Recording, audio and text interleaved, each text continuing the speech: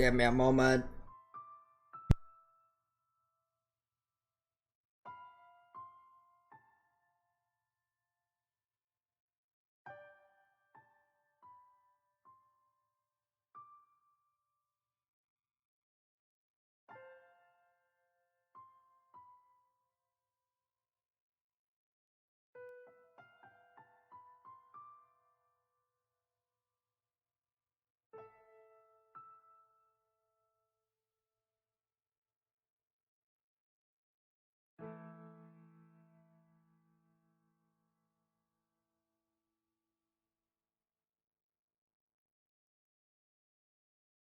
Just give me a moment. I'm doing the few.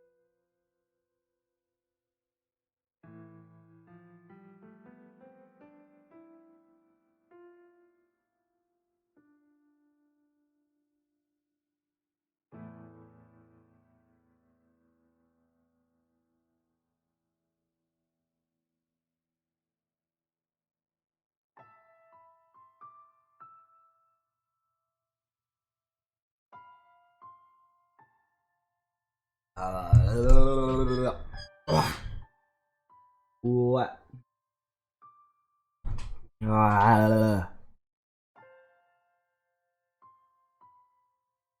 Hmm? Kind of, yeah. I think my freaking dream. Hold on, let me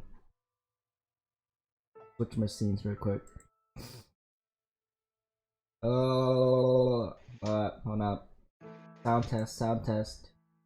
1, 2, 3, and I'm okay. I'm okay. I'm okay. I'm okay. I'm okay. I am okay. I am okay. I am okay. I am okay. That sounds like coping, but okay. How dare you? Are you okay? I'm okay. Are you okay? You could have used any other line. I am okay. I am okay. I am okay. Oh lord. How dare you? I am okay. Speak up. And I see Keep talking. Keep we're talking so live. I can. Yep. I'm talking normally at You my are. preferred distance. Uh Yep. huh. Uh huh. Uh huh. My back feels pain, not gonna lie, but okay. What's new? Nah, nothing's new. I No, just I say what's new because you said your back hurt. no, it's just I feel like recently my back is getting a bit more easier to ache I than usual. know. I'm like I'm not old. Paul, I Paul, just hmm. Paul, and his not getting the joke thing.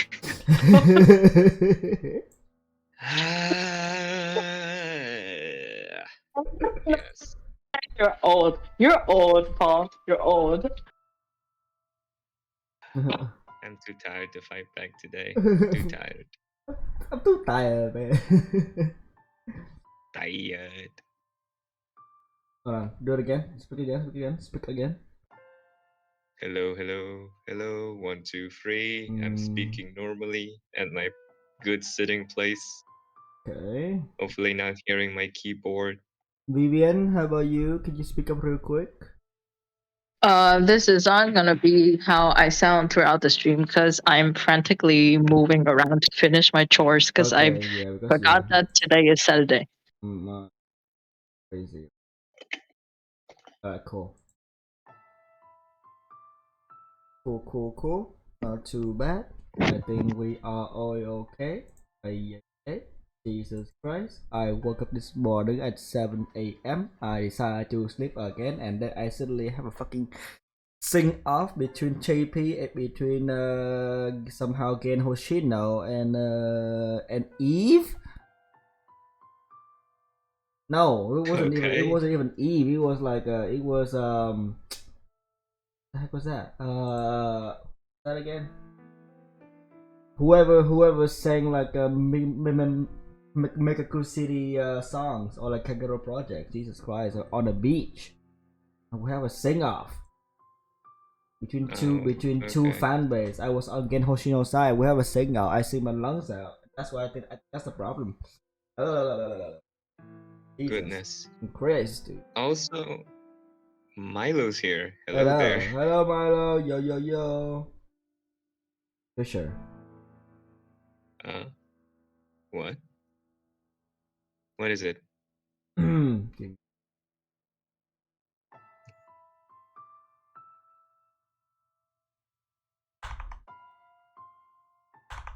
Wait, so this I remember like we did tell everyone like if anyone wants to join VoiceOver, they could just join, right? I think. What is it? Okay. Discord. Already check. Yeah. I'm over to join. Yeah, I mean, according to what we've heard, seems like we're gonna have a different new characters. So yeah, you can join today.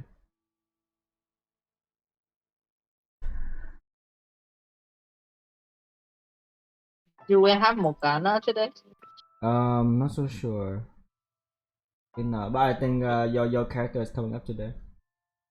The character that you've been requesting, yes. Mm-hmm. Oh, okay. Oh my god. Yes. Also, hello there, Milo. We see you. Milo looks so cool. Yep.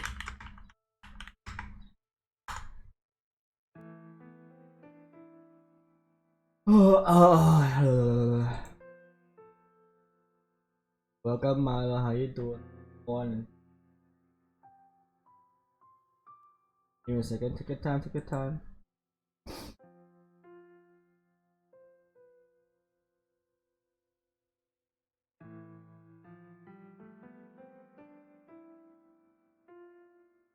Yes. No. Howdy. Howdy. Howdy. I had to go outside because mom's currently asleep. Ah, see. Gotcha. Okay. Saturday morning, sleeping in. Yep, Mm. but I have to work today. Wait, what? I have work later today, Oh, what time? 5 p.m. 5 p.m. Oh, 5 p.m. Oh, You'll probably be done with your stream by that time. Not this stream. Oh, Not this one. I do intend to like stream a lot today. yeah, that's fair. Hey Milo, it's been a while. Nice to hear your voice again. Yes.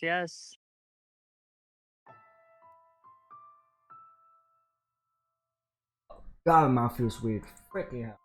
Drinking a lot of I water. did do so I have good news. Yesterday my friend was playing Undertale for the first time, Oh, sick. and I was currently all of the voices in the game. Nice. So I nice. did have a bit of Wait. practice yesterday. Nice. Well, how do you do that? How do you do all the voices? Were you on like a VC or on stream or what Yeah. happened? I was in a VC with them. Ah, Yeah. nice. That's cool.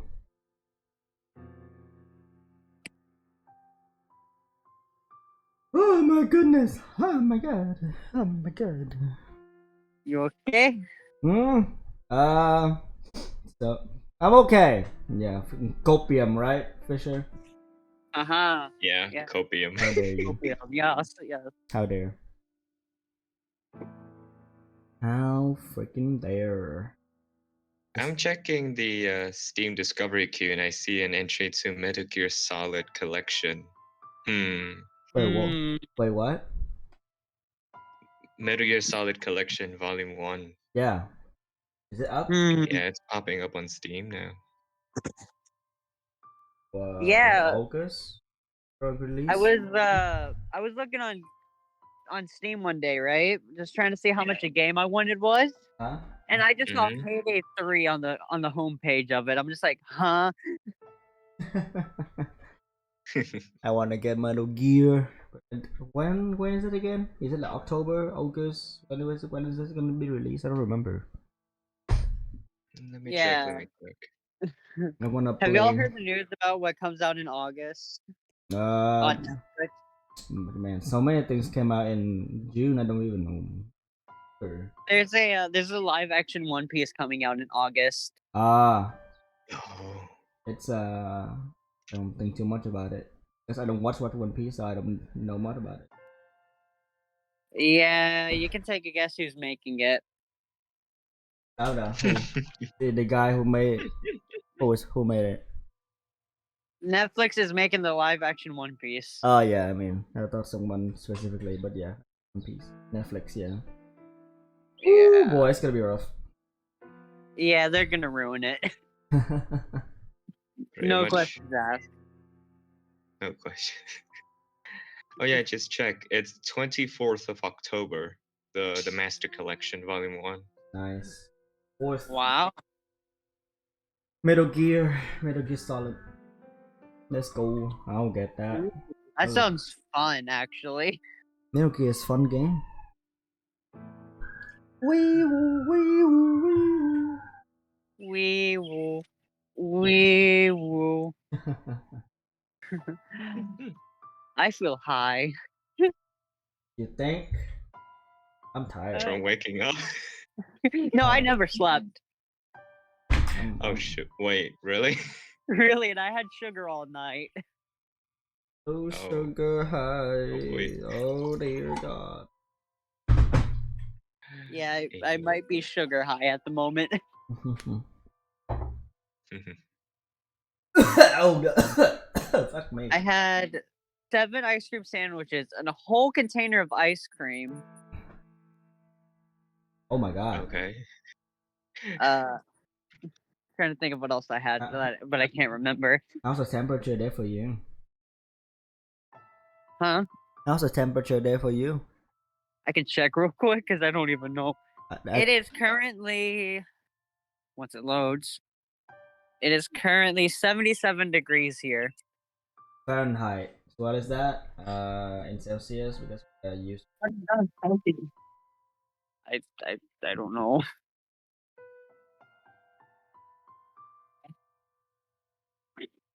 77, right? Yeah.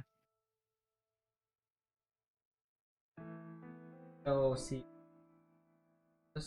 25 degrees. 25. No. Mm. Hot and spicy is it here? Let me...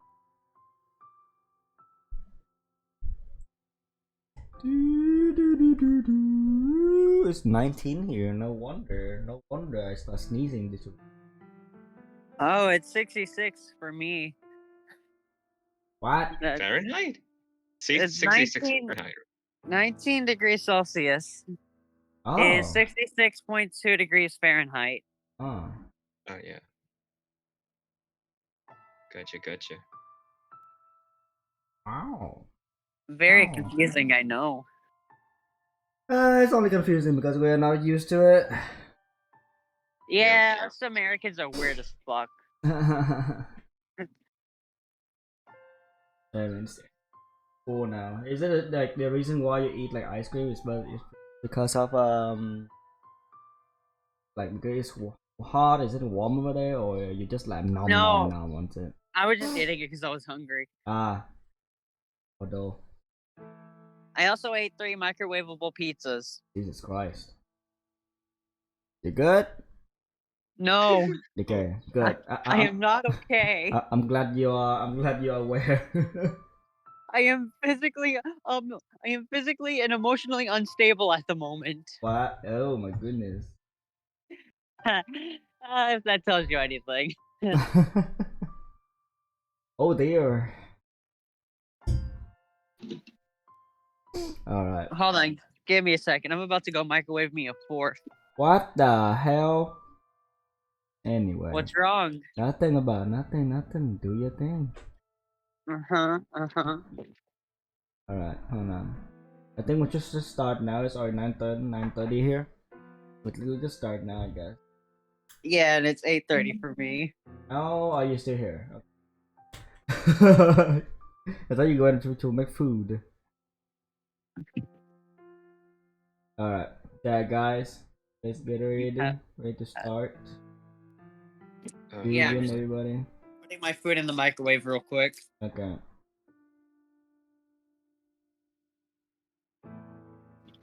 What do you have for breakfast, Hugh? Nothing yet. Mine? Nothing? I woke My up. my breakfast is pizza. Shit. I woke up and then I was like, oh, fuck. 9. Oh, Open stream. So I'm gonna eat lunch. I'm gonna eat brunch after this. okay. Bruh. What are you gonna have? Yeah, some Just say what rice do you- and fried eggs. Ah, sounds yummy. Sounds poor, but I like it. My lunch is basically my dinner, if you get what I'm saying. That's crazy. Because I don't get off until 8. Ah. So and I work at 5. I work 5 to 8. So basically my lunch is my dinner. Alrighty. Wait. Okay. Oh yeah. What? Alrighty. No. I'm just confused. Like from 5 to 8? Yeah, 3 hours. Okay. I work at a Burger King, bro. Ah, okay. I was And like, each paycheck is like $200. for 3 hours? No, in total. Oh. Over like 2 Oh. weeks. Oh, 2 weeks? Oh. Last paycheck was like $250. Uh-huh. I get paid like tomorrow, so I see. Okay. Let's just wait because but right now and we would like to go through as much Fata Morgana as much as possible. understandable, boss. Almost everyone. Because we got not on one Fata Morgana if anybody is not aware of the change, essentially we are focusing on one game, which is Fata Morgana, on Saturday, and Saturday morning we want to like go through it as much as possible so that we have Paranormal Site tomorrow, and well, Paranormal Site also like on the weekdays. One day for Paranormal Site on the weekdays. So yeah, that's why.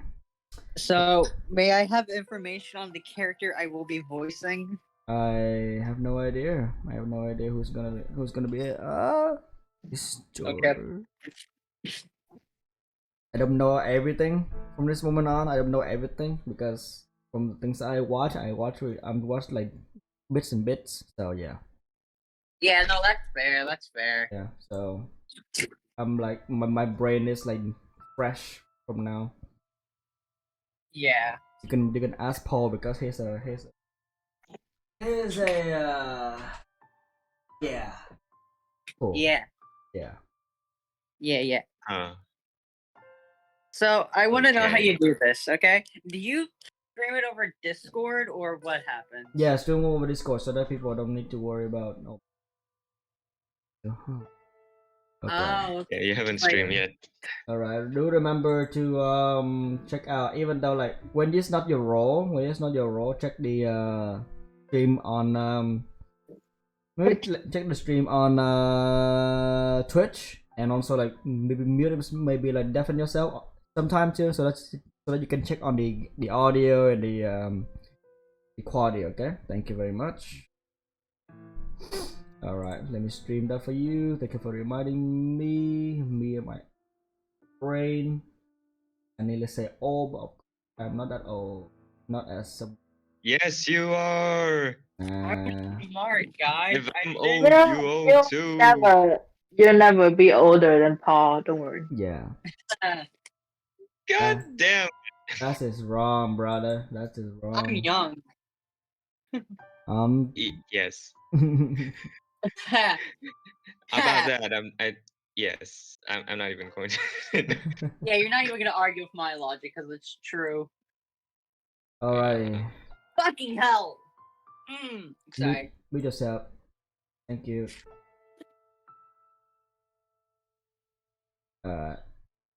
By the way, guys, if you think I sound rude this morning, it's because I just woke up. I'm gonna Morning, you. I'm gonna be direct. I'm gonna be like, shut the heck up.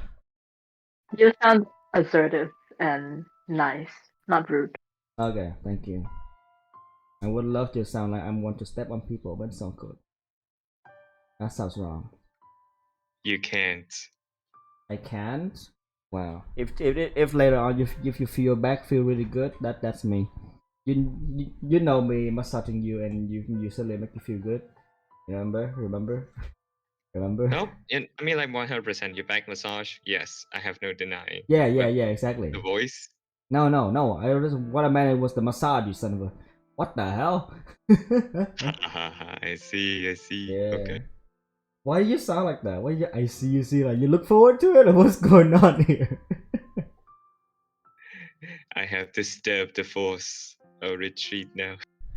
Said that because I burned my hand changing my light bulb. Oh my god. Careful. The Fujoshi inside of me is So freaking I out. kind of can't voice act today because my phone's currently dying because I forgot to charge it last night. Mm-hmm. So yeah, have a good stream. I'm gonna Oh. charge my phone. Okay. Oh, so you won't Alrighty, voice today? alrighty. Alright, gotcha. Thank you for joining. See you with Jordan. By the way, guys, one thing I should say first of all before we continue, I know that I was like 35 minutes in. God damn it, but I have something to say. So yesterday I was supposed to stream, right? But because I was watching a certain Fox Mommy. Fox Mommy Nina Kosaka from Nisanji, she just graduated. There was a last stream that lasts for more than 18 hours from 8 a.m. from 8 a.m. EST until like past the day. Well, she did 2 parts, so but still like she streamed for more than 18 hours, and just to like passing the torch and whatnot, talking about her experience and also like talking to her Kuhai and whatnot. Her kohai, her senpai, sharing experiences and like you know, just being a mom, within Niji Sanji, and I learned so much from her. So um, if there's one thing that I really want to do whenever we're in this VC, is that to be inclusive. So whenever we're talking, and if anybody want to talk, do tell me. Will do tell me, and I will always give you a chance. But if you don't talk, but you're here and you're willing to talk, obviously I will. Hopefully, I can make you feel inclusive and care and whatnot. Yes, thank you very much. Just inspired me to become a better person. Without further ado, I'm tired. Let's go. I'm tired. Give a speech. I'm tired. Let's go. Okay. A cup of water.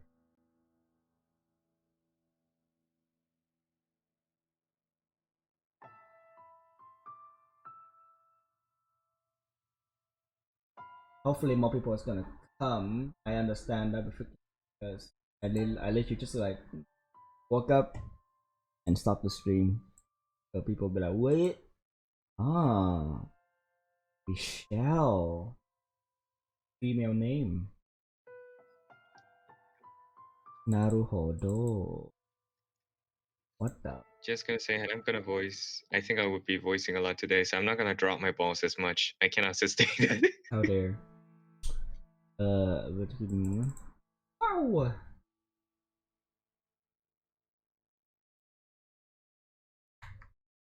Why is it? Why is it Oh, dark? there we go. What? What? It- What? Okay, yeah. There we go. There we go. All right.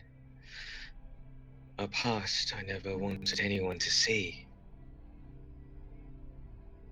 Nonetheless, the door opens.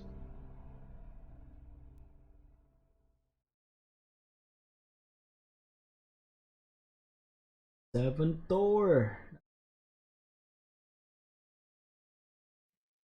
Wait, I think the audio is not coming into the Discord stream.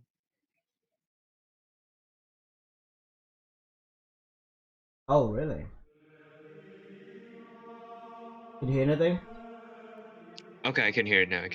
Okay. Okay. There were two things out of the ordinary about that baby. Woman, let me do something.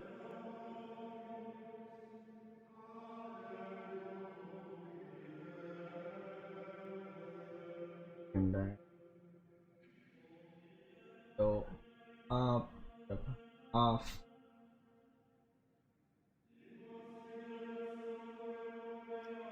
All right, tell me when you're good. Yeah. I know, man. Mm. Mm.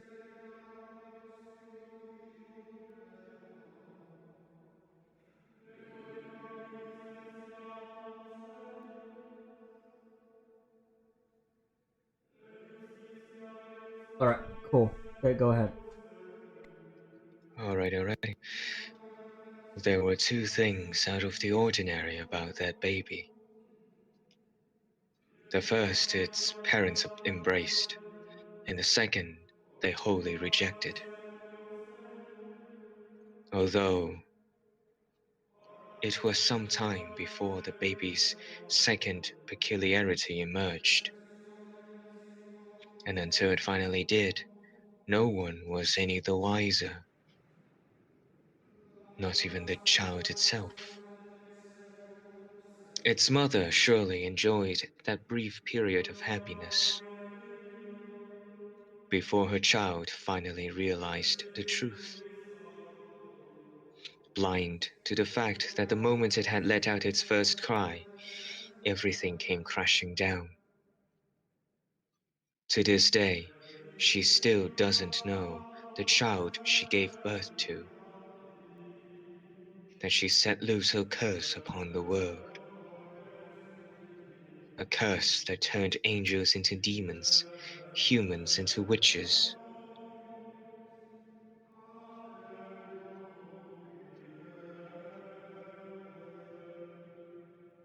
Oh, Antonin? Who's Antonin again? I think it's the father. It's the father. Oh, fuck him. Let me do it. Yeah. Let me do it. Let me do it. Let me do it for now. We don't have Cyrus here. He cannot be evil. My god, look at that. Vivian, can you do this for me? For now? Okay. Okay. Let me prep my. Okay.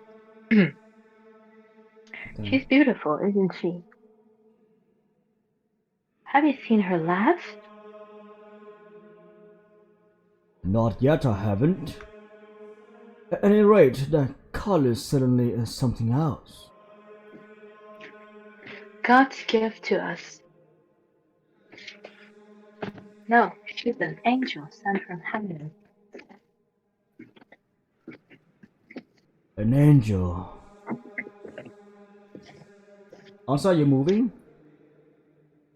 China, do you hear that? Yeah, we hear all that, yeah. Oh my gosh. It's okay. Alright. Okay, go on. I'm gonna mute. Ah, yes. I can see it now. Why do you... How do you pronounce that name? Lady? Lady? I think it's Liddy. Yeah. Lady? Okay. Like Huh? Liddy. Uh, wait, what? It's Lady, right? Yeah, it's Liddy. Okay, Yeah. okay. I was ay la la li da di da da da da di da da. Okay, okay. I'm tired. I just woke up, guys. Give me a few jokes. All right. White hair and a most translucent skin. It's beautiful. Oh, My, she opened her eyes. Maybe she felt you nearby. Do you like your father more than me? Is that it, sweetheart? Gorgeous, aren't they? Such a deep, enchanting color. Like two little jewels. a moment. Okay. Ah, that they are a magnificent shade of red. I've never seen anything like it. And this is our child.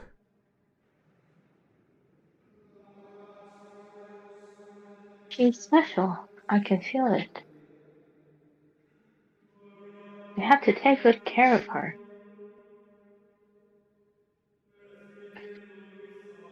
She needs a name, one that's just as special as her. Have you already chosen, Antonin? You were the one begging for a girl. You do it. Besides, I already had a rack my brain for the boys' names. Now it's your turn. Are you really going to let me? My. That's quite a lot of pressure. Name her after an angel then. Oh, I like that. Alright then. We'll call her Michelle, after the Archangel Michael. Are you settled yet, Vivian? Like, Yeah, I am. are you seated? I Okay, am. okay. When your voice, like sometimes do you turn away or something like that? Do you turn away from the Um, mic or like you speak directly to I the? don't. I don't have a mic. I know, I'm I talking with know. my earbud. Oh, but yeah. It's just like if you okay. All right.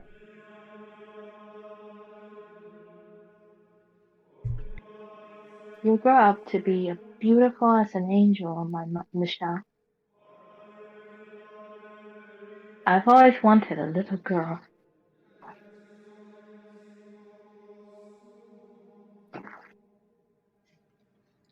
With her snowy white hair, skin so pale you could see the veins beneath it, and her ruby red eyes. She was a very peculiar looking little girl, and her mother showered her with love. She truly believed her daughter was an angel sent from above, born as a human child. The blessed babe, born a girl, was given an angel's name,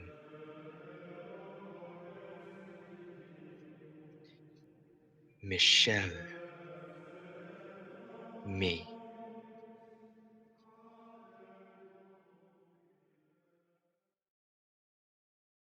Oh wow! A different kind of like style, a different style. Yep, It that looks sprite is different. looks clean. Well, not as clean as the remastered version, but still. Yeah. Nothing is as clean as the remaster, my friend. and Yes. I, but that looks. Alright. Wow, wow, she looks beautiful. All He right. looks beautiful. Yeah. Yeah. I said Michelle. But I didn't say Hmm. she. What do you mean? What do you mean, Neil? Huh. Huh. What? Alright. Okay. Yeah, go ahead. Checkmate. Yeah. I see. That's what you did. Curses. I completely overlooked that. I thought you were advancing with your pawns, but that was all diversions. You're too short-sighted, Didier. You need to look at the big picture. Sometimes it's the tactician and not the soldier holding the sword. You got me. You're quite good at this, Michelle. His face, his head, and his attire reminds me of a Witcher character. Reminds me of who is he again in Final Fantasy 16? Sid. Is it the British guy? Yeah. He is so cool, man. Wait, what did I miss? What? Is it What did Jan? I miss? Oh, Yes, Jan. janitor. You didn't miss much. Essentially, Okay. we are in the seventh door right now. This is gonna be Michelle's door, and this guy is Michelle, and this is Didier. We just went through a sequence when Michelle was born. Not that long. Welcome. Okay. Don't worry, Jan. Tomorrow from Paranormal Side, we have a role just for you. Janitor. We have a janitor role just for you tomorrow. God damn it. Why? That's your name. I mean, yeah, but such coincidence. Alright, guys. Okay, mute yourself for now. For those who is not talking, please mute yourself. Thank you very much. What inspired you to take such an aggressive strategy? It was not inspiration. It was derivation. Derivations? Chess is in many ways similar to real war tactics. Ah, my military text. You haven't read all of them, have you? I have nothing but time. Impressive. Even I haven't read all of the books in my room. You're planning to join the order with that kind of knowledge? You jest. You're the one who's going to be a knight, Didier. That I am. War is the man's job after all. I want you to be there to welcome me home. Seems like Michelle wanna go to war. Oh, George.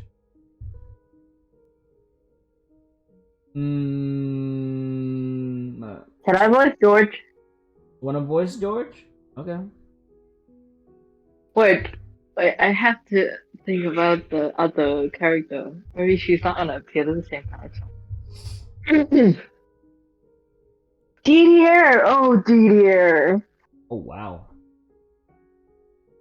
What you mean? What do you mean, oh wow? I'm in a bit of a bind. Hello there, Michelle. I didn't know you were home, Georges. I just got back. Yeah. Playing chess again, are ya? Let's see, what do we have here? Get away from the board. Yikes, you got trousers, huh? And you call yourself a big brother? As if you're any better.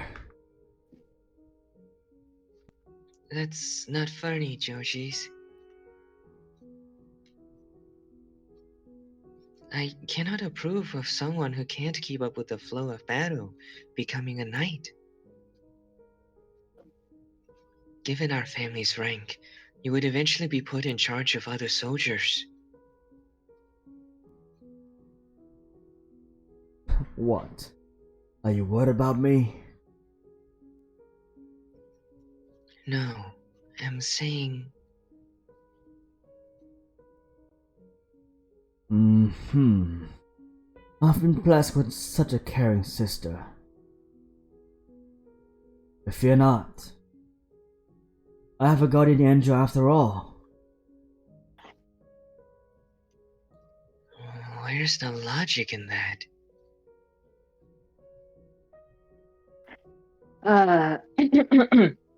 Sorry to interrupt you a moment, but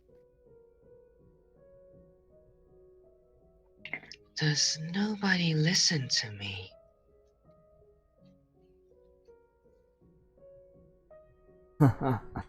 No, don't pout. So, what seems to be the problem, Georges? yes, listen to this. The royal court is holding a swordsmanship show. And for some reason, I was selected to participate. How unfortunate for you. I can already see you on the ground sobbing. Hey now, that's just mean. Besides, my hands were meant to hold a sword. Look at these dainty fingers. They're covered in calluses. Dainty calluses? Tell me, why would they have an artist sword fight? That's the whole point, I would think. No need to get so worked up, no one's expecting you to win. Maybe not, but we don't have a name to worry about.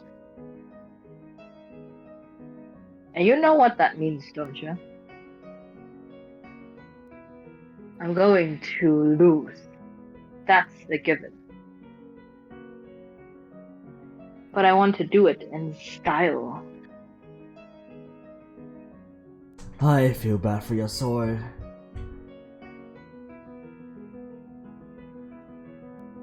Oh, don't be like that. Now come on, time's wasting. To the courtyard we go. Just so you know, if I train you, I'm going to train you right. All I want to know is how to look good. He looks like a character is gonna be a Final Fantasy character if he happens to become a main cast. Final Fantasy 15. Yeah, I would say so. Yeah.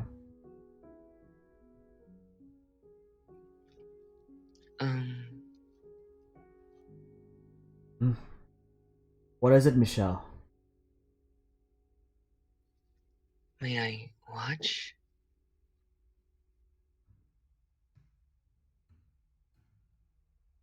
Fine with me, but you know you can't go outside.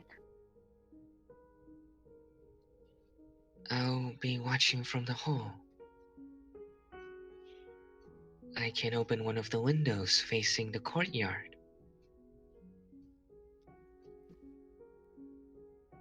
Still, you need to be careful. You can't spend too much time in the sun. I know.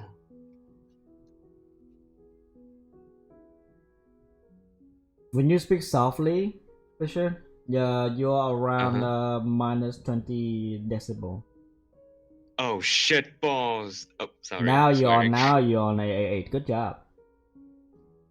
Ah! Oh, I have to go close then. I had 2 older brothers. Wow, somehow that is still minus 20. What the hell? And now it's a 8. Hold on, give me a moment. Give me a moment, guys. We're gonna do a lot of audio mission stuff. PK! Hi, PK! Hi, PK! PK, Oh, join sorry. us! I will slap you, you know, I will not slap you. PK, come here! There's a... What you can see, there's a chest of $1,000 right here just for you. It's definitely not a trap. I'm not going to do anything to you. That sounds weird. Why did I say that? Okay, why is it okay for you to be this to your viewer? Oh my god. What? Like saying that you'd slap him and stuff. I don't have live, you no more heels. No, PK. I call you pancakes, man. I call you pancakes. I call you pancakes in Stardew Valley, bro. Oh my god, tired. pancake. Yeah, the I get to name I get to name my companion, and so I call him Pancake. Give me a moment. How you doing, PK? Good morning. Good morning. Good morning. Good morning. How about you? How are you doing? You got your laptop back yet? Let's see. So I need to adjust Fisher real quick. Currently you're on 80%. Okay, try do the voice. Try do the voice. Okay. I had 2 older brothers. One more time. I had 2 older brothers. Okay, that's good then. Is that good yeah. enough? Yeah, that's around 18 to 10. That's good. 18 to 10. Okay, I'm Yeah. gonna have to raise a little bit myself. Okay. Everything's fine. Laptop's back. Yep, they fixed it. Let's go. Nice. Did you play anything yesterday? I Nice. didn't see you play anything yesterday. I mean, well, yesterday it's mostly me drawing and watching Nina. Nina Kosaka. That's why I threw the fan art for her. Oh, oh, so much pain. All right. Okay, give me just a moment. Interesting. Why are we? Okay. Alrighty. Okay. Okay, ready to continue? Yep. Why the hell Discord just show me the option to disconnect Vivian? What the hell, Discord? My connection wasn't stable for like a minute. Ah, no problem. Okay. Okay.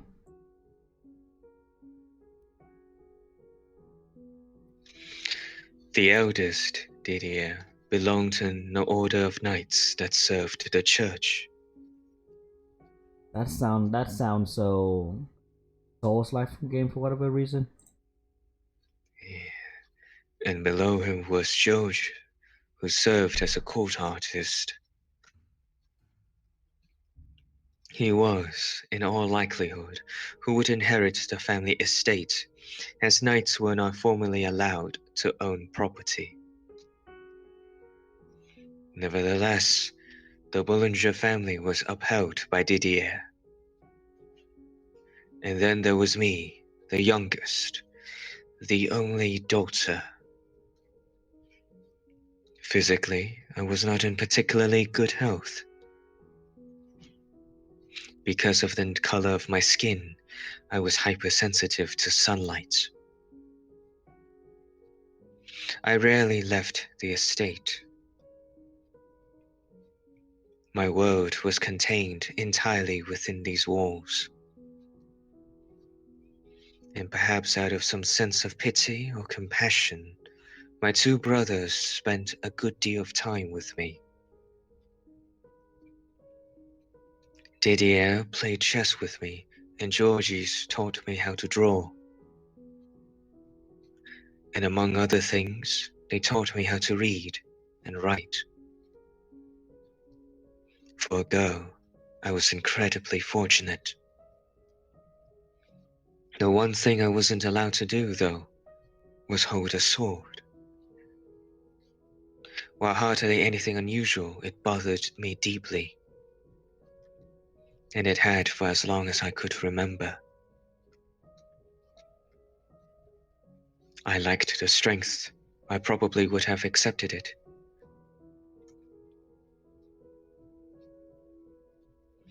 But the reason given was not that I was weak, but that I was a girl. And with each passing year, that smoldering frustration in the back of my heart grew larger.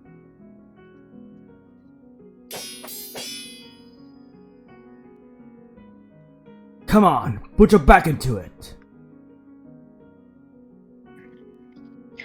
Like I said, all I want is to put on a show. Oh, you put on quite a show, unless you learn how to swing that sword properly. Give me a break.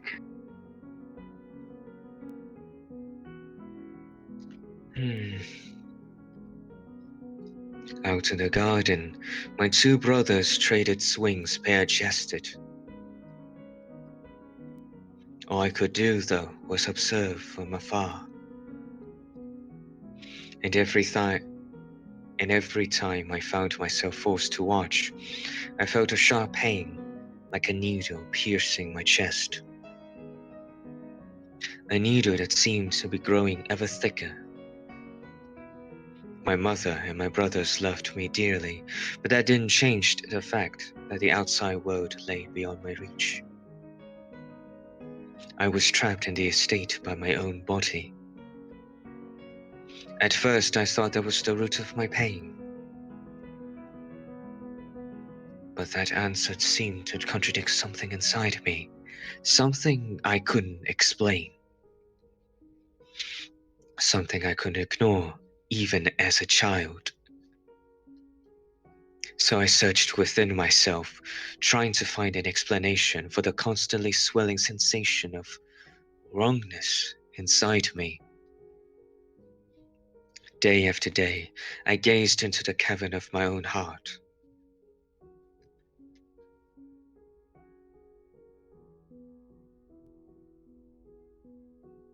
Give me a minute.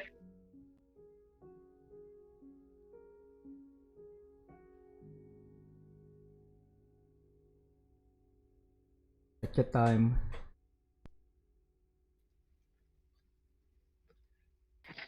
My. Now what are the two of them doing out there?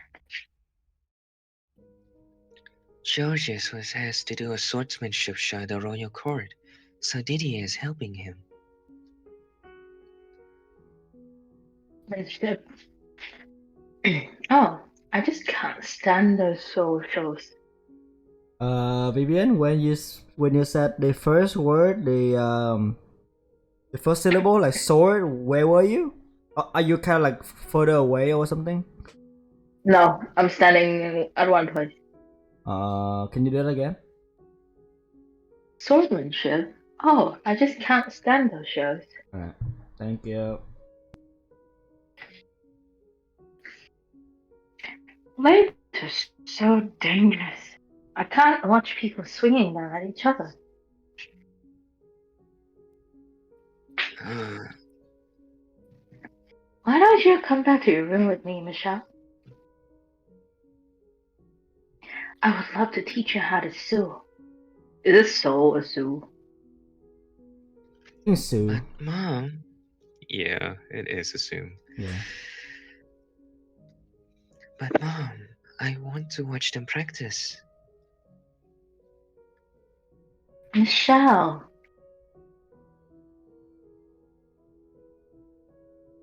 First of all, you need to watch how you speak, young lady. You do not call me mom, you call me mother.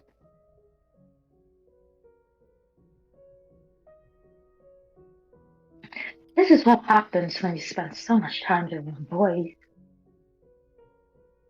As your mother, I don't approve of you playing chess or making art. A woman has no need for such skills. They will only make you look insolent. But I want you to grow up to be a respectable woman. That is my job and my dream as your mother.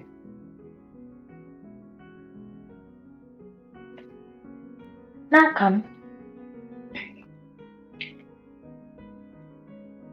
I would rather you looked at some fine embroidery with me than a couple of sweating men. yes, Mother. You are my little girl after all. Spending time with my mother was agonizing. Was it because her world was so isolated? No, that wasn't it. Her gentle voice, the sweet scent of her perfume, the way she constantly told me how much she loved me, and her diatribes about how wonderful it was to be a girl. Everything she did put so much pressure on me. But above all, she loved to say, "You are my little girl after all."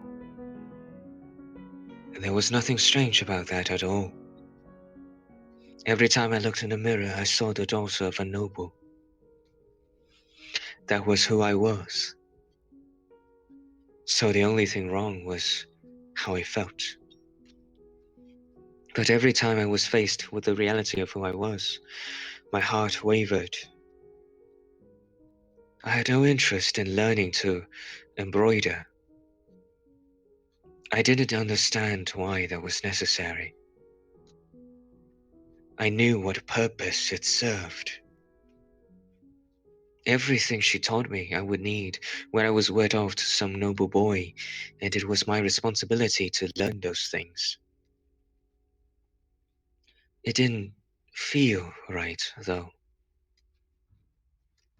I couldn't even accept the fact that one day I would be married. It was but an arm shadow lurking in my future. I would have preferred ravaging the books in Didier's room than having a conversation with my mother. Tales of heroes, of old and dauntless soldiers. Military text written by tacticians in the midst of war. Thinking about them set my heart aflutter. It made me think about my brother. He was training to be a knight. I envisioned armor flecked with rust, a long sword glimmering with the blood of savages. Soon, I found myself in my fantasies, imagining how the sword would feel in my hands, the sensation of the hilt beneath my fingers, swinging it gallantly like my brother. How heavy was it? How much muscle would I need to carry it? How much impact would I feel in my hands when I struck something? How restricted would my vision be wearing a helmet? How much did it weigh? How hot was it inside? I had no way of answering any of those questions, though.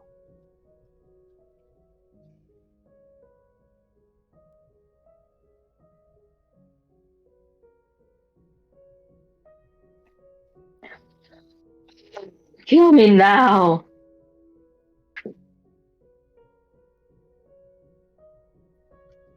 I have some cloth, if you'd like to wipe yourself off. Oh yeah, thanks. I'm so dead. You were at it for a long time.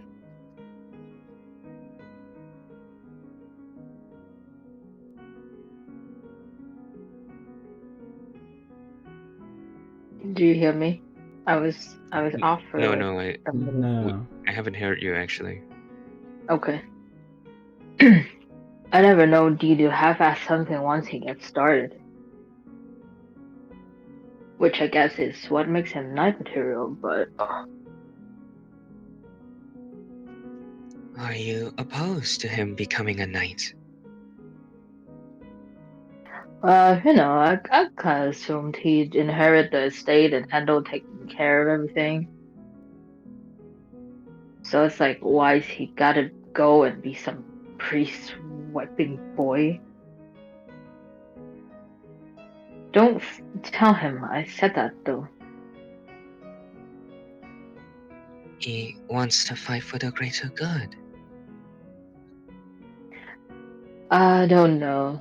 Despite the name, he wouldn't be doing much fighting himself. Anywho, someone as passionate as him might be able to make changes for the better. Changes? He knows what condition the order is in. That's why he's joining. Figure he wants to whip him into shape, melt him down, and reforge the whole thing.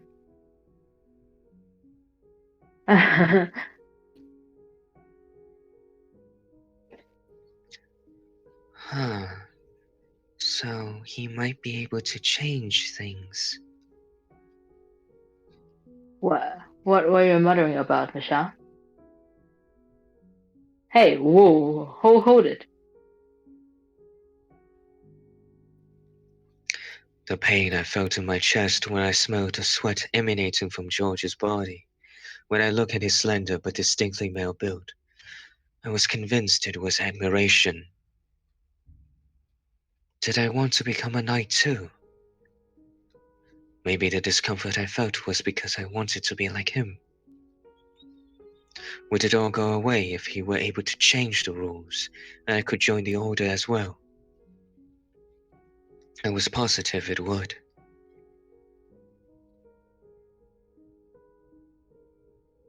Alright, hold on guys, let's give it a moment because we're gonna have an ad going up right now, so let's wait for a little bit, okay? A moment, take a breather, Yep. drink, posture check, stretches and whatnot. Do it. I'll be right back. Yep.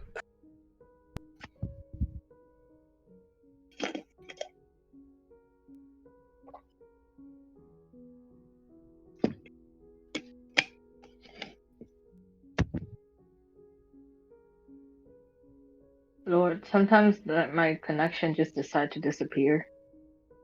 Lol. It's just like, So yeet. yeah, it's just suddenly silent. I was like, oh fuck, it's gone again. Whoops. Do I sound weird right now?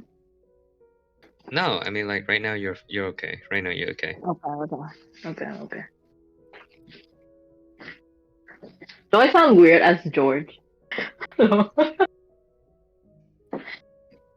don't know because he's so slim. I was like, How do you say his name though? It's not George, isn't it? It's not. I think I it's always George's. Is it either George's? George's or Georgie's. Like I always call Georgie's whenever I read the text. I mean, like, yeah, Georgie sounds more like it. Georges sounds weird. Georges. It's gorgeous. Gorgeous. Oh. I wouldn't say like you sound weird. I would say like you're just lacking something. With his like Lacking. yeah, I mean you can see his expression. Lacking. No, I can't. Yeah, yeah. So like I do want to do the voice as well, but then like I don't want to. If you want to do it, I mean, I can't see his expression because I'm reading it on my phone, and like if I put the screen like normally, I can't read it because it's so small. ah, So I have to zoom in to the text. I don't see the faces. Okay.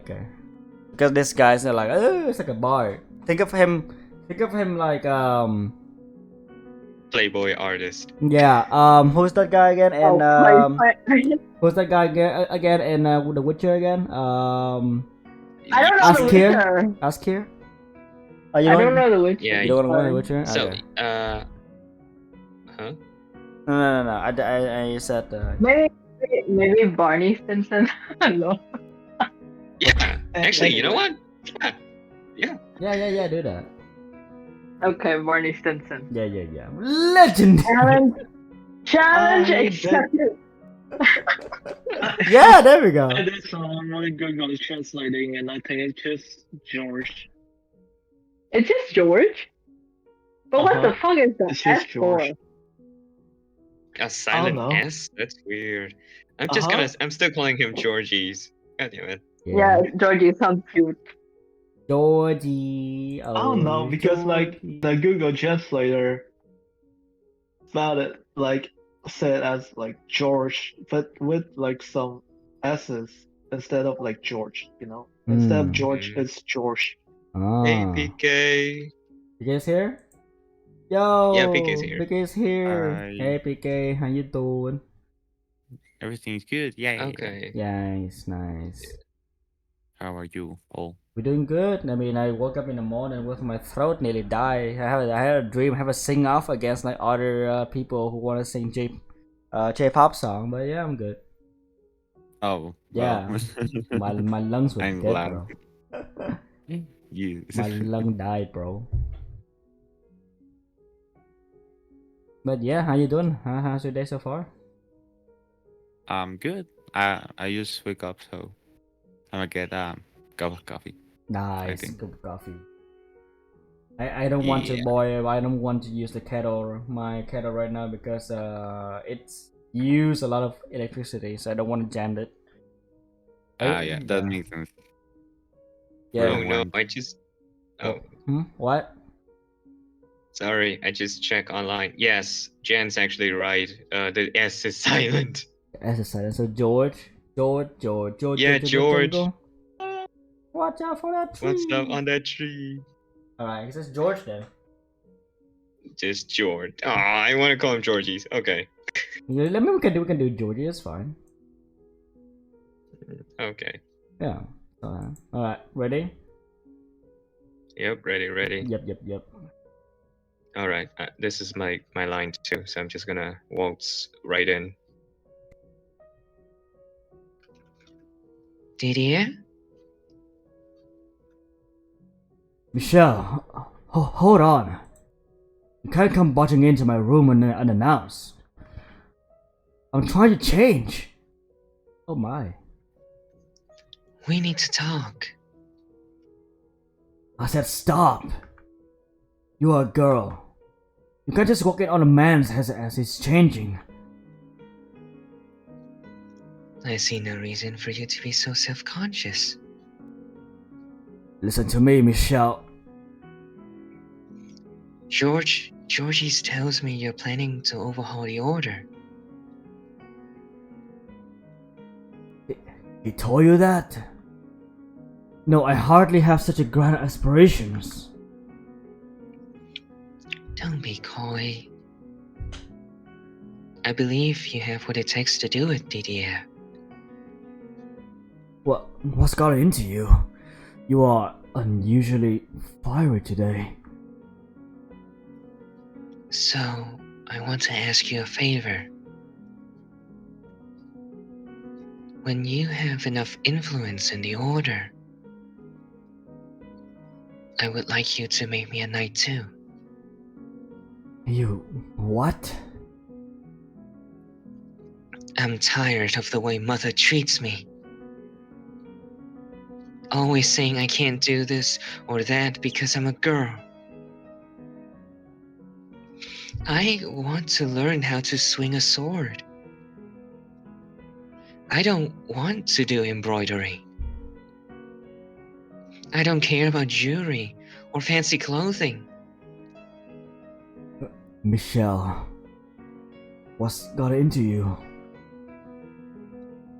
I'm so much more interested in the world you lived in, Didier. So please, Well, I'll be. I suppose we must have let ourselves spend too much time with you. not you too. That's exactly what Mother said. First of all, Michelle, you don't have the strength to hold a sword. Then I'll train until I do. And if that doesn't work, I still have my mind. You know good and well I could. People are not chess pieces, Michelle.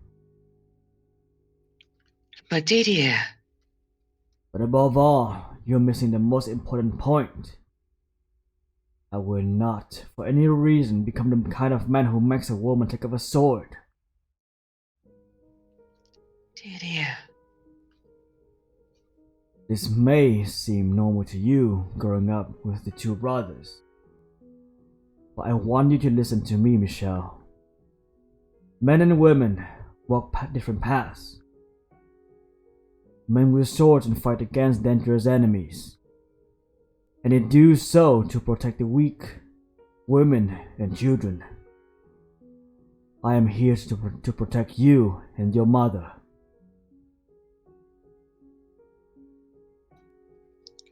you are no different than her. You don't treat me any different than her. Honestly, what's got into you, Michelle? Why wouldn't I treat you like a daughter of the Bolignev estate? Your brother and I, we never meant to make you think. Forget it. What? I'm sorry. I knew what I was asking was foolish. Oh. It looks like she's going to cry. But I thought you would understand how I feel. Even just a tiny little bit. What was I expecting him to understand? Even I didn't understand the things I felt. I wanted to know what had gotten into me far more than he did. What I had done was no better than throw a temper tantrum. Was I that desperate to become a knight? No. I had just thought that the key to the chains in my heart lay down that road, but ultimately there was nothing. Assuming Didier had agreed, and assuming I did become a knight, it wouldn't do anything for the core problem. As I dashed from my brother's room, I peeked at him. His face was filled with an intense perplexity. And how could I blame him? I had tried to push a dozen different ideas onto him at once. Filled myself with a vain hope that he would somehow be able to make sense of me when I couldn't even make sense of myself. And now, bubbling with unwarranted anger at being let down, I fled to my own chambers. I can only imagine how frustrating that must have been for him.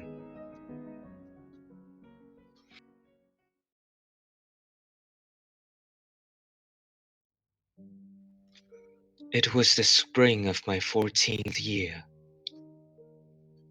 Heavy clouds filled the sky, blocking out the sun and giving the impression of late evening all throughout the day. I, for one, preferred it when the sun wasn't out. Not that sunlight would kill me, but if it was bright enough, the whole world was so white I could hardly see a thing. Which meant I could only go outside on days when the weather made most everyone else gloomy.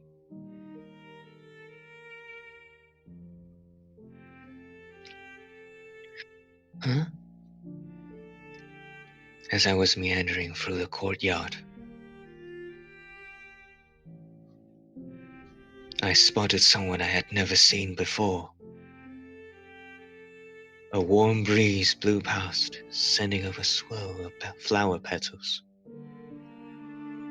The girl's dress hung lightly over her frame, tracing her gentle curves. Who are you? I asked bluntly, and the girl twirled around, smiling. My apologies. You just have such a beautiful courtyard here. I let myself in for a little walk. Give me a moment. This song, though. I love this song. What is Small or this something? music? Can you say that line again? Hello, hello? My apologies. You just have such a beautiful courtyard here. I let myself in for a little walk. Okay, that's better. Okay. That's better? Okay. Alrighty. Let me see the audio. Ooh, the audio is loud. Alright, cool. Long, chestnut hair flowed her over round, feminine shoulders.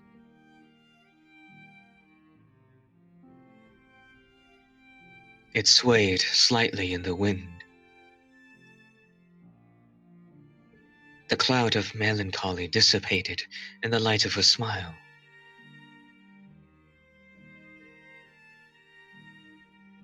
You must be Michelle. You're just as pretty as I heard. And you are? My name is Amy. Is it Amy? I Yeah, would say yeah, it's it is. Amy, yeah. I would Is say it so. Amy? I think so. I believe it's Amy. Okay, Amy. It's a pleasure to finally meet you. It's Amy. Finally. What? What? What? What? I think he's joking. Can you It's joking, right? can you quickly fly back to Vietnam and joke him real quick? No. Yeah, it makes sense, right? Isn't it? Amy? Amy. Amy. Okay, yeah. Sorry. Amy. No, they're all good. They're all good. I'll see No. myself out. Yeah, it's fine, buddy. It's fine. All right. Finally meet me. What was she talking about? As I stood there, baffled by this strange woman. She stepped toward me, kissing me softly on the cheek. I'm here to make your acquaintance, Michelle. Her voice was like someone pouring honey into my ear. Electrifyingly sweet. I'm trying to speak this way. I can't stop laughing. Oh. Oh no! Calm! Why are you laughing? Is it because like you're voicing for both the characters? No, like Yeah. okay, no, I'm engaging myself. Okay. Do you want me to do George then, or you? I mean, there's also Jen and Peak. funny. Oh my god. Yeah, But if- Jan can do it. Oh yeah, Jan Jan can do. Yeah. The Mao. uh, okay. And it also stuck another needle into my chest. Emotional damage. Damn it. She was a noble girl by the name of Amy Hubert. Though only 15, she was the very image of refined, polished to a shine. No one had told me my brother was to be married. It came out of nowhere, and it seemed I was the only one who didn't know. That evening, when the family gathered around the table for supper, Amy was there too. And they prepared an extravagant feast for the occasion. My father Antonin looked so proud of his 2 boys, Didier soon to receive his assignment, and Georgie soon to be wed.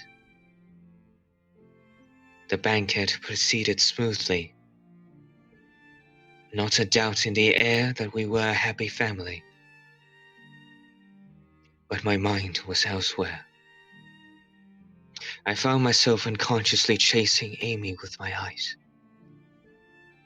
watching the way those slender fingers gripped her spoon, her full lips parting to allow a piece of fruit in. Her deep red tongue visible for but the briefest of moments. The way all the muscles in her face seems to relax in bliss as sweet juices seeped into her mouth.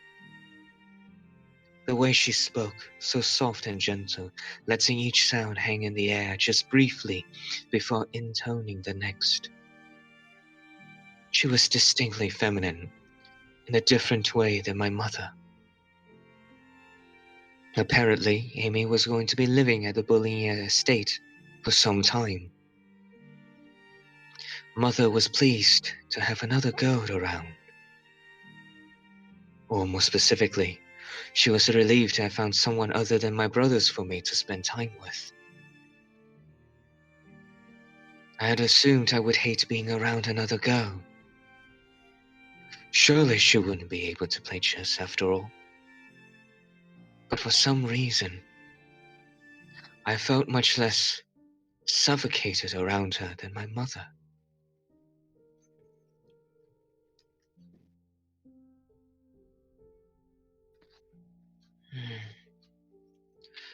One night, Amy's family and an array of nobles from both houses' social circles assembled at the estate for a party. A din, the likes of which I have never heard in my life, filled the great hall. Everywhere I looked, there were people. Servants scrambled every which way. Silverware clanged against dishes in an almost constant hum.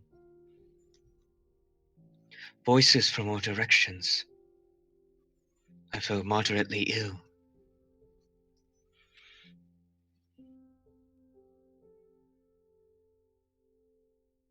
Jan. Yeah, I'm jumping in, right? Okay, let's see what I can do. Hey D, I feel like we're critically short on waiters. This don't look good for us.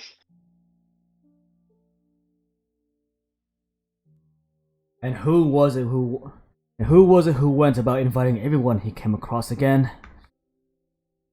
Who are those people? They're artists. Like me. I met them at the court. Let's see. We have some painters, composers, sculptors, troubadours, poets, writers, you name it. None of them have any connections to the Yogurts or Bollinger. Sure they do. They're my friends. And you know, this is me and Amy's party. You can play with your elf friends elsewhere. I hope you realize we have our reputations to uphold. Off in the one corner, several men, presumably George's friends, gathered in a circle. They stood out from the other aristocrats, both in appearance and the air they gave off. The clothes they wore, the embroidery hidden beneath their jacket cuffs. Their manner of speech, the way they held themselves. They were, simply put, a far cry from the hard-headed Didier's ideal party guest. Even watching them from afar, it was clear my two brothers ran in very different crowds. The only reason headstrong Didier and free-spirited Georgies were able to get along at all was because they were brothers. If they had been strangers, I doubt their paths would cross much, and if they did, those intersections would be quite rocky. Hey, come here, guys. Georgie's shouting voice pulled my preoccupied mind back to the surface. He summoned his friends, then led them to where I stood. What are you doing hiding in the corner, Michelle? I didn't even notice you. Allow me to introduce you to a few of my friends. Oh, no, Georges put his hands on my shoulders, peeling me off the wall and standing me in front of his male friends. Socialization was the last thing on my mind. I searched for Didier, hoping he would come to my rescue, but he was off trading pleasantries, facing away from me. This is my baby sister, Michelle. Be nice. Georges, I don't... Gracie! Oh, Yeah. yeah, it's you. Yeah. Gracie, your skin is even more pale than I imagined. It's more like something out of a fairy tale. And why have you never brought her with you to the court? You should be sure hit. And how old are you now? 12, mayhap? Now, don't treat the lady like a child. I'll have you know she's 14. All the more reason she should be out there making friends. The whole court flipped if they knew you had such a gorgeous sister, Georgie. Don't be a brute, my man. Our little angel has to be kept inside for personal reasons. Uh-oh, sounds like I haven't been showing the lady her due respect. I've yet to even properly introduce myself. How rude indeed.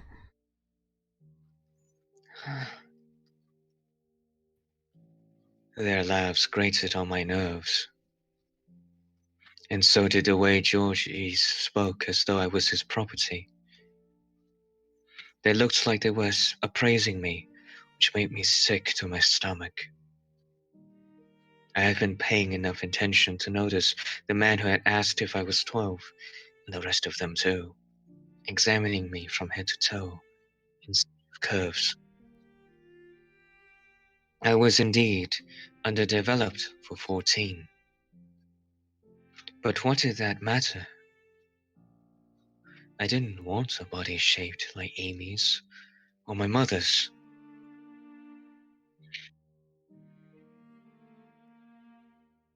Now then, my lady, a proper greeting. Dude, legit? Yuck. Yuck, dude. Yep, this is yuck. Ugh. The man got down on one knee before me.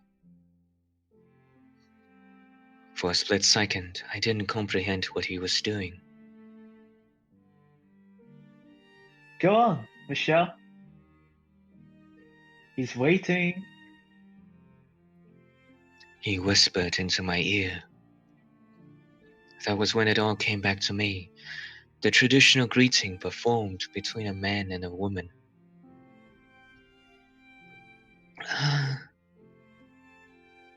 Come on, Michelle. Don't tell me you forgot what to do. I knew. I knew the process. I had that knowledge.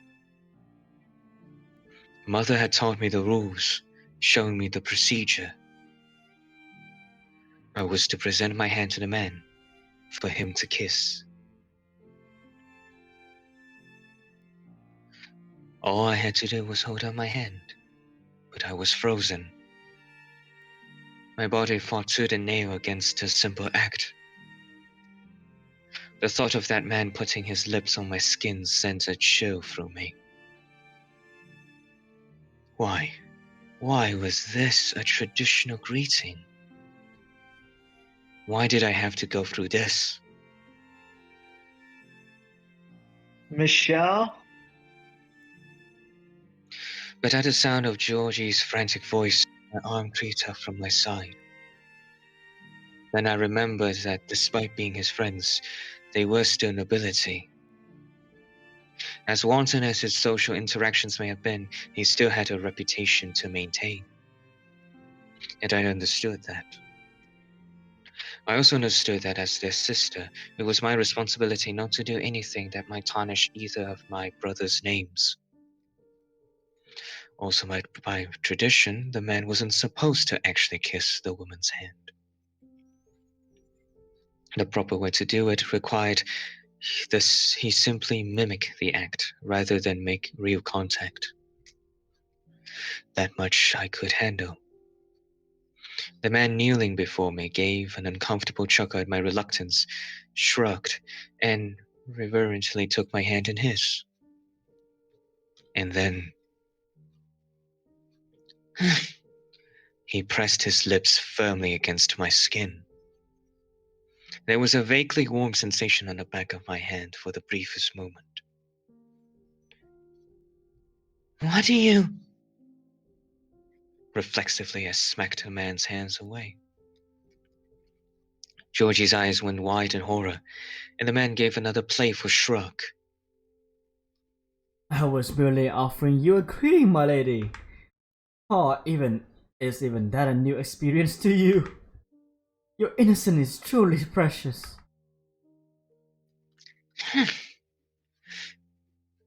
I was half a second away from throwing a barrage of insults, but I bit my tongue and stomped off instead. What? Michelle? Hey, come back! Michelle! I had spent all that time convincing myself I couldn't humiliate my brothers, but now I wouldn't hear a word of it. I had drawn a fair bit of attention, and other people tried to stop me too. But I brushed them all off, marching my way out of the great hall.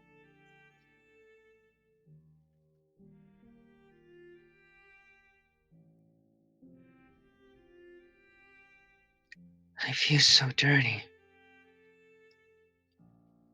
You call that a greeting? No, that was no greeting. That was... I'll be taking that. I say, practically swiping a glass of water off a passing waiter's tray. With it, I washed my hand by the window facing the courtyard. But no matter how much water I poured over it, I couldn't erase the sickening sensation of his mouth on my hand. So I rubbed it with my sleeve until my skin was red. I wanted to feel something else, anything else, even pain. Think before you act, Georgies. What were you doing inviting people like that into our home? I was angry, and I had every right to be. He had not performed the proper greeting. Even in jest, he had no business actually putting his lips on my hand. It was not acceptable behavior for an aristocrat. He was a guest. He should have been ashamed. Was I angry that he had been disrespectful? No, that wasn't the reason. It was... That wasn't very nice of you, running off like that.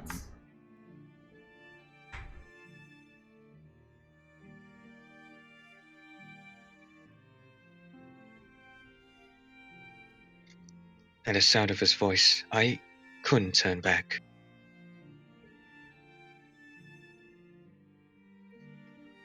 I felt a sickening warmth almost directly against my back. The man from the Great Hall grabbed me by the wrist, spun me around, and pressed me against the wall. The bitter scent of wine wafted from above. What the hell are you doing? I tried a second time to get away from him, and that was when reality sunk in. I couldn't do it. All the strength I could muster wasn't enough to make the man's hand bulge. My arms were locked in place. I didn't think he was especially strong either. He was hardly built like Didier. And still I couldn't move an inch.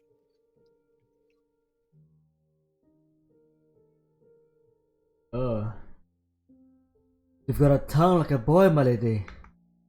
But I know some people are fond of that these days. And I can say I mind myself. Let go! Had I always been this feeble? Were my arms truly so worthless I couldn't even escape this brute's grip? Why did I have to get stuck with this body? Now, just so we're clear, I'm not going to hurt you. I am no monsters, I promise you that. Then why are you holding me against the wall? Because I want a chance to try and woo you. I apologize if I made you uncomfortable back there, but the second I lay eyes on you, I knew you were a keeper. Then let go of me! But if I do that, you'll run away. And it's my personal rule to never let go of anything I like. Your brother says you can't go outside, so if I set you loose now, I might never get a chance to catch you again. I wanted to vomit. Apparently taking my silence for approval, the man perked up and kept going. If you're not accustomed to being around men, then why not use this as an opportunity to get familiar? Not a half bad idea if I do say so myself. I think we'll get along quite well. Besides, I'm minstrel. Spend some time with me and I'll write you all the songs you could possibly want. Get away from me! Ah, you really do have the most striking eyes. Makes me want to keep them all for myself. With a muse like that, I could write the most incredible songs you've ever heard. I said get back, you creep! Huh, that's odd. That once never felt me. The man brought his face inches from mine and peered into my eyes. I could feel his hot, wine-stenched breath against my cheeks. It gave me the chills. I couldn't understand why this was happening to me. Panic and confusion had my heart racing. Go try your luck with someone else. I'm not interested. You will be soon enough, darling. You have simply never known a man's touch. He drew closer. He was already practically on top of me, but still he closed in. Closer and closer. The world faded out. I couldn't see anything. I could feel his rising body heat so near it made me nauseous. My eyes flung open, but there was nothing there. I only felt. I could only feel.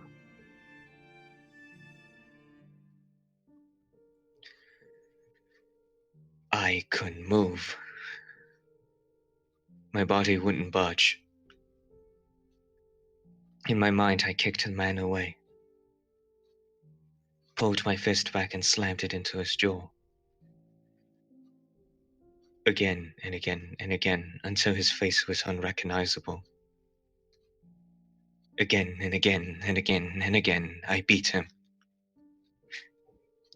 But reality would have none of that.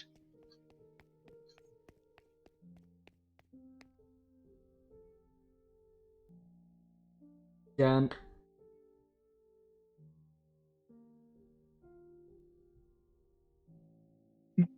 Michelle!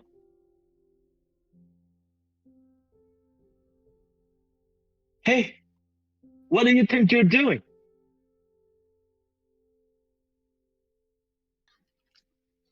3 seconds, 10 seconds, longer. I had no idea how much time I had lost. But the next thing I knew, Georgie's had the man by the collar. I fell back against the wall, staring absent-mindedly as the two struggled. They traded blows, and they traded insults. Before long, they had drawn a crowd. While they went at it, I distractedly drifted away, and I only had one place to go.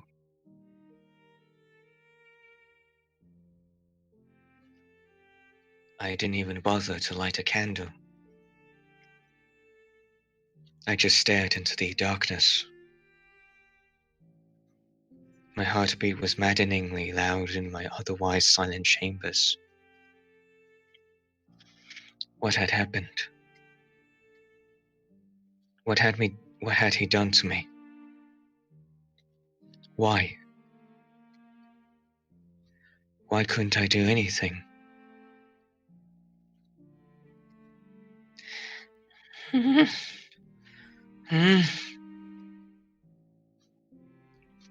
The last thing I wanted to do was cry.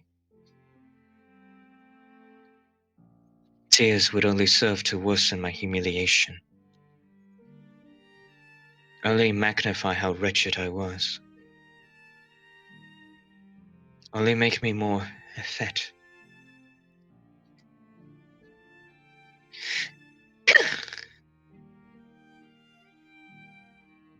That's too much. What? That's too much. Yeah. That was too much. It was like you trying to like doing something with your throat. What the hell? Oops. I'm Good. sorry. Oh my, oh my god. I'm sorry. Good. Whoa. That sounds kind of cute. What? Oh. Now hold on a second. No. Wee Never woo, mind. wee woo, wee woo. Alright. Also, Michelle has a dream of becoming like a MMA fighter or something. Oh my god. Yeah. Eating him first, and I'm like, wow, Michelle. Gonna beat the living shit out of this guy. Yep. Alrighty. Continue. I bit down on my lip, hard. I had no need for that trash in my body. I dug my nails into my arms. I had no need for that trash on my body. All of this, every last bit of it, That was why I was the way I was. Yeah, I think he did. Like, it took more than 10 seconds or something too. It took a while. Oh God. Yeah, it took a while. Michelle was losing the sense of time. So maybe it did happen. She's blanked out. She's like blanked. He's blanked out of like the whole thing. Yeah. Yeah. So Shit. maybe it did happen. I so fucked up, man. Fuck. Fisher, you got kissed. Nice. I mean, that sucks. I mean, Bruh. anyway. What is wrong with you, Hubert? I'm tired. Ew. Oh my I'm god. sorry. I'm already traumatized as hell. Don't. Oh my god. Alrighty. I didn't know how to put it into words. I didn't know how to express this boundless frustration within me. But after enough wordless groaning, a single word slipped from my lips, and it felt incredibly right.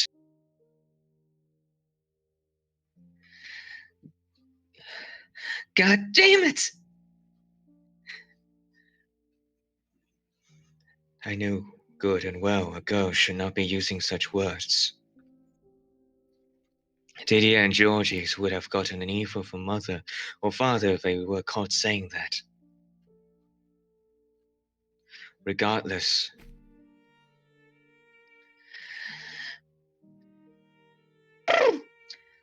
God damn it! What was that?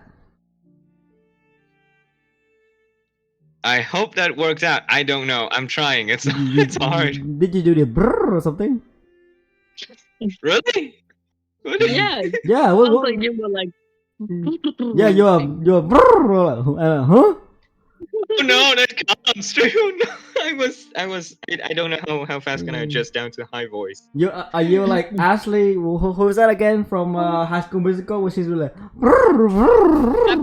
Chape. Yeah, yeah. Yeah, no, that is an actual like And I know. vocal I exercise know. in order to like I know. relax. Yes, I did. I have to do that You do every that? time I switch. Okay. Yeah. Yeah, we heard it. Also, hey Evie. Lol. We are in a narrative game, by the way, so I won't be replying much because we're in a serious moment. Okay. All right. It was the most fitting word I could come up with to represent even the smallest bit of my anger and loathing. I knew all I was doing was shifting the blame. It would accomplish, all it would accomplish was making me look pitiful. But I would take that over crying like a girl any day.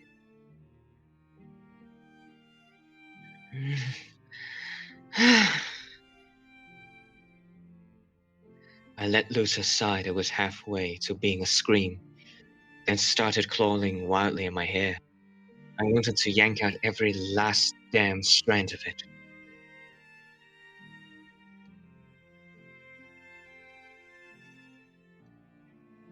I didn't want it. I didn't want any of it. Any of this body. But in that case, what did I want from my body?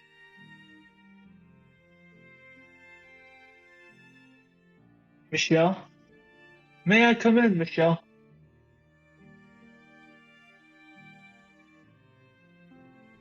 It was Georgie's voice, slightly muffled through the door. The man who had invited those people into this house. I would be lying if I said I didn't hold that against him. Michelle! But at the same time, he has also come to my rescue. Besides, I hated myself the most. I will destroy you, Vivian. What? I'm sorry. Oh Lord. Ayo. Yes, PK. Yeah. Medieval times Yeah, sucks. medieval time sucks.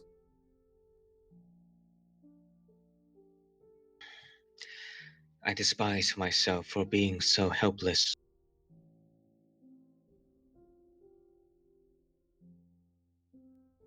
I'm sorry, Michelle.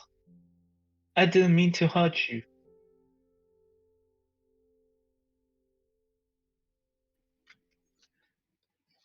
It's not locked.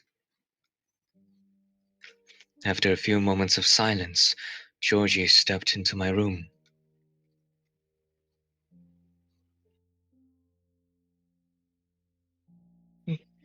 Your hair's a mess, Michelle. Oh my god, you're bleeding. That was when I first noticed the stinging sensation in my lower lip. A metallic taste spread through my mouth. I had been biting it much harder than I realized, and there was a lot more blood than I expected. A trail of it was running down my chin, seconds from spilling onto my clothes, when Georgie swiped it away. I'm really sorry, Michelle. He can be a real ass when he drinks.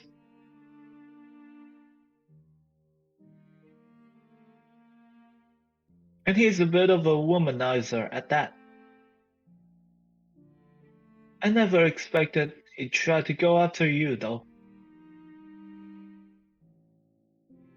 I'm really sorry. I didn't mean for this to happen. But, you know, there's a chance he might have genuinely taken a liking to you.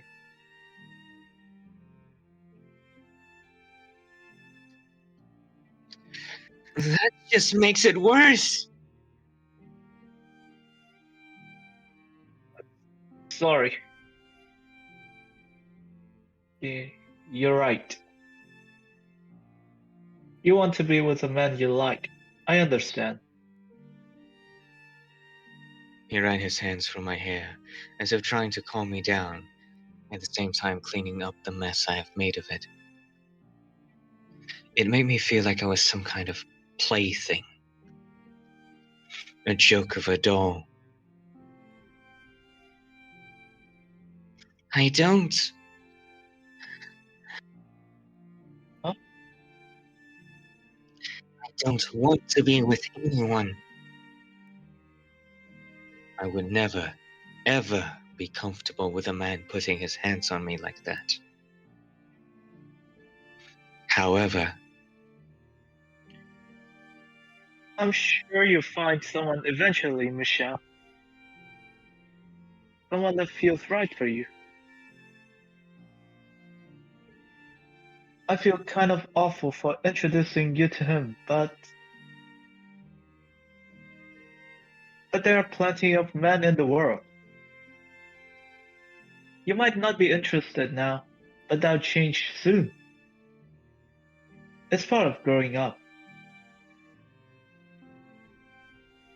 You'd be the best. You'd be best off forgetting today ever happened.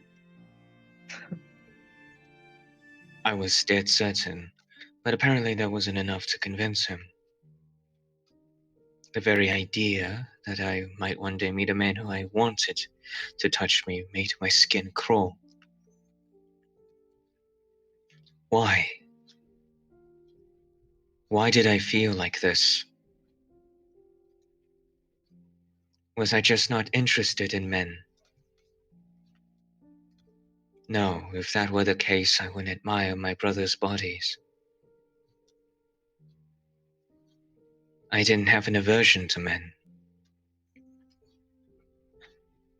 In fact, I enjoyed spending time with my brothers far more than indulging my mother in her woman's world. What I couldn't stand was the particular look men would sometimes give me. But why? Why did I not like that? I had no answer. My thoughts were only going in circles.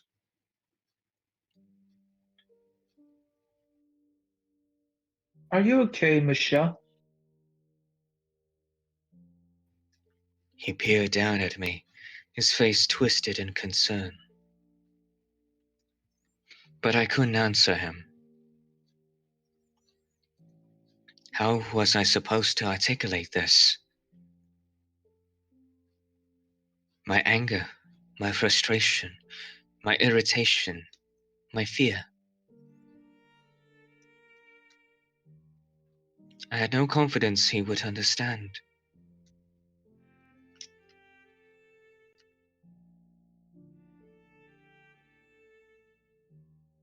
Maybe it's your line. Sorry. Georges, how's Michelle? Amy's voice came from the doorway. Inexplicably, I felt like someone had stuck their hand in my chest and was now squeezing my heart. Like I had just been caught in a compromising situation by the last person I wanted to see me.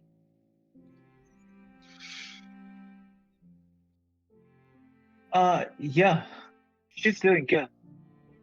Aren't you? Yes, I'm fine.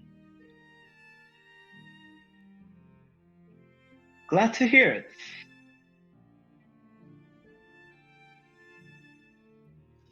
I was clearly lying, not even looking at him in the eyes when I said that, but that seemed to have gone over George's head.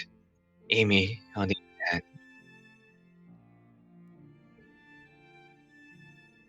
You don't look fine at all. she said, a hint of pain in her voice, then entered the room.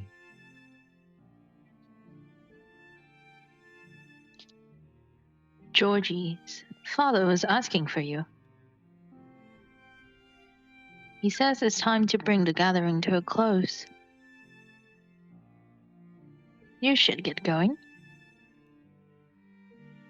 I'll stay here with her.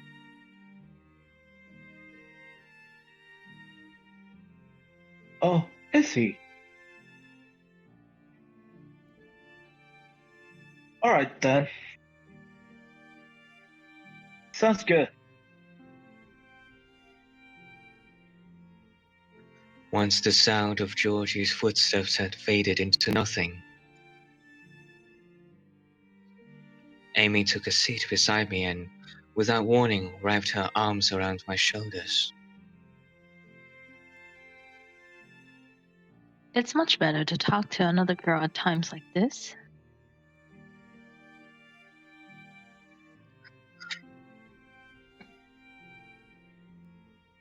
My heart leapt into my throat. But beyond the shock, I also found myself welcoming the warmth. It was pleasant, unlike the men's.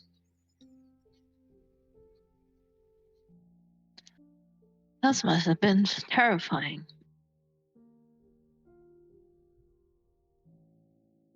But don't worry, you're safe now. It wasn't really, no. No need to pretend, sweetie. If a man had me pinned against the wall, I'd be scared too.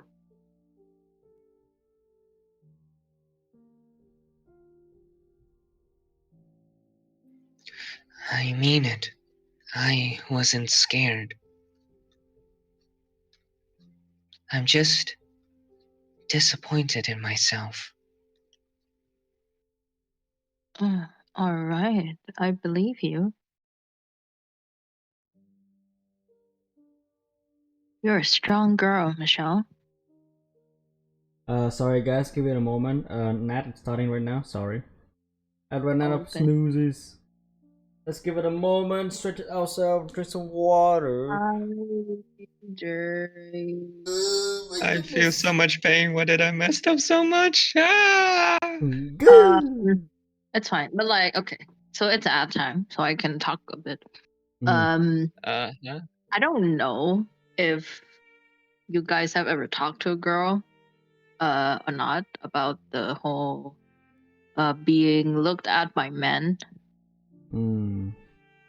But like, I have experienced that so many times, and I'm not typically viewed as attractive, you know, like pretty, Mm. but I still experienced that. Mm-hmm. So like even when I was like 12 or 13, like I started to go through puberty, and like Uh-huh. I go out, and not even that, like when I was like 8. Mm. So yeah, men are creepy as fuck. Mm. Oof. And like, okay, so like being viewed and being called at on the street by strangers, that's like a Oh. pretty average kind of experience. But what is the creepiest part is that my dad's business partner or my Oh. uncle's business partner, because they're in the business world, so like they have to keep up a front, like how they're doing it in the noble, all that those shit. So like they have to keep up a reputation, and they always have to smile and pretend that they like each other. But Mm. like sometimes the business partner are so fucking creepy. Like they try to like drink with me or like talk to me on a personal level, Ugh. and I'm like, I'm What? my dad's kid. What? I'm my dad's kid, and you're my dad's business partner. Oh my god. So I can't be like straight out say no, I don't want to talk to you. I can't do that. Mm-hmm. So I still had to talk to them, but I tried to make it like, okay, I'm a child. Even though when I was talking to them, maybe I wasn't a child, like when I was 18, but I'm still a child. I'm a child of your business partner. So like, fuck off. Mm. But I can't say fuck off, you know? Ah, So, yeah. I understand that fucking feeling. Mm. That's honestly like reading through this just it also kind of makes me want to vomit. Not gonna lie. Yeah. Uh, No, agree. yeah. So no, I think like as guys we don't have that experience. Yeah.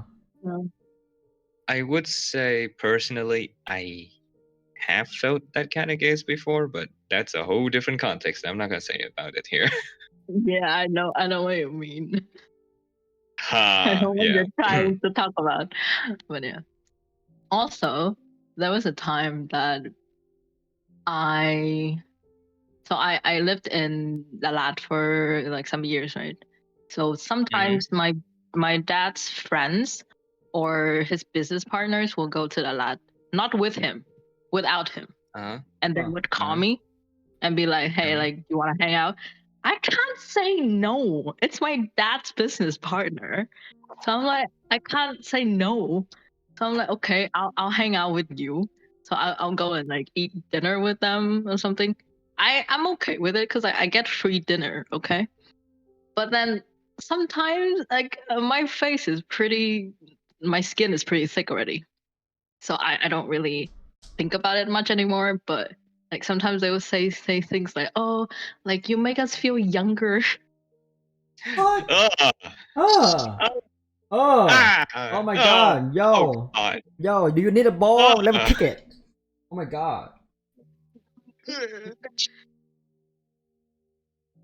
And I Good feel so Lord. nauseous inside, but I can't look nauseous, you know? Like I can't show that I'm like grossed out.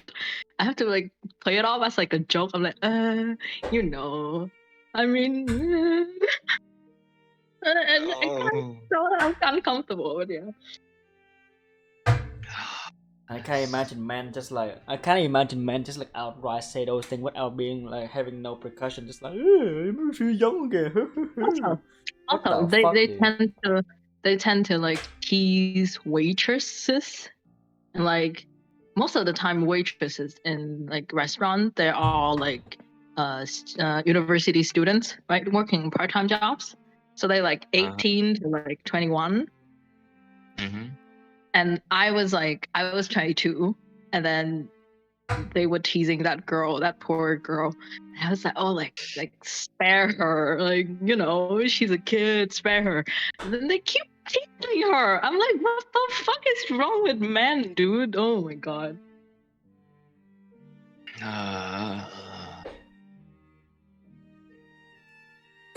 Oh goodness. I'm so glad. Oh, Yeah. fucking So like, nasty, dude. it hasn't changed much. There was like 11084, right? Mhm. And today is 2023. So Yeah. it hasn't really changed. Oh. So sad. Okay, we should go on. Alrighty. Oh, man. Oh. Oh, my back.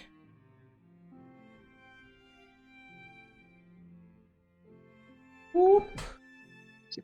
PK, gross out. Sorry, PK, you have to listen. Hey, sound good. People should be aware of this kind of thing. Gross out they are. Right. Okay, ready? Ready. You read this line before? I think you did, right? Yeah. Okay. We did. There aren't many who wouldn't have been scared.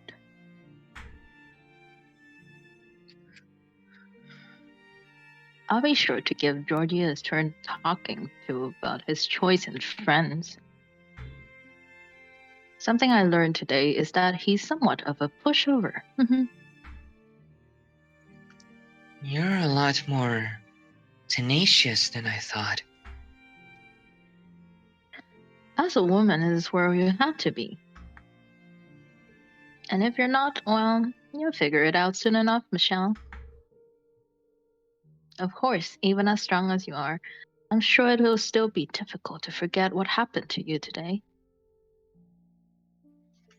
Georgie's had told me to forget it as soon as possible, and Amy that I wouldn't be able to. Was it the difference in their individual perspectives, or was it the difference between the way men and women thought? I wasn't sure. As my head rested against her breast, a bit of my frustration slipped out. Well, my frustration will be sleep out too, Michelle. I couldn't move my arms at all.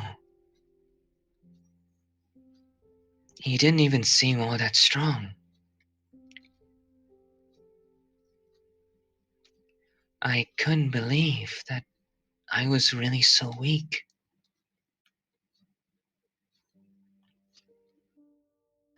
That's just the way of the world, Michelle.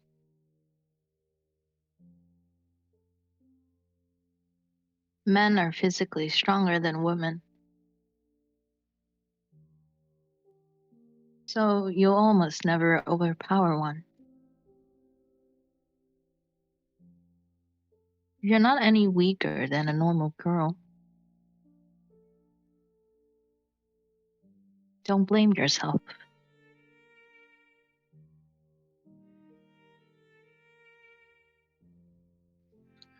Though it was a consolation for her words still filled me with warmth.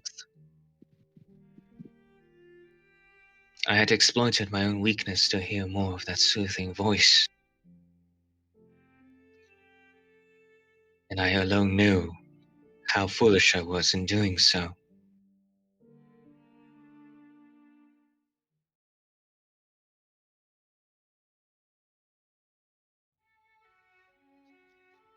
Amy frequently visited my chambers. Fisher, can I put down the trigger warning? Yeah. Yeah, Don't sure. know. Don't know. I'm not sure, man. All right. Okay, I know. Fisher, no. I think, yeah, I think for now that whole sequence, then this is like, I think after, at least from this sentence, Mhm. I think this is like afterwards, so Right. there shouldn't be any trigger warning.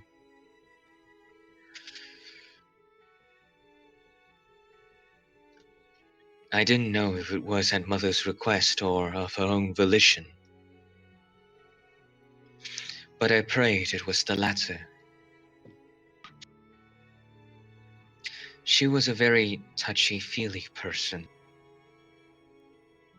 and she seemed to have a particular fondness for playing with my hair. Whenever her voice danced its ways into my ears, it would wreak havoc inside me. Being enveloped in her scent day after day stoked a fire growing within me. I did my best to remain as straight-faced as possible, because the last thing I wanted was her catching on. I understood that the things I was feeling were untoward, to say the least.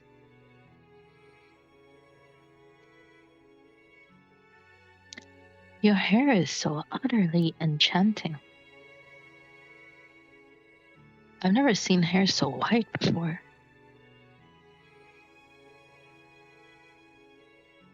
I think having color is much prettier.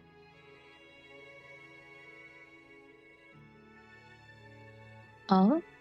Well, Georgie said white is the most difficult color to make with paint. There's no greater challenge than capturing the beauty of true white.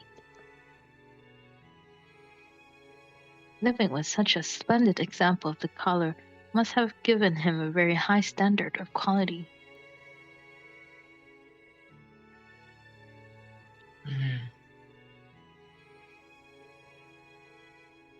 Say, Michelle, maybe you could tell me about yourself today. I would love to get to know you better. Tell you about myself? Yeah, we could become even better friends if we found some mutual interests. I enjoy playing chess, and I consider myself quite good. Oh my, chess? I've never played. You're such a bright girl, Michelle. Would you like to try? I could teach you. I appreciate the offer, but I think I'll pass. I doubt I would be any good. Oh, okay. What else is there? Say, your favorite kind of flower, fragrance, color of gemstone. Are there any embroidery patterns you're particularly skilled at? I don't have any favorites, no. And I'm not especially good with the needle either. No? Do you have shaky hands then? I wouldn't say that, no. I'm fairly good with a knife, I think. Wait, I was stunned for a bit. What? I'm gonna kill him. I was like, Michelle, you want to kill people? What the fuck is this? Hey man, after what happened, might as well, right? Okay. Maybe like she could become a serial killer, go around and cutting some men's, you know what? Yeah. I mean, like, you don't have to murder them; just cut their balls off. Oh yeah. Also, guys, I don't know it's me, but like, can you guys hear the leitmotif in this soundtrack? The song, you mean? Yeah, can you I hear? don't listen to the audios. I don't. Yeah, I can. Which- Like, Can you hear the leitmotif yeah, from the this one? background soundtrack is much, more uplifting. No, it's like, I wouldn't say It's still melancholy, but yeah. I would say like it's not only it's still- uplifting, but also like it's the leitmotif. The same theme of Michelle. No, so there's Michelle, right? And there's Michelle, like the man, like the one that we know. So this is Michelle's old version's theme, or like female version, I would say. Ah, you mean like they share the same melody, say- but yeah, they share the same melody, yeah. mixing and the Mm-mm. arrangement is slightly different. You mean? Yeah, exactly. Like, yeah, can you detect the leitmotif? Can you hear that? Oh, Mm. I'll have Okay. to check back what It's definitely a bit more faster paced, Is and it's it? not as Yeah. melancholy as Michelle. Yeah. I think. I think like in a way it's Michelle's theme, but also I guess like in a way it's like, I guess in this moment, the same as the moment that like Michelle, the other Michelle that we have, it's like Michelle is yearning for this kind of experience, I suppose, with Amy right now. Also, I can relate to Michelle so hard right now because I was in love with straight girls all the time as a Mhm. kid, Mm, and it's painful. mm. God. Yeah, right now, Michelle is definitely have the yearning to like experience this longer, I guess. Have someone to talk to straight. Or to rest on her boobs again. Huh. Don't blame that. Huh. And Huh. May I rest on your booba? Really unfortunate though, right, guys? Because we don't. Unfortunately, like, come on, nothing compared to me. To nothing compared to Giselle. There's nothing compared to Giselle. but like, okay, so appearance wise, Uh-huh. I love Amy. Like, she's my type of girl. Mm-hmm. Like, look at her eyes and all that. Oh my Yeah, god. But yeah, right. I want to draw her. I think I'll Go draw her. ahead. Draw it. So nice. I draw. For the first time ever, I drew a female characters last night, and I'm kind of proud. You draw boobies? Oh, I didn't see that. I didn't look at that. I'm gonna look at it later. Slightly. But yeah, go on. It has more clothes, Go on, obviously. go on. But yeah. Go on. I haven't said that. I haven't said that. Like, Wow, that's crazy. That's crazy. That's your I was fault. too stunned to speak. Remember? No, I don't. A knife? Oh, like a kitchen knife? No, a sculpting knife. Sculpting? Is that really so strange? It is a bit unusual, I'd say. But Georgie's does it all the time. His room is practically made of wood chips and charcoal and paint. Georges is an artist and a man. Does that mean she can't go into the man's room? What it's implying? Oh god. Oh. There's nothing unusual about him doing some sculpting.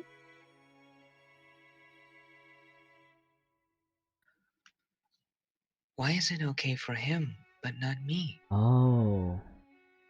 What she meant. Wait. I was lost there. What do you mean by going into a men's room or whatever? Oh, so I thought she said, so I didn't, so he just said sculpting. I thought like, wait, she doesn't know sculpting, you know? And over here she says like, oh, there's nothing unusual about him doing some sculpting. I thought like because she cannot go into his room, so she doesn't know that he does sculpting. Yeah. No, it's not like that. Yeah. Okay, so does being a girl really make that much of a difference? Well,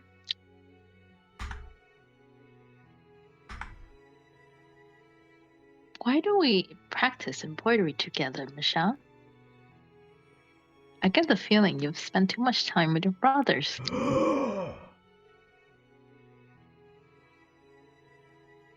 But now you have me. I'm sure it won't be long before you appreciate how much fun cooking and needlework can be. She sounds just like Mother. And she gives the same reason too. Because I'm a girl. But that's not an explanation. It's a vague generalization. That said, if I agree, I can spend more time with her.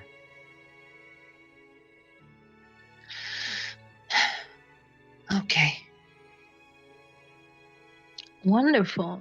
We'll come up with beautiful designs together. And when you make something you're proud of, you can give it to a boy who catches your eye. Or, if you prefer, you could give it to your father or brother. I would like Georgie to have what I make, though. Michelle be like, you. Michelle be like, I want to give it to you, bitch. Yeah, like you. Wait, what? Oh, lordy. Definitely not you. Pain. Trying to spend time with your crush, basically. Yeah. Okay. Oh, I've been wondering. Did you and Georgie's meet at the royal court? Oh, heavens, no. I've never been to the court. One day, my father told me I was getting married. And the next day is when we first met. Ah. Yeah, no doubt. Bitch, please. Bitch, please. Oh No my doubt. god. Arranged marriage. It happens that quickly? What? Are you worried about me, Michelle? Don't worry. I'm not displeased with the arrangement. In fact, I'm quite happy with it. Aristocratic marriages are almost always sudden. And as a woman, you get used to being a piece in their games.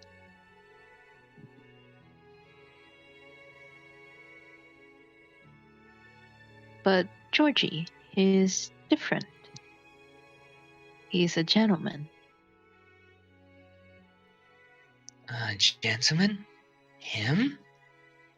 Lord, same reaction. If my fucking brother have a girlfriend, Shit. and then the girlfriend go to me and be like, "He's the most gentle boy I've ever met." I'm be like, "What the fuck?" You sound surprised. Give me a moment, guys. I'll be right back. Okay. Give me a moment. I'll be right back. Alrighty.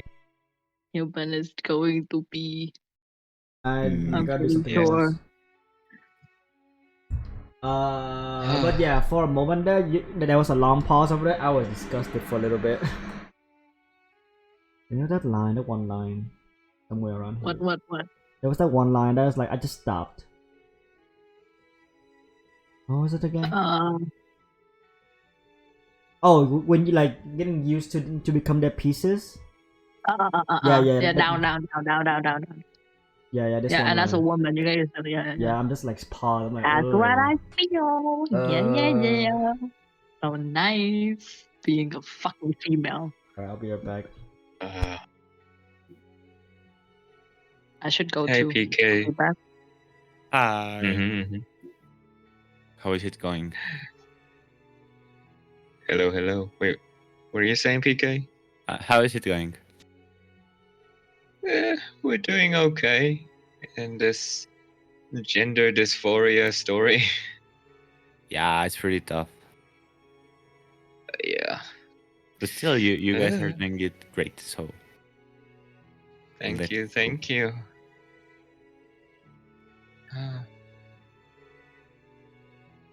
I didn't prepare my cup of coffee, but I think it's too hot here to drink coffee. Coffee? Yeah. Maybe I'll make myself a cold coffee or something. I don't know. Wait, you're a bit small, so you're saying you're not having a cup of coffee, or? Oh, sorry. Wait. Okay, that should be better. Yeah, I am not making myself a cup of coffee because it's a little bit hot in here. but Mm-hmm. I may prepare myself a cup of coffee. Nice, nice. Yeah, Cocoa is good. that's right. Did you already have dinner? Have dinner?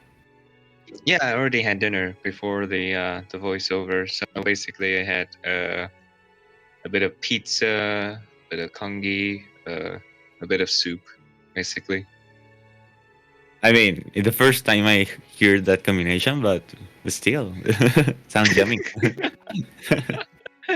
Yeah, Like, I'm pretty sure if Vivian can like unmute, she would be very, very displeased that I just mixed like Western and Eastern food together. What did you make? What did you make? Not making. So it's basically when we had dinner, we had pizza, congee, and soup. That is a strange combination, but okay. Yeah, it's still good though. Oh, good stuff. Good Okay. stuff. What kind of kanji though? Is it kangi or Chicken. kanji? I keep saying kanji.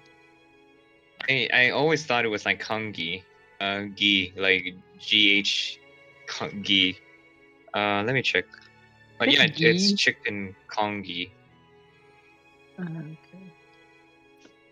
I'm back. Pronunciation. Yeah. Oh wait, it's congee. It's Yeah. Yeah, it's kanji. kanji. Yeah, it's kanji. Yeah. I'm pretty sure I've it's been G. wrong this whole time. Oh Yeah. no. Yeah, you're wrong. Yay, Fisher is wrong. Why do you celebrate on my misery? ah, there you go. Hey, how you doing? I'm back. I'm dying. But you know, I mean, wait, I mean, no, you're not dying. You might be old, you're not dying yet. You're not Oh, dying yet. Yeah, You're only 31, Paul. yeah, it's fine. yes. I don't want to say anything. I'm just gonna breathe it out. No. I feel like so Well, far I'm all sure. the soundtracks that we heard, like almost like all of them have it's like the different mix of like the other one that we heard before. This one too. Mm-mm. This one is a different Mhm. mix too. Yep. This is like, isn't it like the same song that Giselle first met Michelle, Yeah, I but think like so. Yeah, way, yeah, way faster? yeah. It is. It is. Mm. Alrighty, alrighty. Alright. Did this one already, right? Yes. Alright. I believe hedonist suits him better.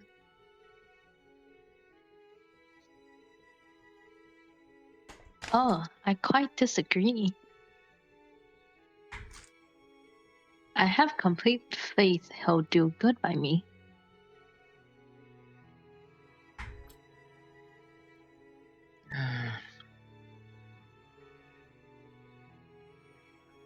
I couldn't fathom where she found such confidence in him.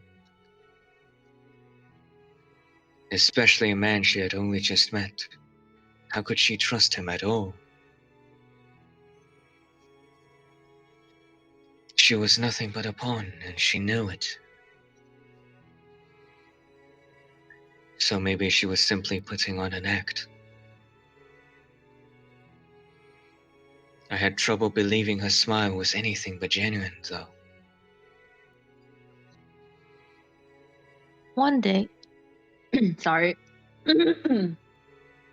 Sorry. Take a moment. Don't worry. It's okay. Take your time. Take your time.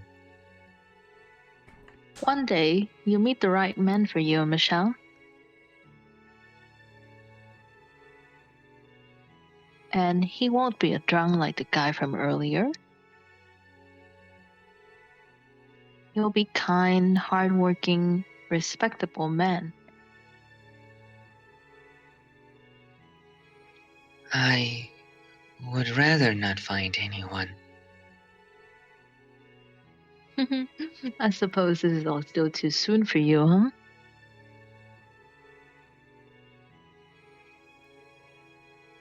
Say, how old are you, Michelle? 14. Oh, wow. I assumed you were younger. Do I really look that young?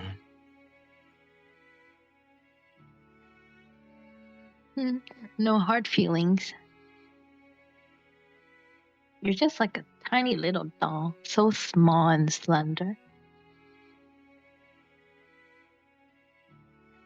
And look, no one bit of meat up here at all. How dare? No How boobs. dare.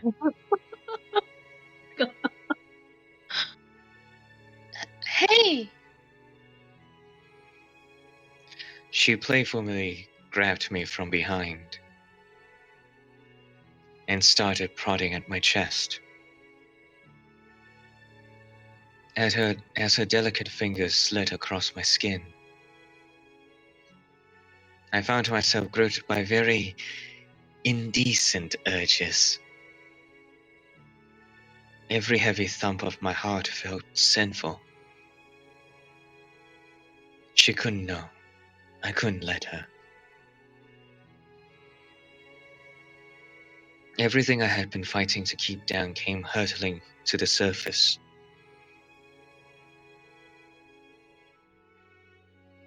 You're so cold, you know that?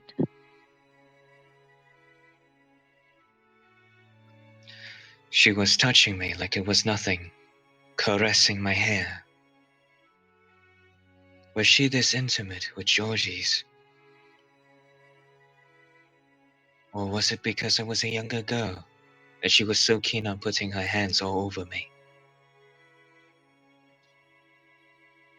Before I understood what I was feeling, my body acted. It was pure, unfiltered impulse. In my attempt to escape from her grip, I twisted around only to find my face inches from Amy's. Slowly gravitating closer, I pressed my lips against the corner of her mouth. Hey yo! Oh, Ah! my God! Oh my dude! Why? Mamma mia! This is quicker than I thought. Oh god. Let's go. Put a trigger warning on. Put a trigger warning on. Ai. Ah. Freaking Vivian sound like. Put it on! We're on now! Wee woo! Wee woo! Wee woo! Red alert! Put a fucking trigger warning on. Oh my God. Let me see. Wait, what do you mean trigger warning? Just put it up. Just put it up. Stuff. And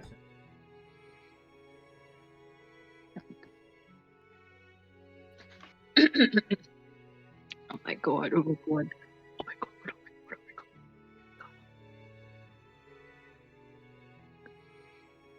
God. okay.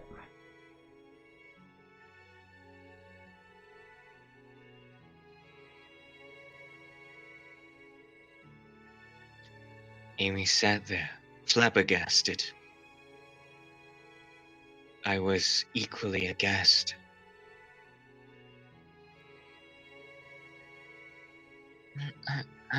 I'm sorry.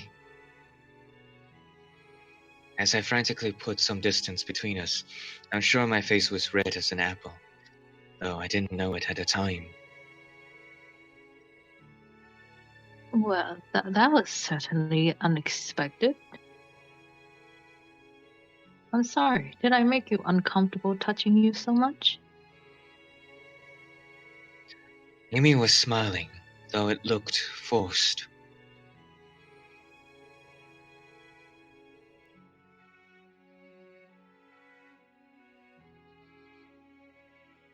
Fisher? Wait, can you hear me? No. If you he's hear me? silent, yeah, you were silent.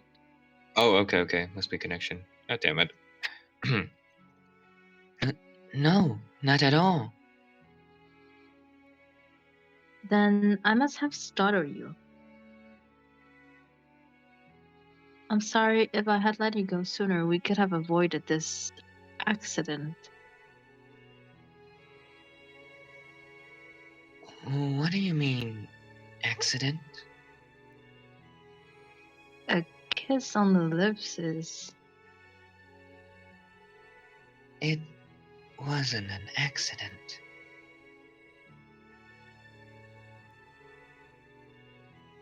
It wasn't, Amy. I seem to have confused you somewhat, Michelle.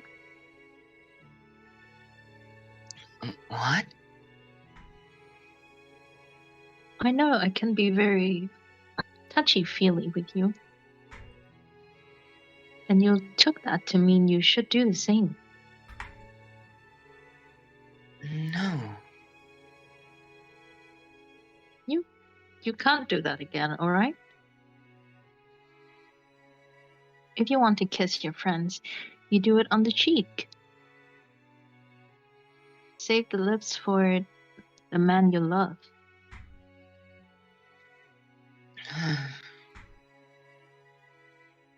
I should get going then. Georgie starts getting cranky if I don't give him enough attention.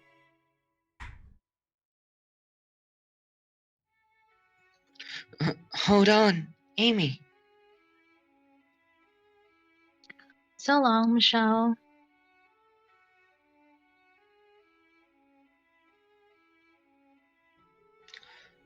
She wouldn't hear me out. Once Amy had fled my chambers, that was when I finally comprehended my own emotions. That she had stolen my heart.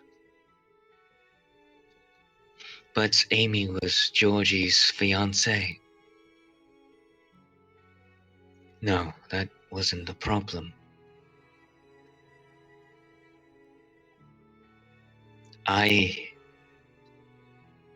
My body was not meant for her love.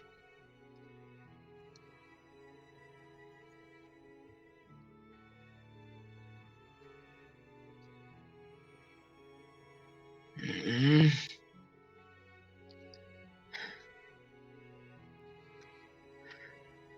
I awoke in the middle of the night to pain in my joints. Not enough exercise, I guess. I tried bending and stretching my arms and legs, but it did nothing. So after pondering on it for a bit, I decided to go for a late night walk to distract myself.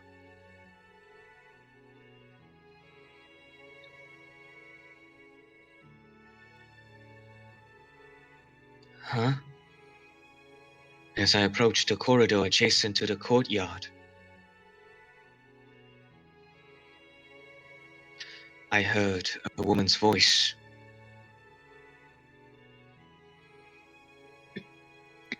I'm still concerned about seeing here. Amy's voice. Doing my best to remain perfectly quiet, I pressed myself up against the wall by the window and listened in on their conversation. I knew it was improper to eavesdrop, but the sound of her voice had me frozen in place. It's Michelle. I'm afraid I've confused her. A tiny jolt ran down my spine, my muscles all tensing up at once. The sound of my name rising to her lips, but not in the way I would have liked. She kissed me. Well, almost, but how could I have guessed she thought of me that way? Mother told me she didn't have any female friends and asked me to be one for her, which is why. So she had only been coming to see me because Mother has asked her to.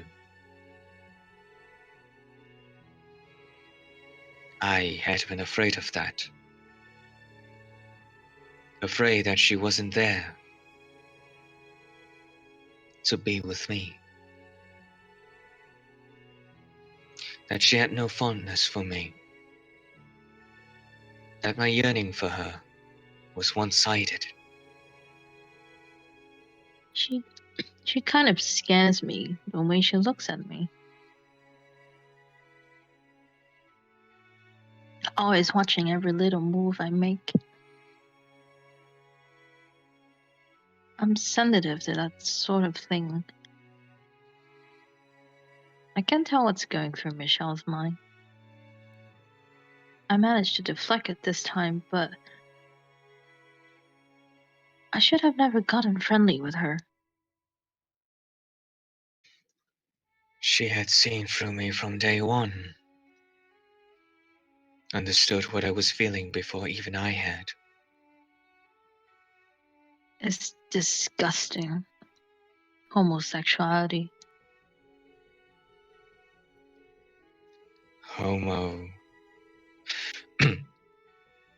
Homosexuality? Did I hear her right? Something inside me crumbled, and with it came an intense sense of wrongness. There it was again.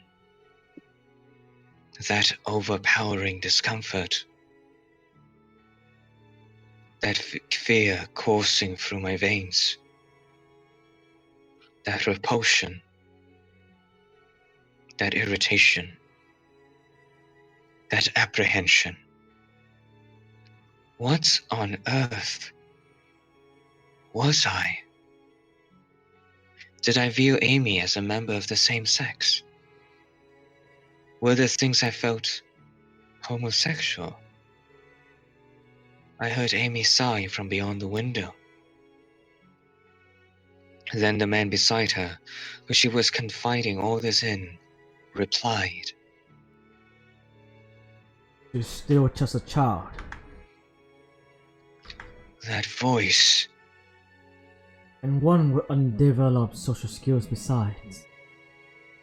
Understood that she's going to do and say some inappropriate things. It's not uncommon for a child to mistake admirations for love. I didn't know this until recently, but she gets something into her head. She has a tendency to run with it without thinking. Was not the man's I had assumed it was. The other day, she asked me to let her be her knight. I cannot imagine how she thought of that would end in any other way.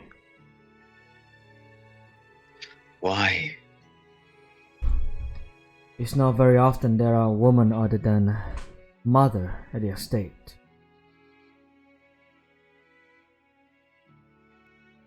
I imagine she simply got nervous being around you and something got mixed up in her head. Why was Didier out there with her?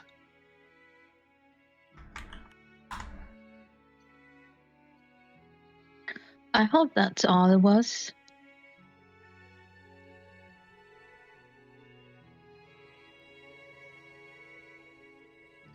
Amy, hadn't you told me? You thought Georgie's was a gentleman. So what were you doing? Getting so friendly with Didier. Oh shit! Oh my god, this is so fucked up. Oh, my this God. is sus. Oh. Oh, yeah. Whew. And Didier. I mean, can't blame him, right? He looks nice. What can we say? What do you mean can't blame? I mean, look at him. Yeah, I would be horny for him too if he was my. Now hold on. Using that word in my stream right in front of my salad. That's crazy, bro. That's crazy, bro. Right in front of my bestie too.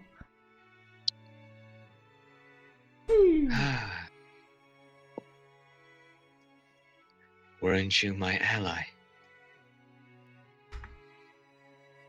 Or was all that an act, like her?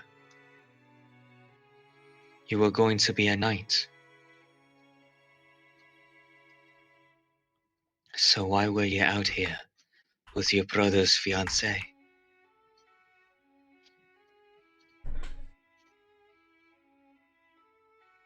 I am glad to have you here.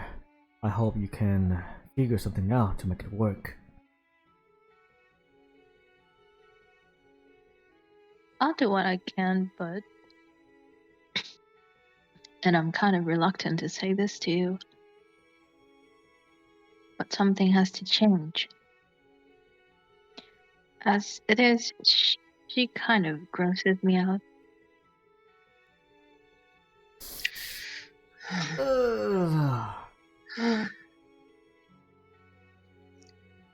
She grosses me out.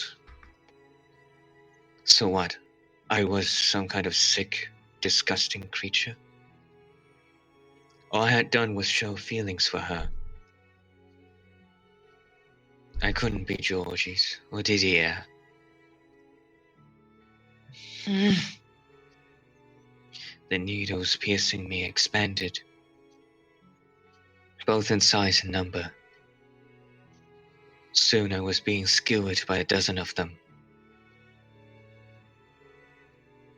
And the heated sighs rising from the courtyard only served to make the pain worse.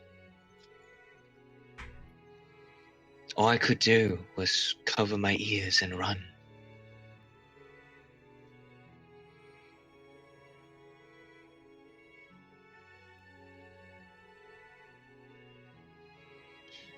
Why?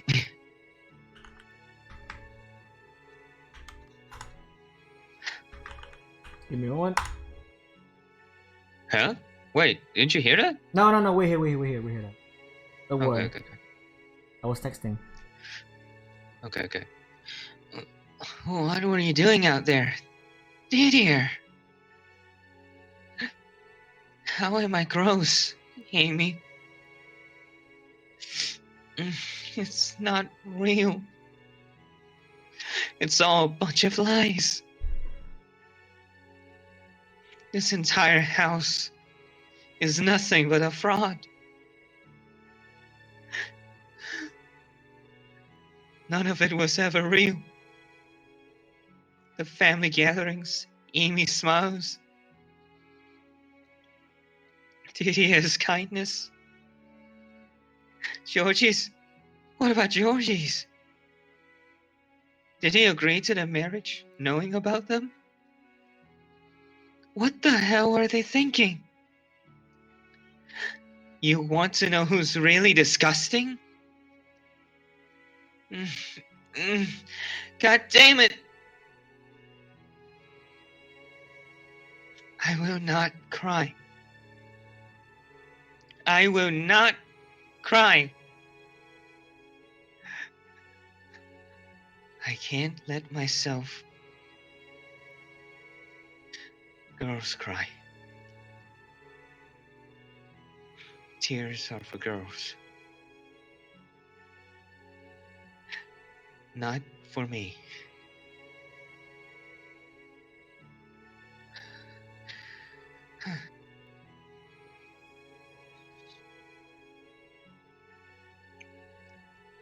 I bit down hard on my lip, wrapped myself in my sheets, and pressed my hands hard over my ears. Squeezed my eyes shut as tight as I could manage, tried to get away from the things I had seen. Images of them embracing in the night threatened to float back to the surface, but I shook my head, casting them off. Praying I wouldn't have any nightmares. I drifted off to sleep.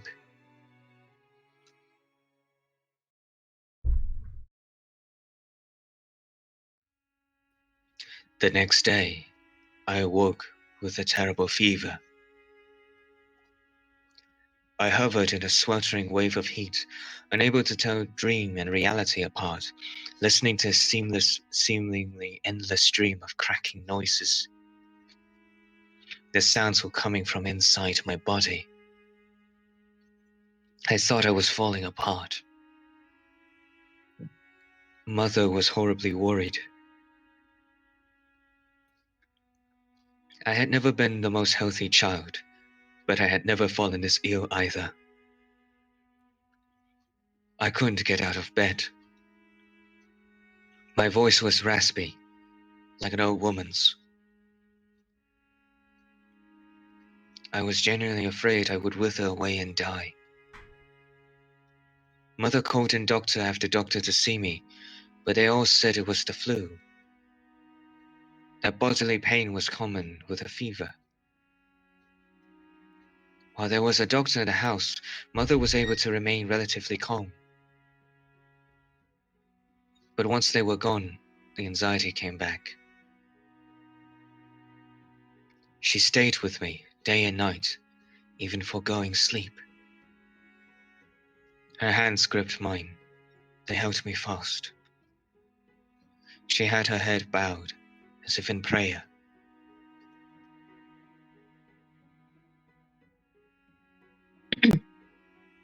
Don't worry, it'll be alright, Michelle.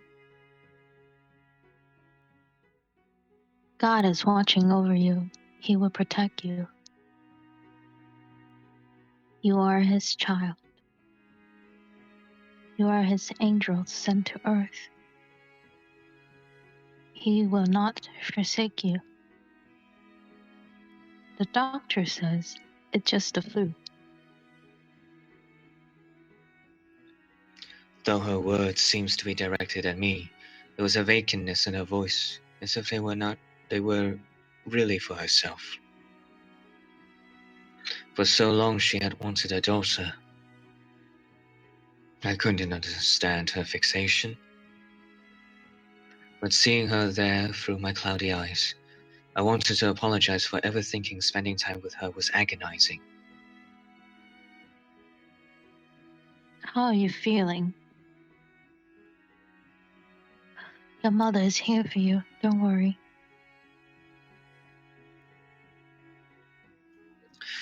But the only sound that came from my mouth was a faint gasp. I drifted in and out of sleep, Mother's hand wrapped around my own. And I had numerous dreams.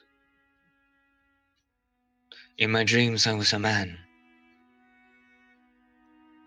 In my dreams, I was Didier and I was Georges. In my dreams, I fell in love with Amy. And in my dreams, I loved her.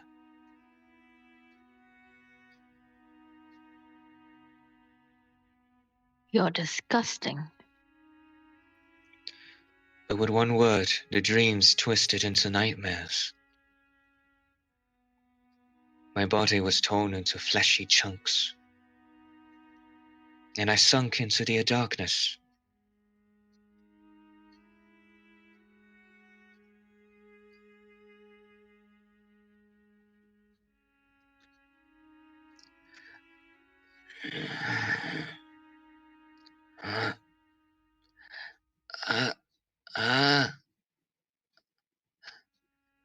Several days later, my fever was gone, like it had never been there.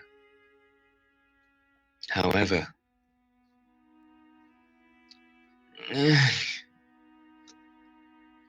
what the? My voice did not recover. And when I attempted to climb from my bed, the murderous pain in my joints came rushing back. Instead of my feet, I landed on my face.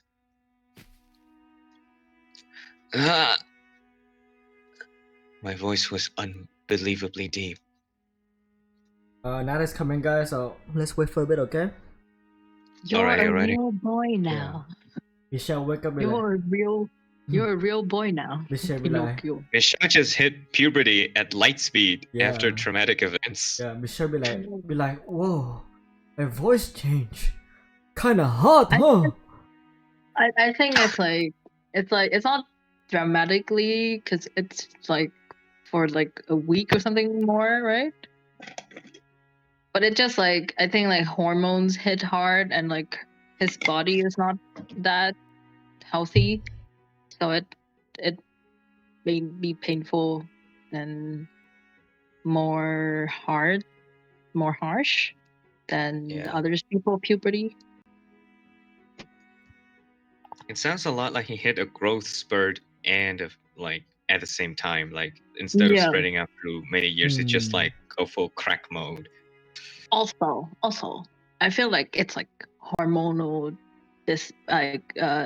imbalance. I think. Uh huh. Yeah, like that. So it makes him struggle. And then he'd be I see, like, I I'm see. hot. I'm hot now. Oh my god. Goodness. Stretch.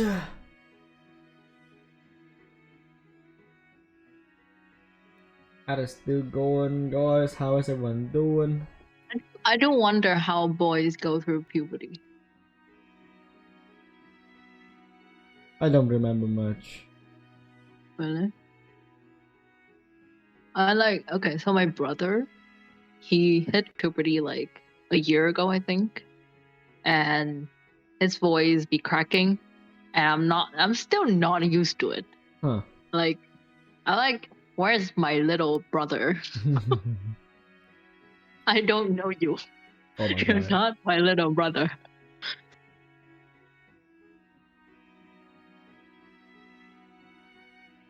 Ah, where's my little brother? It doesn't sound like him anymore. Oh, God. My neck. Also, it might sound weird, but my voice did get deeper. I don't know about girls or whatever, but my voice got deeper when I was like 12. 12? Yeah, something like that. 11 or 12. I can't imagine like children like that like already has such a high pitched voice, and then after puberty they already get higher. A freaking chipmunk. That would be so weird. Gremlin. Lily Pichu. For real. Is at over? Yep, it's as over. Let's continue. Okay. My voice was unbelievably deep. Oh, sheesh. I'm so hot. And hot. Damn. Mommy, I'm a man now, mommy. Oh my god. Wait, let's remind ourselves. He's 14. Yeah. Yeah. How what is the deep voice for a 14-year-old? Mommy. Like Mommy. it sounds crackly. It sounds crackly. Okay, I'm gonna go with sickly crackly for now because I'm not sure how I sound. Yeah, don't. When I was like hitting puberty. I think along the the way. safe bet is just to go with the male Michelle voice. Yeah, you can just go with that. I don't think it matters. Yeah, Just yeah, go yeah. with that. Yeah, don't. Go with deep male, because male Michelle voice is like we don't know when he was beginning his stay in a mansion, but it was like 10 years. So him sounding deep, very deep, is okay. But he's just go for puberty at this one. I'm not sure if he should go that deep at all. Revert back to my voice. You can. I think you Lol. can do it, or yeah, I think you can do it. That'd be interesting. Mommy, I have deep voice. Oh man. Mommy, mama, mommy. I have deep voice. I don't mean, I know why could do a- imagine like the handsome Squidward. Oh You my know? god. What the Squidward? Please don't. Oh no. I just like got hit with an image. I'm like, no. Why? Akira meme. So what would it be? Okay, I could either go with a not as deep, but okay. I can. Let's try. Let me try first and see if it works or not. I need a paranormal side voice that I missed. I did not post it on YouTube yet, but see, wait, can you even see? Can you see it? Can you see the VODs? At all? Don't know. On where? On But Twitch, like on with Twitch, on the- Twitch. we're gonna go through it tomorrow, right? We're gonna go through that one part, and I'm going to just summarize the other one because like, most of it is like we just talk. Like we had like 7 hour stream, but then like, but like I think out of the freaking 3 hours of that is like we're just talking at the end with like a pun and everyone there. Okay, I bet if we're gonna recap, that's fine. Okay, because not much happening. So we went through Susumi, the detective Okay, go route. back to start on the Yeah. Alright. Don't slap me. Okay, so Fisher's do voice, or I'm gonna do the voice for this one. I can try voicing. I can try voicing and see Alright. if it works. Okay. Alright.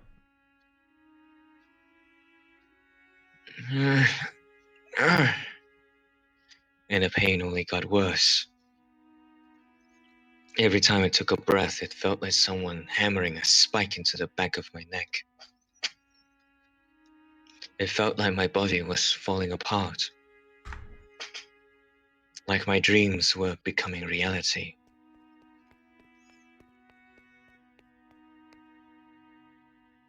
Michelle. That wouldn't be the right expressions. I think that's more like a panic, like, oh god, my daughter is saved, not like, Yeah. hey honey, how you doing? Yeah. Yeah, I think that's because you just freaking literally just like draw a freaking thing in my chat. Let me just delete that immediately. Thank you. There we go. It's gone. Oh my god. Right. Michelle. Is that okay? Better. Yeah, that's good. When mother scrambled into my chambers, I remembered the time she had spent at my bedside, and a wave of relief came over me. Mother! Sorry. Hey, yo, what the hell? I reached my hand out in a show of vulnerability, but she didn't take it. She couldn't take it. Mother?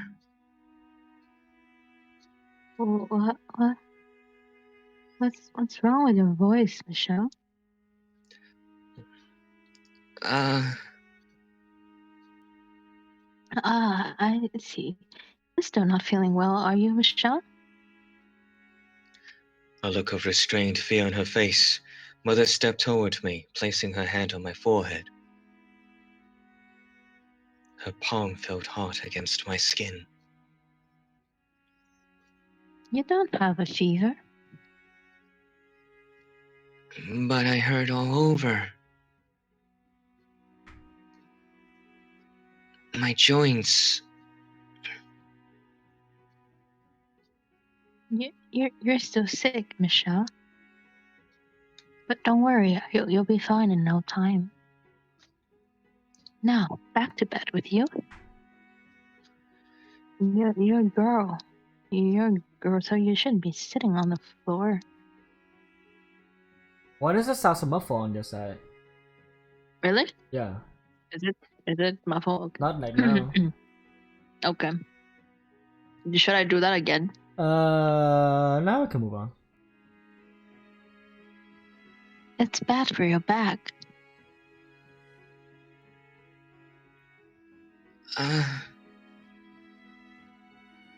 As Mother repeated the phrase "your girl" again and again, that nagging sense that something wasn't quite right grew more distinct. Was I really sick? Was this actually my voice now? And if it was, what was I turning into? My voice was certainly not a girl's voice. Became a knight. Oh my god. My voice never went back to normal, though. So Mother ordered me to remain in my room.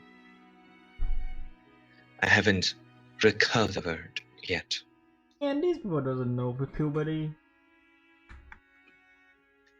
And so long as I was sick, I couldn't be let out. Again, something felt wrong about her calling it a sickness, but I had no evidence to the contrary. I had no way to know I wouldn't get others sick if I exposed them, as she claimed, so I had no choice but to do as she said. In time, Mother too stopped visiting me, and the only people I saw were servants. They did their job, but refused to look me in the eye. No one else came to see me, though. Not Amy, Didier, or Georgie's. 1 month passed, then 2, then 3. Occasionally, the pain in my joints would withdraw. At other times, it would worsen. Whenever I would drift off to sleep, I would hear the sound of my own joints creaking. I would dream of a woman standing in the courtyard, her soft chestnut hair fluttering in the wind as she twirled to face me, a smile on her face and her breast exposed. What? What? Wet What? dream alert. What? Wet dream alert. Hey yo. One day, after around 6 months of servants refusing to make eye contact, I stopped one and made a request to have a mirror brought to my room. While he didn't acknowledge me the next day, I had my mirror. By that point, I was fairly certain I knew what was happening to my body. I had no clothes to wear because none of the multicolored dresses hanging in my wardrobe fit me anymore. Oh, like naked Michelle? Holy, oh boy. You're becoming I Spider-Man. can't even give him other clothes. Jesus. Mm. Wait, I haven't read that. Oh.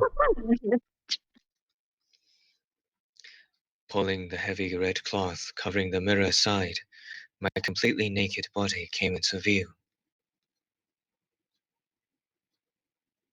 I wanna see. I wanna see. Oh, that's it. That's all you can see.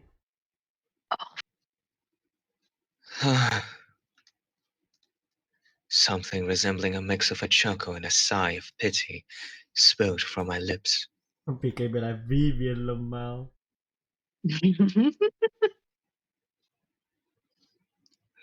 This is me. This is real. his nose and his lips are so fucking beautiful. Look at I was about to sing that one Cam Rock song. that. Huh? This is me. This is real. I'm excited. What I'm supposed to be now. I'm sorry for the joke. God damn it. Okay, for the half power flux. Yes, yes, yes, yes, yes. Oh, actually, her name is Mitchell, right? What? The girl in Cam Rock. I think so? Huh. Huh. Okay. Flux be like, gonna let the light shine on through. Yeah, Mitchie. Oh wow, She that's, was Mitchie. holy shit, that's close. That's really close.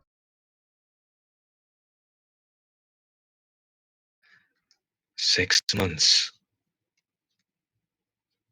After only 6 months' time, I could hardly recognize myself. Extending my hand for the mirror, I traced the outline of my bony reflection. My shoulders lacked mother's curves, and my skin Amy's sheen. I was pale and haggard, but structurally, I looked like my brothers. Damn. Obviously, being younger than them and not as active, my muscles lacked any kind of strength. But I wouldn't have batted an eye if I saw myself holding a sword. I was a full head taller than I had been 6 months earlier. Full head taller? Holy moly. Thanks for Puberty hits hard. thanks for Shit. the alert, Flux. Have a wonderful night. Bring some food back.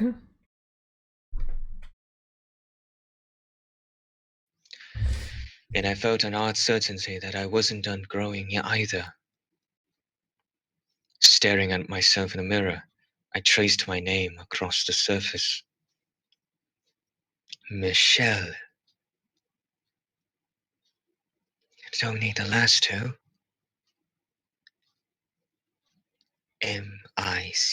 Michlel.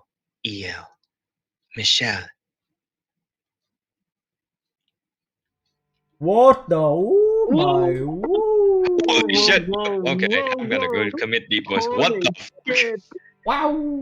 Holy fuck. Wow! Holy, well. Damn! Oh Lord. Look at I'm drooling. that. Whoa! I don't know. I don't know. This is 14.5 years old, by the way. Okay, yeah. I'm not gonna do that. Illegal. Okay. Let's just remind everyone. Hold your He's horses. 14. Hold your horses. Okay. I'm more torn now. A deep voice 14-year-old kid. Oh no. Oh no. I like how earlier they still use the old CG, and then after looking into the mirror, Yep. just like boom, change entirely. God damn. Huh. For the first time in my life, I liked my name. I still didn't think an angel's name suited me one bit. But it was staggering how different it felt now, even if it sounded exactly the same.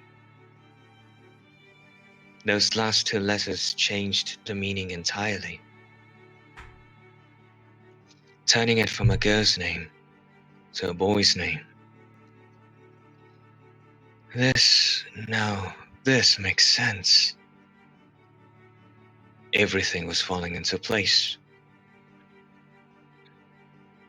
My admiration for Didier, the envy I had for my brother's bodies, the feelings I had for Amy, the indecent dreams I've been having. I was always male.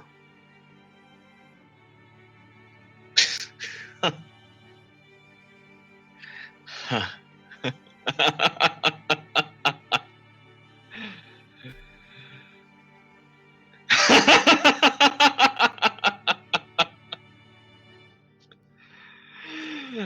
I cackled like a fool for the first time in my life. I laughed so hard at the sight of myself, my stomach hurt. It was the first glimmer of light I had seen in this locked room for far too long. This was what I supposed to look like. My life up until 6 months ago, constricted and uncomfortable. My life as a girl was all a lie.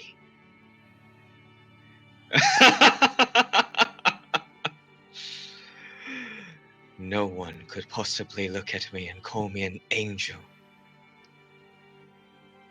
I won't be even surprised if your family's still knocking on your door right now. Oops. Son, you okay? That was loud. Yeah. I was always a boy, but I'd have been told I was a girl, forced to act like one. Of course, that wouldn't feel right.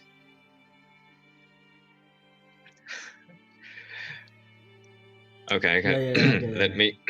You Oh, don't have to. You don't want to.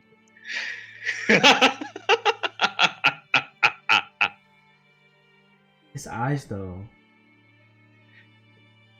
All those agonies, man. Oh. All those agonies. They needed to know. I couldn't be the only one who understood. Everyone in this house needed to.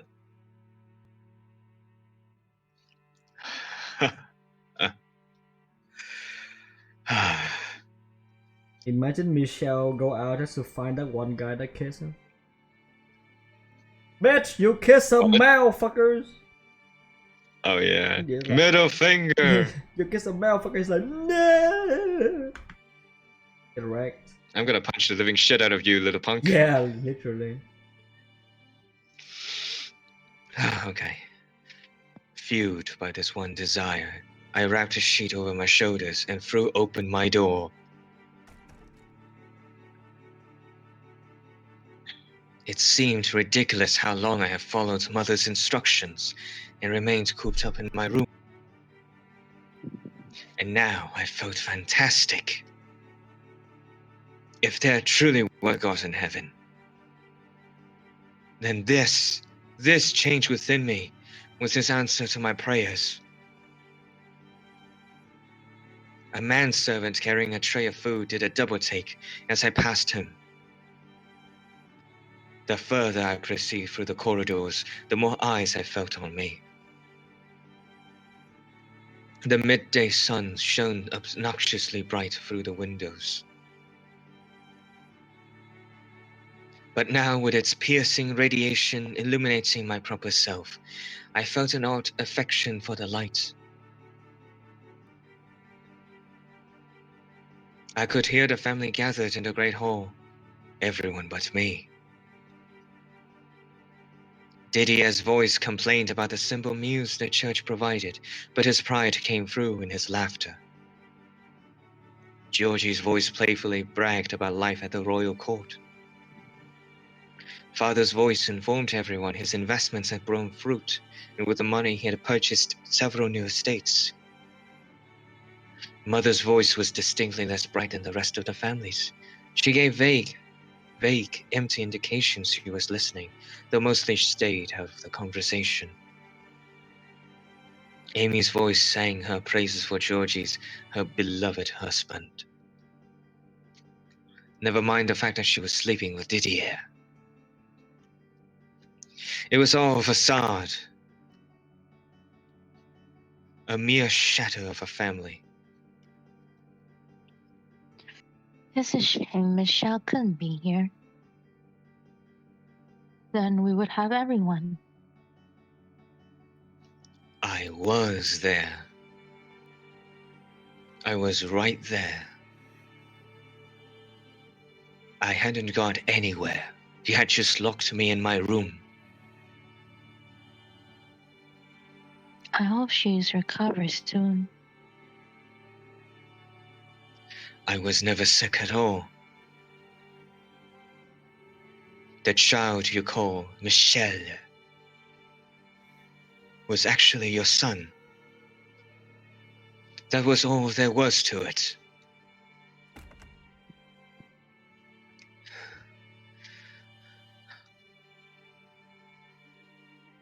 Oh, John.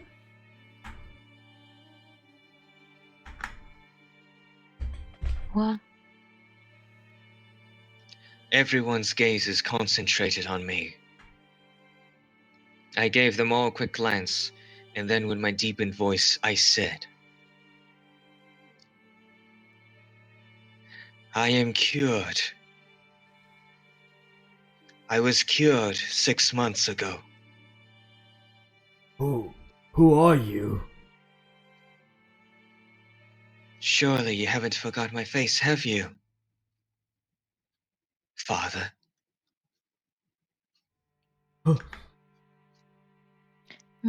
Michelle? Michelle? His boy is Michelle? A wave of chatter spread through the hall. Mother went pale. Father objected. Didier stared. Georgie escaped. Amy watched cautiously, fear in her eyes. What a farce. They were the ones who had wrongly decided I was a girl. Uh-oh, what's going on? Someone tell me, what is the meaning of this? You were dressing your son up like a girl, Mother? I assumed he was a girl. Otherwise, I wouldn't have put my hands on him like that. You lied to me. I would have never agreed to it had I known. No, you're wrong. Michelle is my daughter. You call that a girl? All these months, I was worried because you said he was sick. But that was all a lie. You couldn't pass him off as a girl anymore, so you locked him up in his room. Is that what this is? And you could have just stayed there. What possessed you to show yourself now? Thank you for headpad flash. What the hell, yo? My head. That's so much Whoa, headpad. whoa, whoa, whoa. That's a lot of So headpad. many Whoa. headpads. Oh my god, my head's gonna have a dent. Jesus You're Christ. gonna be bald soon. Oh my god, stop. So much floofiness. By the way, we need to continue. Thanks, Flux. Alrighty. But yeah, we need to continue. You use so many points.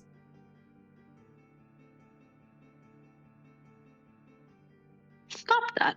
Don't look at me. Don't give me that look. You said you can tell what's going through my mind, didn't you? What? Then you should know exactly how I feel about you right now. Don't be so damned full of yourself. I have no interest in a whore like you. Oh shit. Oh, fuck He yeah, dropped Michelle. the Fuck W. yeah. Oh. By the way, Hell yeah. guys, posture check, hydrate and stretchy. Emotional damage. Nah, that's just savagery, man. Damn. So, why don't you go cry into Didier's arms? Damn. Question of Michelle, that's hot. Yeah, he's hot. Oh my god, he's underage. Fuck. 14! I remind again, 14! Bring to that. Baby? Huh? Nah. Nah. Hold your horses? I did hold my horses. I was like, okay, he's 14, no. What's worse than a predator? Oh god. Oh god.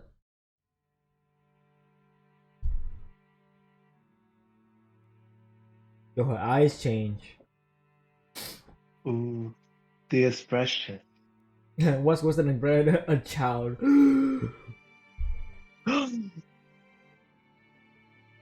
Oh. You. What? What? Huh?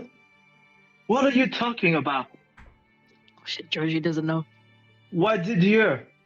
Why not me? What? Hey! Anyone want to explain that for me? What had once been a nice family meal was now utter chaos. For the briefest moment, I felt sorry for Georgie's, but that whipped away almost immediately. There was a crash from the table, and dishes fell, shattering against the floor. Cursed. A chilling darkness oozed from her voice. She's cursed. She was my daughter. I saw it with my own eyes. I gave birth to her. She was a girl. Michelle was a girl. A malevolent curse has been placed on her. When Mother lifted her head, I had difficulty believing that was the same woman who had sat by my bedside as I lay sick, sacrificing sleep to care for me. Her hair was a frazzled mess, and deep creases covered her face. Restrain her! Throw her in her room and lock the door! She's a girl. A girl. She was a girl, I swear.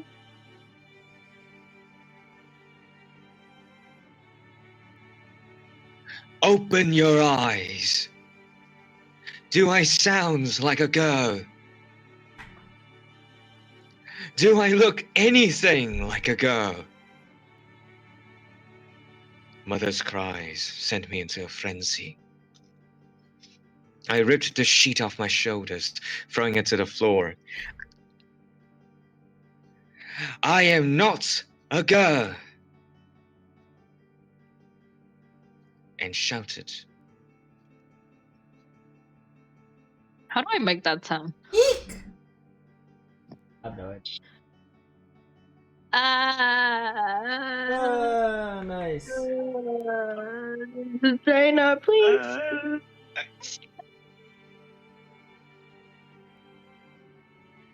Fear reigned in the great hall. But then several moments of icy silence were broken by a muttering that shocked me as much as anyone else. You're not a boy or a girl? What on earth are you? You're an abomination. You're not a boy. You're an abomination. What? I had seen myself in the mirror. I was undoubtedly male. I lacking in strength, though it may have been, I had visible muscles. My chest was flat, and I was taller than a girl should be. My voice was deep, and I had an obvious lump in the middle of my throat. I was male. I had to be male. What else could I be? So why was Amy looking at me like some kind of strange creature? A chill ran down my spine, and I suddenly found myself deeply uncomfortable being so exposed.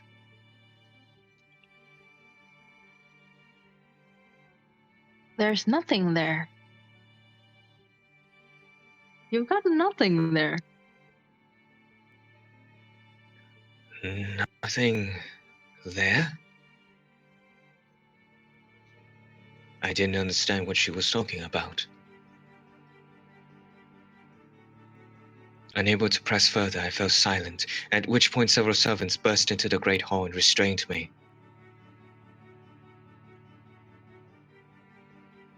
She's a girl. She's my daughter. Mother, seemingly in a mad daze, just repeated the same thing over and over. She was a girl.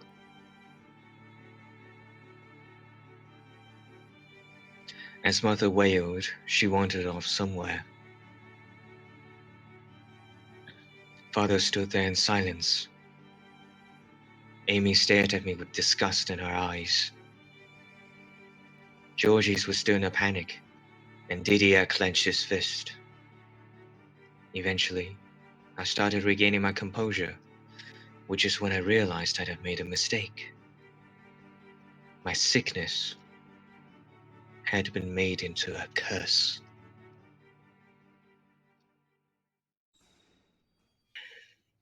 I was once more caged up in my room. In addition to the door being locked from the outside, the windows were boarded up so no one could see in, leaving me in perpetual darkness.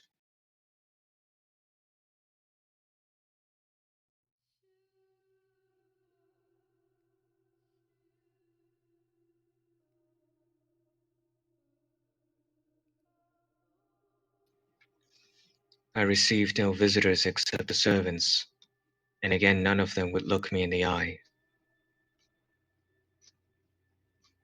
Every day was the same, day in and day out, day in and day out. The only time the routine changed was when on occasion a servant would arrive bearing a letter.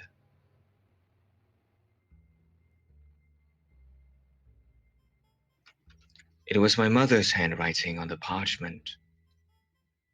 We lived in the same house, yet she refused to show herself before me. I had no choice but to respond to her letters. She demanded I speak like a girl, and I didn't have the strength to defy her. There was a constant sense of urgency to her letters, like she might fall apart completely at any second. And so I did as she said. I signed each letter Michelle, the female name she bestowed upon me at birth, which I so despised. Every time I used that name, I felt like I was denying my own identity. On paper, she expressed her concern for me, but that concern only served to cause me more pain. So every time I took up my quill, my hands trembled. Mother prayed daily that my curse might one day be broken.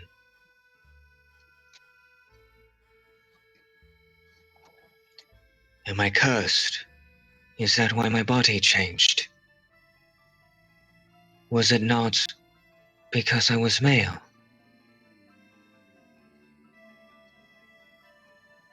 There's nothing there.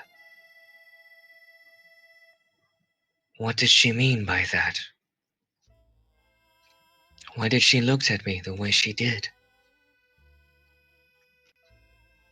How am I an abomination? Why? I don't understand. Someone, anyone, please tell me.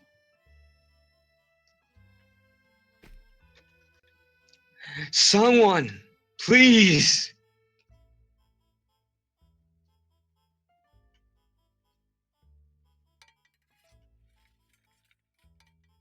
I have brought you super. I will be back shortly to retrieve your dishes. I'll be going then. Wait, What? wait a minute. Yes? What do you need, Michelle? Are you a man or a woman? Pardon? Which are you?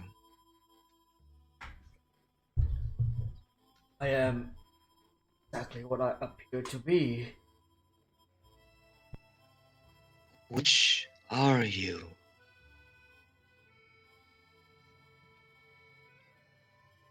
I am a man.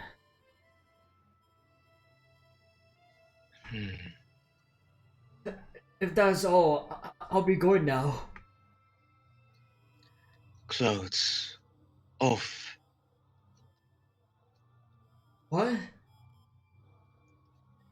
Take your clothes off right now. Everything, even your underclothes.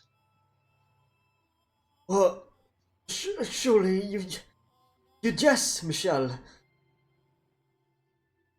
I am very serious.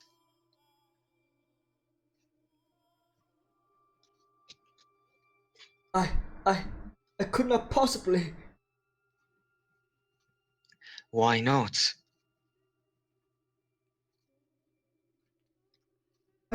I could not expose myself. I ordered you to take off your clothes. You mean to humiliate me? I beg you, please reconsider. What are you? You are a servant of a Bolignere estate.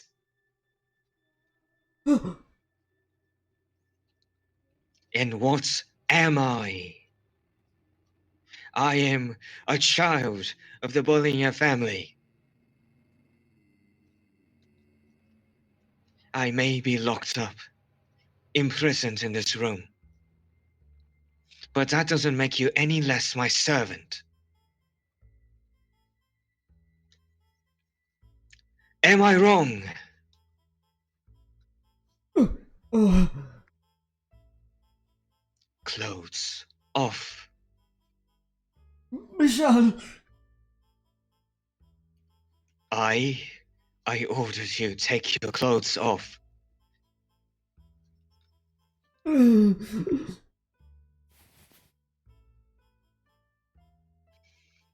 Not even the tiniest sliver of guilt arose to my conscience. I felt no shame in what I was doing.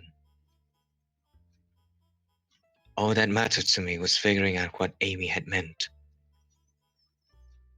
I wanted to find the truth, not knowing I would have been better off in the dark.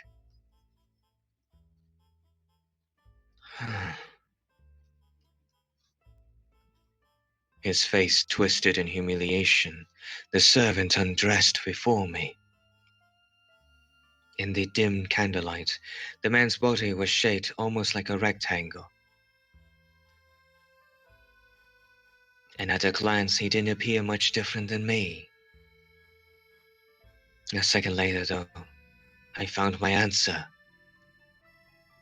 I found the one crucial thing he had that I didn't.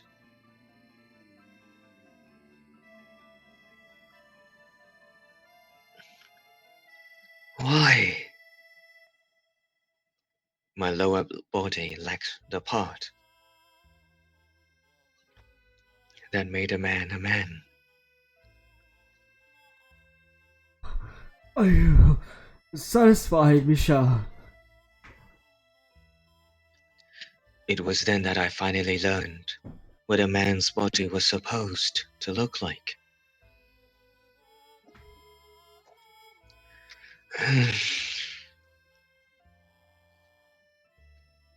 I'm begging you, please, allow me to dress. It would be an unbearable shame to remain unclothed any longer before the young Bolignere daughter. Daughter?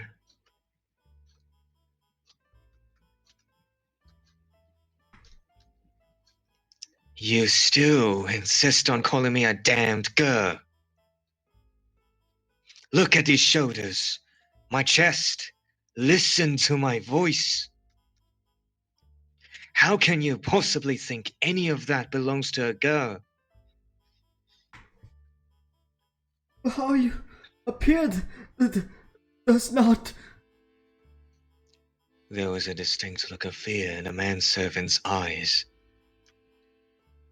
Not out of respect for our difference in rank, but out of disgust for this incomprehensible thing standing there before him.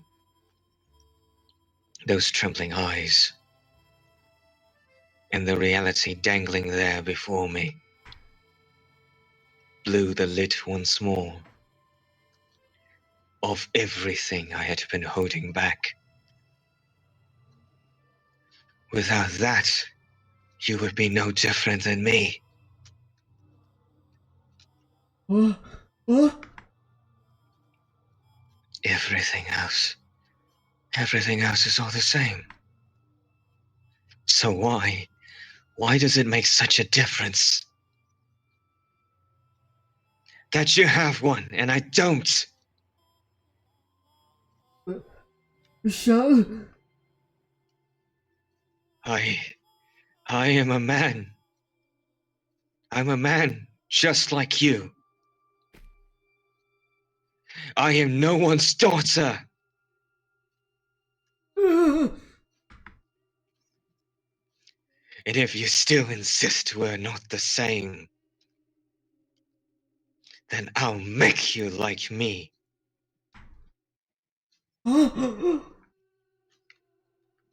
Without that, you're no different than me. It was a mix of dread and panic that pushed me over the edge. And also, in order to keep myself afloat, I decided to bring another pain. Please, don't do this, Michelle. In a blind frenzy, hardly even aware of what I was doing, just riding the current of my erupting emotions. I swiped a knife off the tray the man had brought, knocked him down, and climbed onto him. I'll get rid of it. I'll make you the same. Without it, you'll be just like me. Get off me, please. Someone help. I'll make you just like me. Get here. Someone, anyone. Michelle. She's delirious.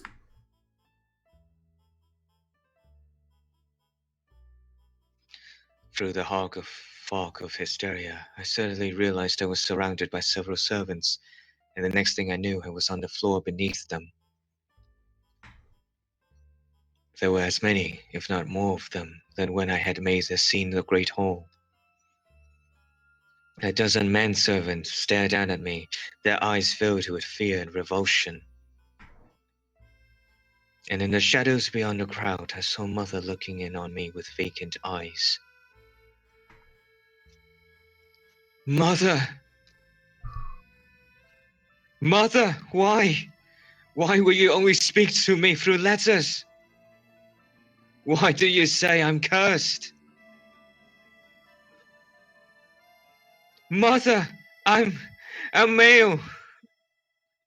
I was always male. Tell me that I am, Mother. Let me out of here, please. I'm not delirious. My head is perfectly clear. I'm normal. There's nothing wrong with me. I'm not cursed. Mother, say something. Mother!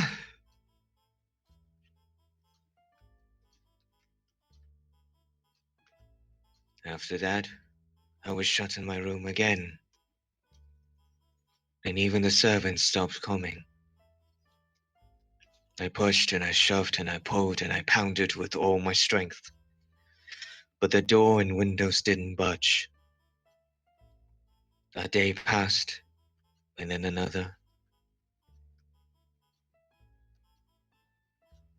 With no food or water, I started fearing death was upon me. I had no idea how miserable it was to go so long without water.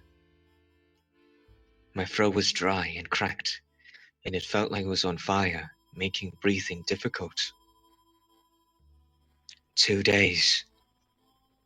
48 long hours. I felt like I was going to lose my mind. After just 2 days, my skin stretched tight across my bones, looking hard and dry in the soft candlelight. Water.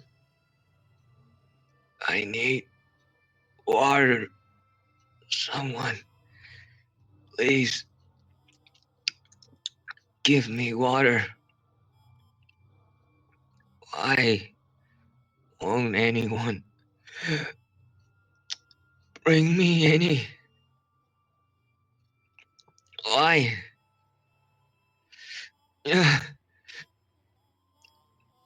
My family has abandoned me and were leaving me to die in this room. When I realized that, I broke into uncontrollable shaking. The helplessness threatened to suffocate me. Fear of death turned to panic, which only scrambled my already confused mind further. I grabbed a chair, swinging it at the window, at the door.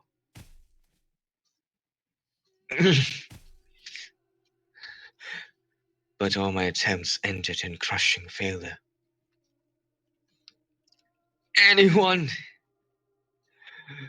I clawed at the door, begging for help. Someone! Open the door! Anyone! Water! I need water! One drop! That's all I need! I'm going to die in here! Someone! Anyone! Mother! Father! Didier! Georges! Someone open the door! Please! Help me! Someone! I need water! My throat hurts. It burns. I'm so weak. Someone. Water. Didier. Georges.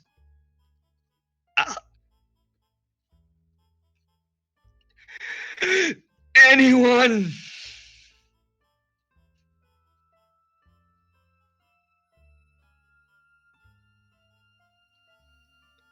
But not a single soul came to the door.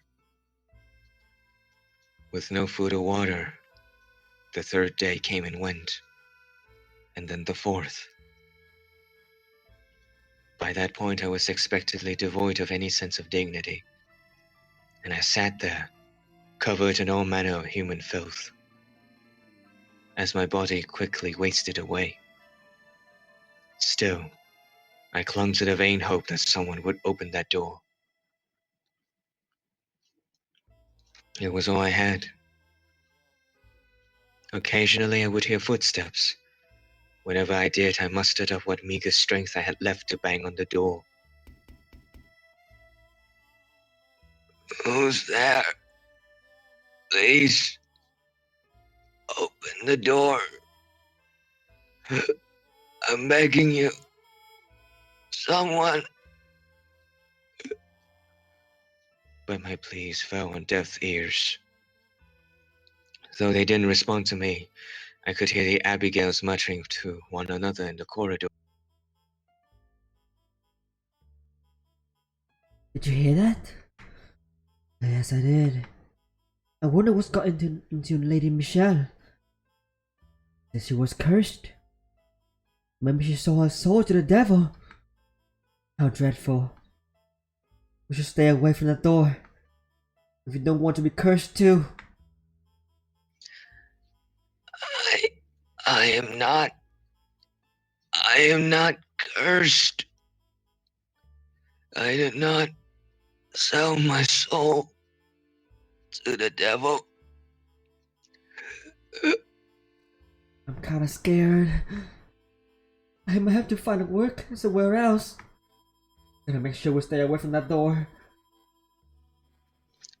Why do you think I'm cursed?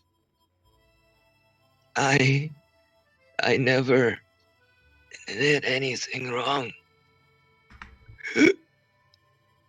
Lady Michelle was lost in mind. By the way, guys, I can't stop anymore. 10 seconds. The another's gonna start. Okay, I'm so sorry. I'll take a moment. It's okay. Yeah. Oh God. I don't want to drink. I don't want to drink water when Michelle's like water.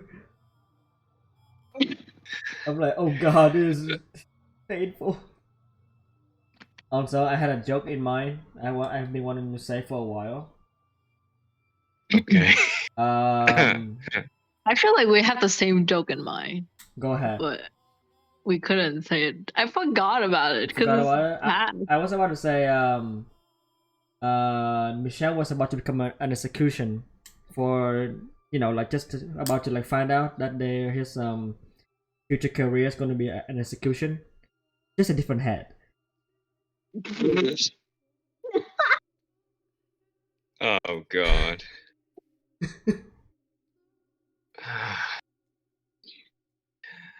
Just a different head. Take a moment. Can you go to dialogue? I want to the part where they like the servant was naked.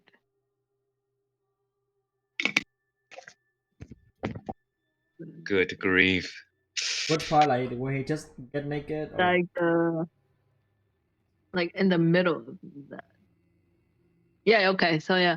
Those trembling eye and the reality dangling there before me. Oh my God.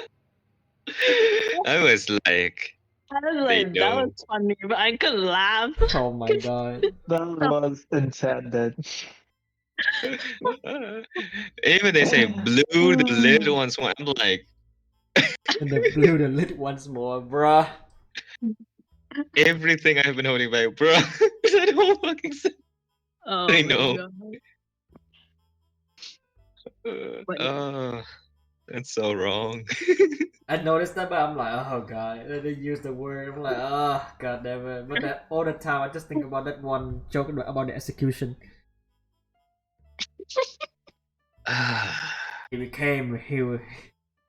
Michelle was about to find out his upcoming career in the future as an executioner.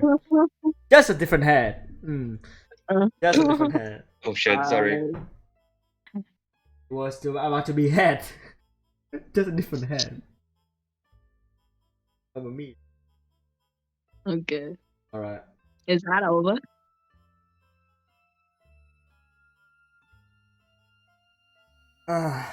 Anybody drink water yet? Because I don't want to drink water when Michelle's is like, oh, water. Yeah, we gotta hold it.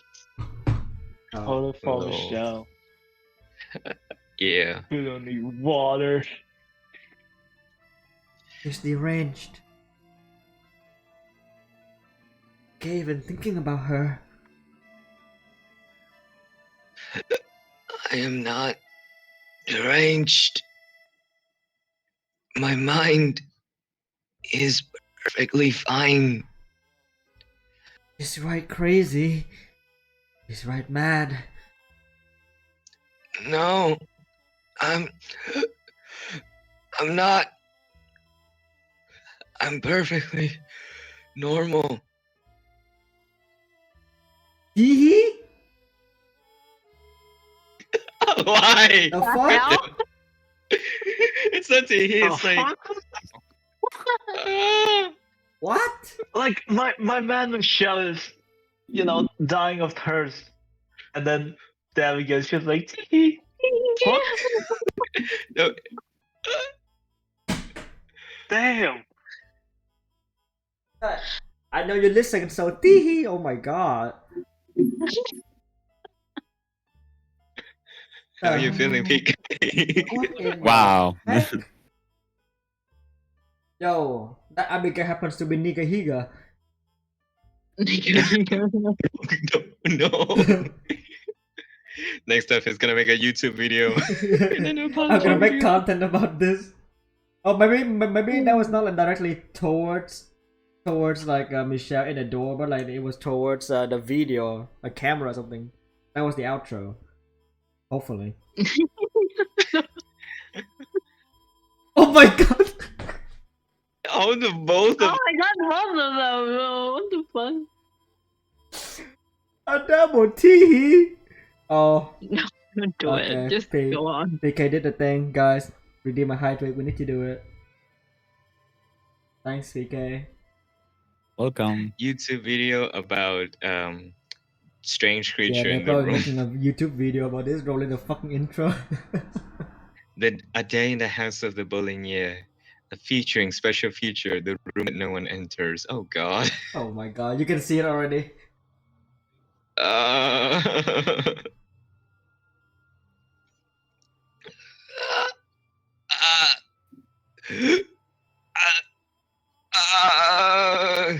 Yeah, that would be me if I end up on a Jack Paul video. Sorry. Damn it, I'm trying. Someone. Someone. Someone. Please. Get me out of here.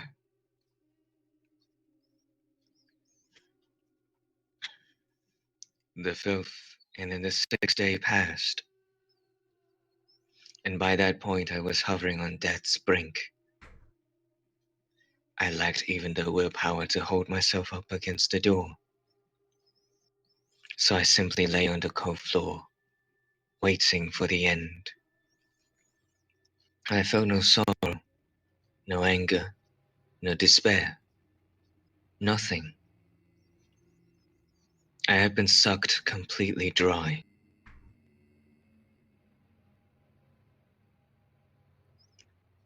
I couldn't even compose or cohere.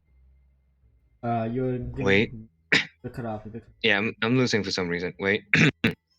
Drink water. You I need couldn't to. even compose. Just drink water. You need. Hmm? Drink water if you need to. Yeah, I already did. Yeah, I already did. Yeah. I couldn't even compose a coherent thought. Which is why, when the door I had so yearned to open actually did, Oh, okay. and someone stepped inside, standing over me, I was unable to process it. Vivian. Who is that? Do it. I don't know what to do. Like usual. Okay. My God, what a mess. Hey, are you still alive?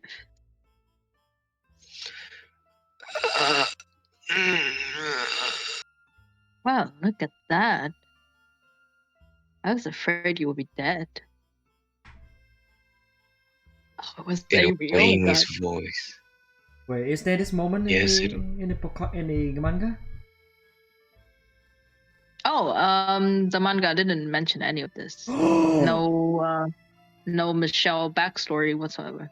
Oh my. Okay.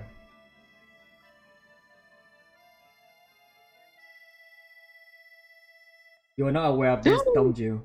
Oh, what? Yeah. The fuck, that's creepy. I was so Oh. worried. Like, do you even like you? I know you want to like voice Amy, but do you even know about this moment? I don't know. Holy, okay. Hey, yo. What the Fisher. fuck? Oh dear. Yep. Oh, God.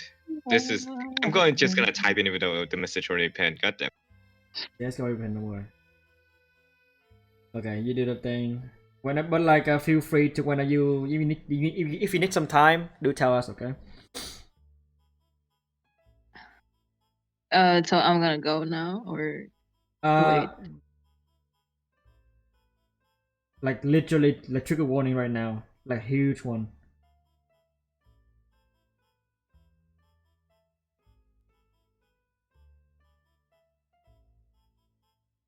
Did you put it on like manual or? Yeah, okay. Wait. Vivian? Well, have you done this before? I forgot. No, I haven't. Okay. Do you want to do it? Yeah. Okay. I'm sorry, really. I didn't mean you much harm. But after what you said in front of the whole family, I was a little upset.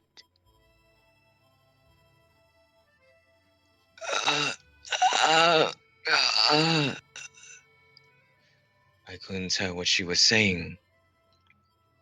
All I could hear were garbled sounds.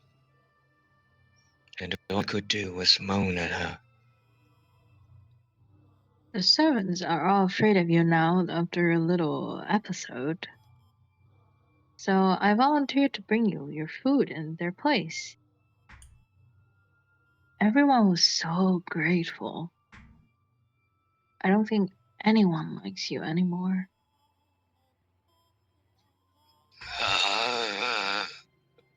Eventually, my muddy mind managed to make sense of the thing she was holding in her hands. A tray of food. I could smell it from here.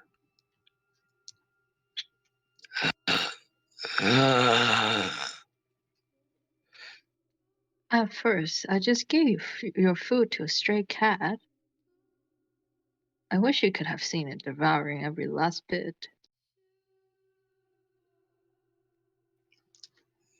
What? Water. What I didn't know, though, is that people can die in just a few days without water. I never intended to kill you. I just didn't know. So I'm really sorry about that. Water. But you're alive. For someone so physically weak, you sure are tenacious. Isn't that nice? You have one thing you can be proud of. Water. What was that? Water? You want water? Hold on, I've got some right here. She picked up a goblet with her delicate fingers. My hand swiped weakly in the air, trying to grab it. A grin spread across her lips, and then she let go.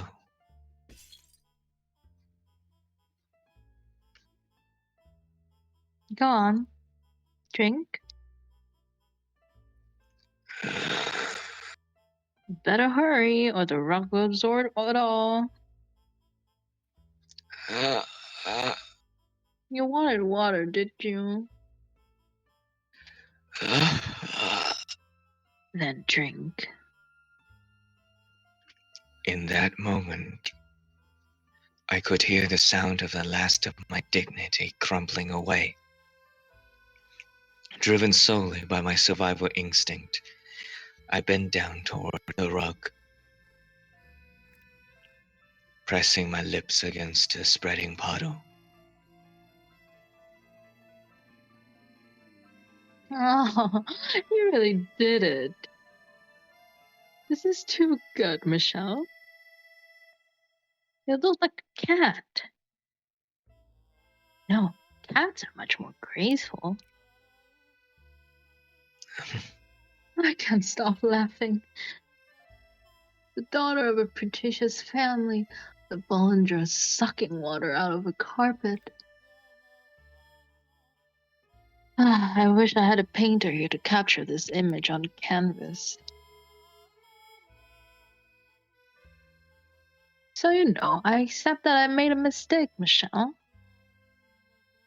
I promise I'll bring you your food from now on. I'll take very good care of you. This is getting fun. Listen to her childish yet deeply malicious laughter. I understood. I was her plaything now. My hell was only just beginning. What do you think about that? Why do you think that, John? Okay, who the hell writes to the family that, starved you and, almost killed you? No, the family didn't Starvation. starve. It was Amy. Amy starved him. So basically, Amy was supposed to bring the food trays, but she bring it to the cats instead. So Yeah. So they didn't mean to. It's just like she didn't bring the food to him at all. the family trusts her more than Michelle. Is what it is. So Just yeah. go on. Are you doing okay, Vivian? Yeah? Yeah, I think Okay, her voice sounds wonderful. Fuck you. Hello. Hello. It sounds perfect. Vivian is just good at being a bitch. Oh, from you, from Jan himself. From me. Oh my god. Can you do the line? Already. Having gotten food and water, my body recovered somewhat. But I was hardly in peak condition. That would take some time, given how badly malnourished I had been. Amy continued to treat me like her pet, constantly stoking the flame of rage within me.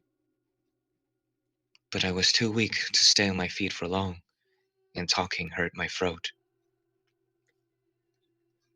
I assume it was a calculated effort on her part to maintain power over me, to keep me as miserable as possible.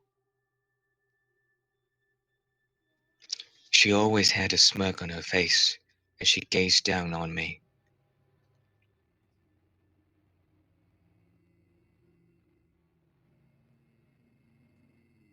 Come on, open up. Today I'm going to feed you myself. What's the matter? I can't put anything in with your mouth closed. Mm, Or do you want to starve to death? Amy, why are you doing this? Why? Because it's fun. Why else? You married into this family, you sick wench. What gives you the idea you can treat me? Are you saying that because I'm married and I'm of lesser stature than you? That's true, I am. But what's your point? You think you can intimidate me with formalities? Amy, Ew, I would rather you not speak my name, if you wouldn't mind.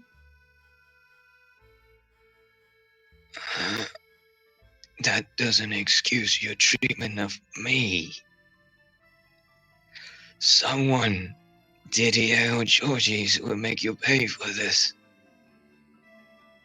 You You're don't. Bitch. You don't have a single friend here, Michelle. I wonder why you don't have a single friend here. It just sounds like towards someone else instead of like after that bitch. But man, dude, like this CG is like I think the scariest one so far. So fucking creepy. No one to take your side. And no one to say a thing about me playing with you. Assuming you were somehow able to tell someone, no one would believe you. That's a lie. Do you have any idea what people say about you? They say you've gone mad. That you've sold your soul to the devil. Do you honestly believe anyone would trust you? I am not mad. I don't know. You look plenty mad to me. God. Fine. Then I'll run away. I'll escape from this estate. And from you. You think you could survive out in the world with that body? A stray cat could lift more than you. You'll never find work. I give you a week at best. You can't be so sure of that. Maybe I could make it on my own. Maybe, but either way, there's no way you're getting out. Try to run, someone might just cut your legs off. How is that at all necessary? Don't ask me, maybe because your curse hasn't broken. You know, you're lucky you're even allowed to live.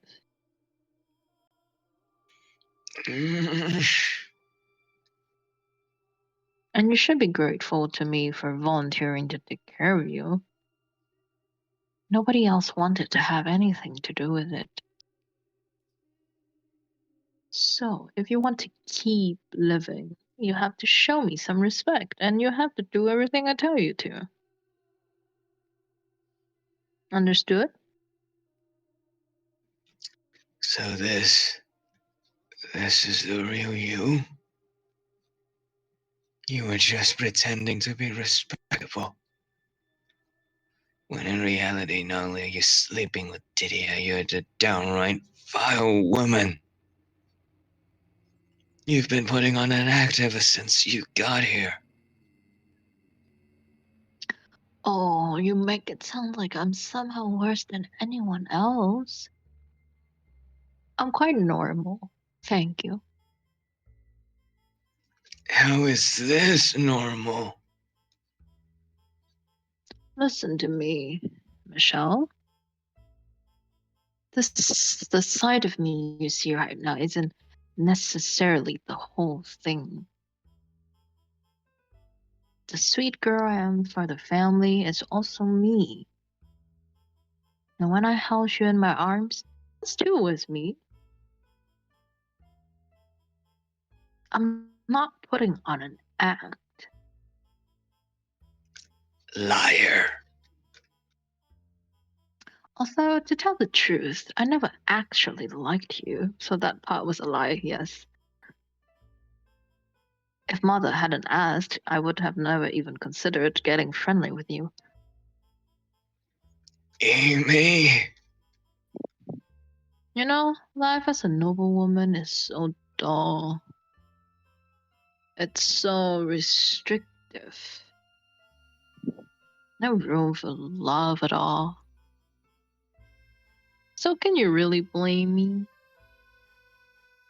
There so happened to be the most wonderful knight right there for the taking. Why shouldn't I have gone after him? I'm still young. Let me have some fun, you know? Not like women have much else in the way of recreation. So it wasn't Didier, but you who seduced him? And it all would have worked out beautifully, too, if you had only kept your mouth shut. You ruined our family gathering and damaged my reputation. And you called me a whore. That wasn't very nice now, was it? Is it any surprise I'm a little sore? You brought this on yourself, Michelle. I brought this on myself? Don't you dare! Nothing justifies what you're doing to me. I'm not the disturbed one. You're a crazy whore, and don't you try and pretend otherwise. Damned you. Oh my, such language. You're not being very nice to me, Michelle. Girls aren't supposed to talk like that, you know? I am not a girl. Then what are you? I'm a man. A man with that body?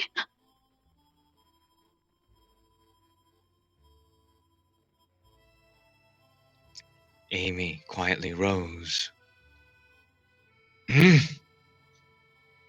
grabbed me by the hair and shoved me to the floor. Let go of me! You call yourself a man? You can't even get out of a girl's grip.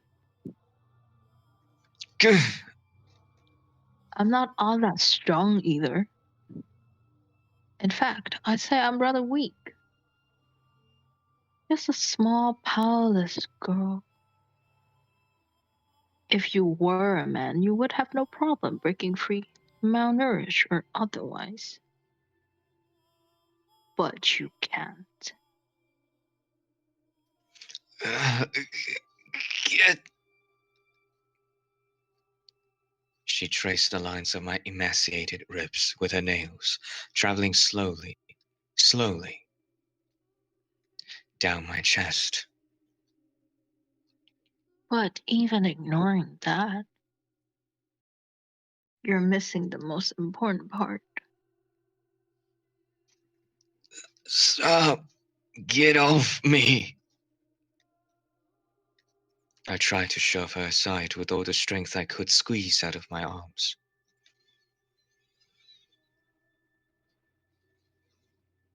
But as Amy has said, I couldn't even overpower a girl. All I could do was lie there beneath her and beg. Get off me! Groaning in anger and frustration. Her finger came to a stop just above my navel. She looked up at me with a sweet smile and then pulled her hand away. And just as a wave of relief spread through me, she shoved me back, jumped up, and slammed her foot between my legs. I shuddered as the pain jolted up my spine.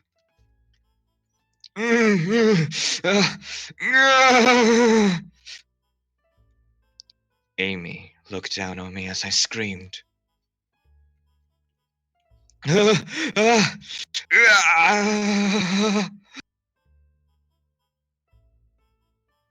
A smirk spread across her face.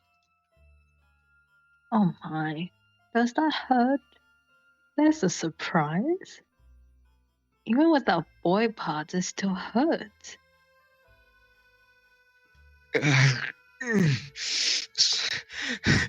Stop, please. And she didn't stop at stepping on me. I'm begging you, stop, please. She dug her toes into my flesh. What are you exactly, Michelle? From the feel of it, you don't quite have proper girl parts either. Amy, please. On top of the physical pain, unbearable humiliation and shame corroded away at my spirit. What a strange creature you are. Stop! If I could have died right then and there, honestly, that would have been preferable to the emotional hell she was putting me through. You should take a look at yourself in the mirror, Michelle. You're crying. Sobbing like a sad little girl. Oh, not much of a boy, are you?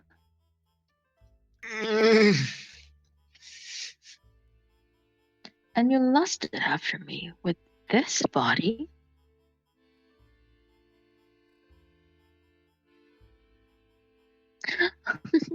Seriously. You're disgusting. I can't believe you actually had the gall to fall for me.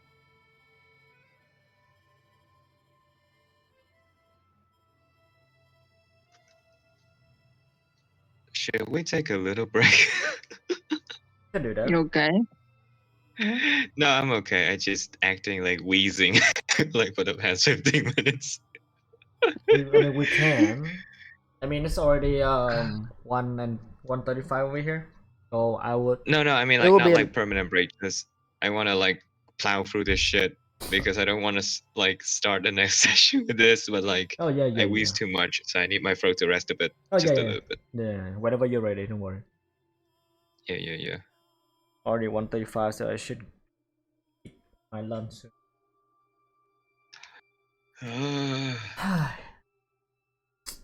So, how do you even know Amy, Vivian? I read some stuff. Oh.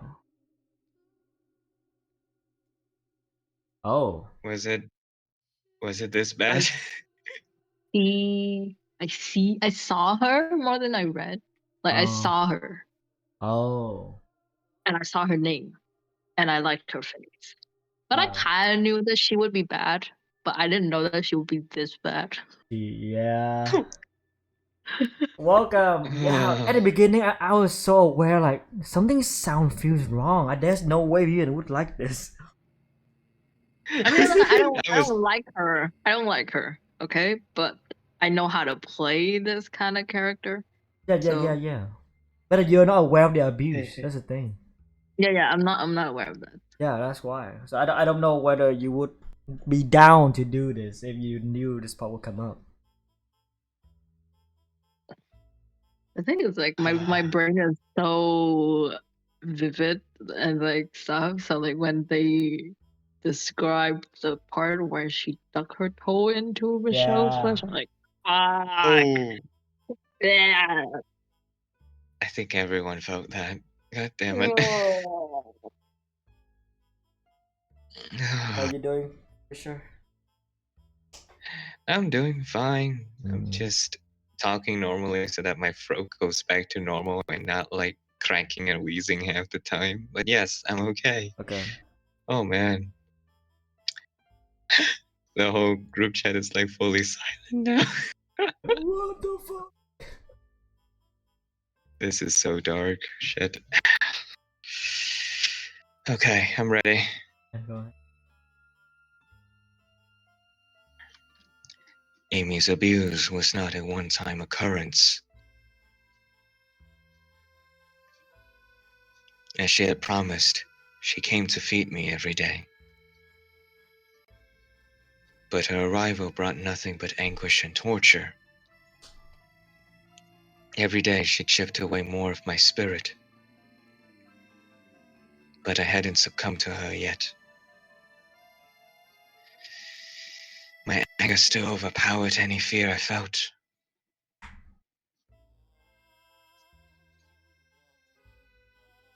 About a week after Amy started caring for me,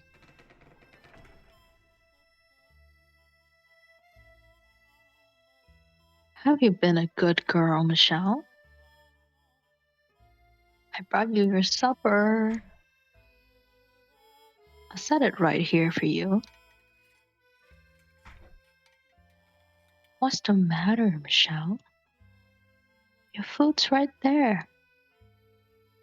It's going to get cold. Go on, eat. But no using your hands. Crawl over and use your mouth. Come on, eat. Or would you rather I fed you?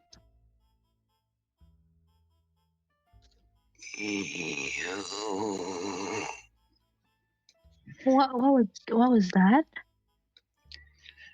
You have something to say? Yeah. I can't understand a word you're saying, Michelle. If you would eat, you would have enough strength to talk.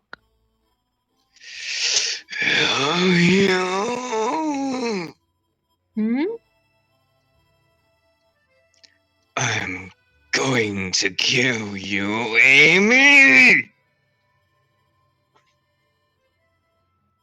That was, I believe, the first time in my life I had felt a sincere, overpowering desire to end someone's life.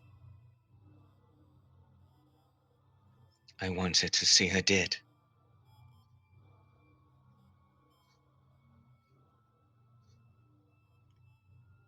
With my hands and legs tied up, I lurched for her. And like the dog she so wanted me to be, I chomped down on her wrist. I don't know how to scream. Okay, I know.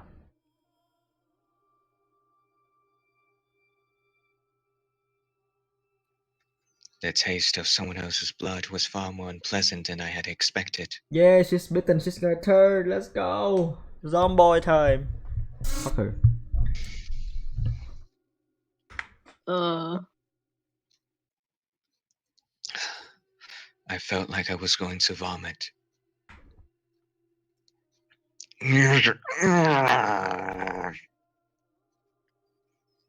But I was determined to not let go of her wrist for any reason. I would gnaw through to the bone and ripped her entire hand off. She could beat me unconscious, and I still wouldn't let go. She would have to kill me to get me off of her. I wanted her to feel the same pain I felt when she trampled on me. Let go.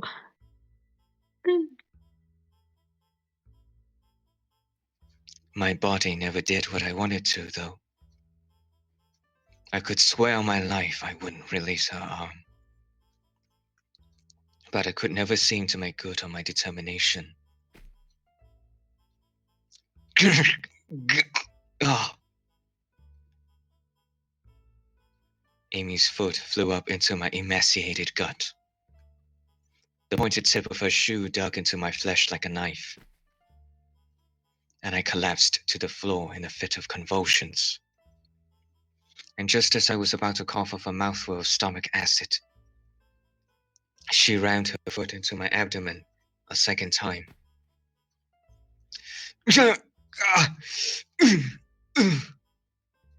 She didn't even give me enough time to get to my feet, let alone fight back, before she kicked me again.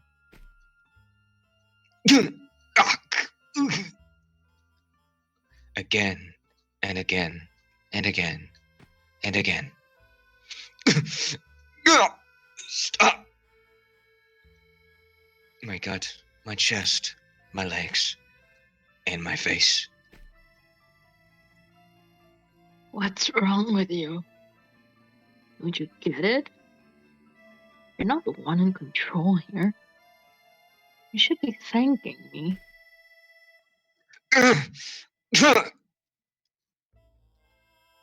What you did to me then, it was incredibly hurtful. Yet here I am, bringing you your food. Can you not see just how kind-hearted I am?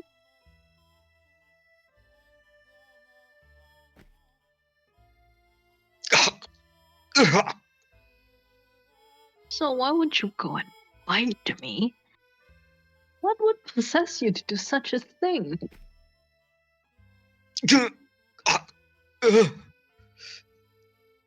Gasping for breath, my consciousness slipping away from me. I caught a glimpse of Amy's eyes as she swung her leg back for another kick. And when I did, a single word rose to my mind. Demon. Isn't that something? You can't even stand up to a girl.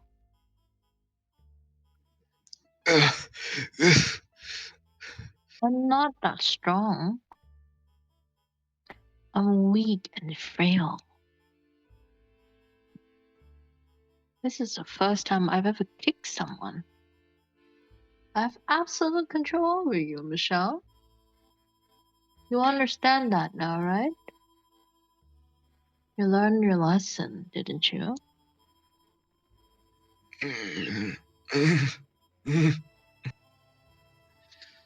Not an ounce of strength remained within me. My tongue and cheeks were torn up, and my mouth tasted of blood.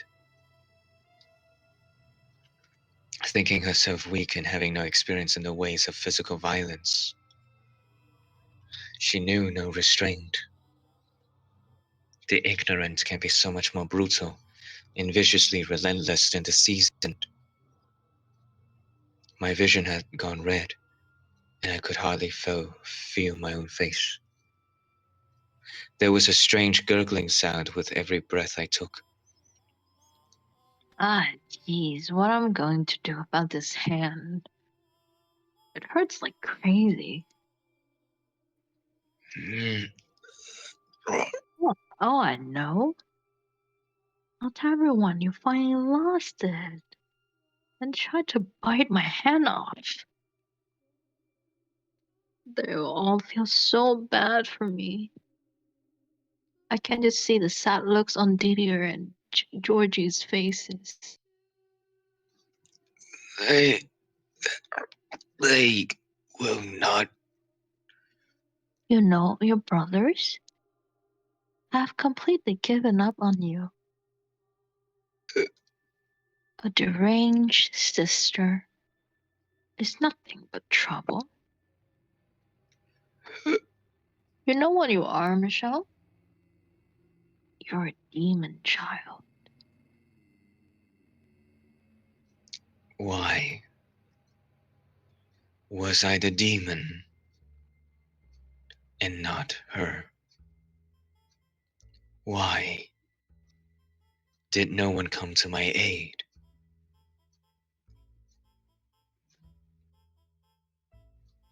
Several times I considered ending my life, but every time I did, memories of better days came back to me.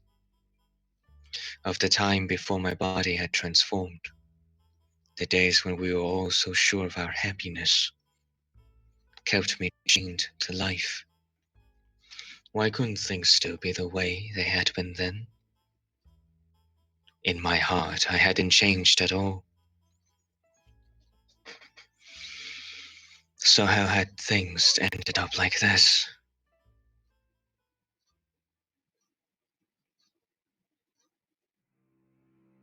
Guys, give me a moment, okay? I'm gonna go to the bathroom real quick because my belly is going ham after getting kicked so much by freaking Amy. I'll be right back. So Alrighty. I'm so thankful we have a nice music now. So give me a moment, okay? Just give yourself a moment. I'm so sorry it's gonna be late for you guys. How long do you guys think how long do you guys think you guys can be around? I could go. Can do another hour. Another hour? Okay. Yeah, let's go for another hour. Yeah. Another hour. Okay, I'm gonna go to the bathroom, 3. but then I'm gonna prepare. I'm going to microwave my food, and I'll be back. Okay. I'm going to grab water. Yeah, I've been croaking like hell for the past 15 minutes. Alrighty, I'll be right back. Yeah. Entertain yourself. Entertain ourselves. By the way, Yes. I really hope your reputation starts kicking in real soon. You know, What do you with mean? every character you voice, babe. Oh. Shit. Yeah, I do hope so. I do hope so. And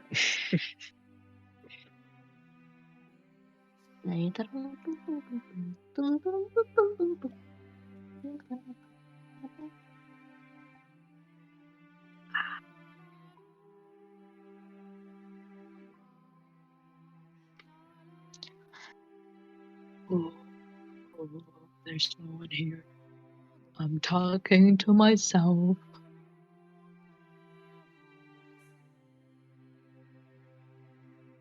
Hello, everyone. I am Morgana. I miss Morgana. No.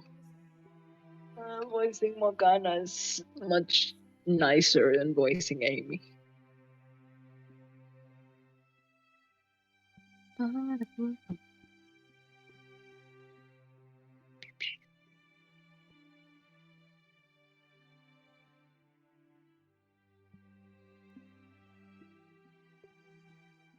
I am alone. It's gonna be crazy, like watching the VOD again, and I'm just alone in the voice chat channel, talking to myself. Exactly. Fuck you. By the way, Cyrus, if you're editing this, leave this on the VOD. Oh Don't, my god. Don't Edit this edit part it out. out. I sound crazy, lol. Nah, I mean, Oh, everyone, please follow my Twitch channel. yeah, do some shameless plug. Plug, You know, plug. Hubes is not here. Plug your Twitch on. Follow my Twitch channel. It's Vivian at Vivian XO. XOVN. I mean, actually, like Vivian and Vivian, pronounced Vivian.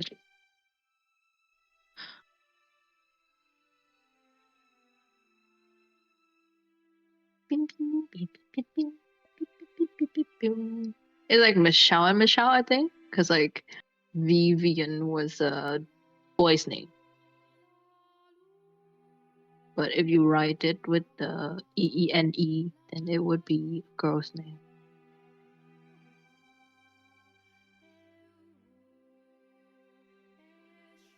And no one answered good.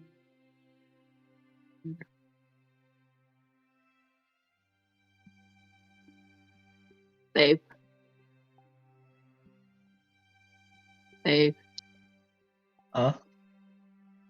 I thought you would not leave me, but you left me. Exactly. Just to. Oh. Oh.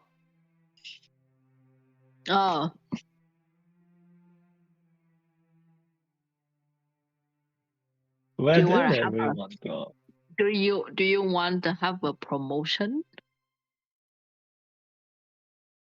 Promotion? From boyfriend to ex-boyfriend? You want that?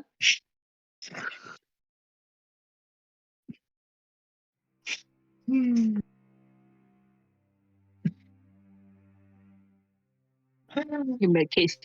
You make kiss now. No, not here. No. I'm a kiss. Somewhere private. Give me a kiss. There. That wasn't clear at all. You're happy? Yeah, that wasn't a clear kiss, but just a kiss. That You don't love me. take the bargain. You don't love me. Don't you pull that here. You don't love me.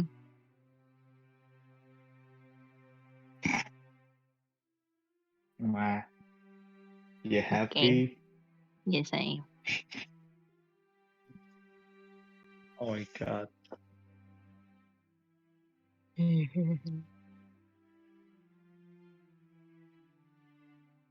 You wonder know what? why, You like, really are crazy. huh? I'll leave you alone again. You really are crazy. No. See, you don't love me.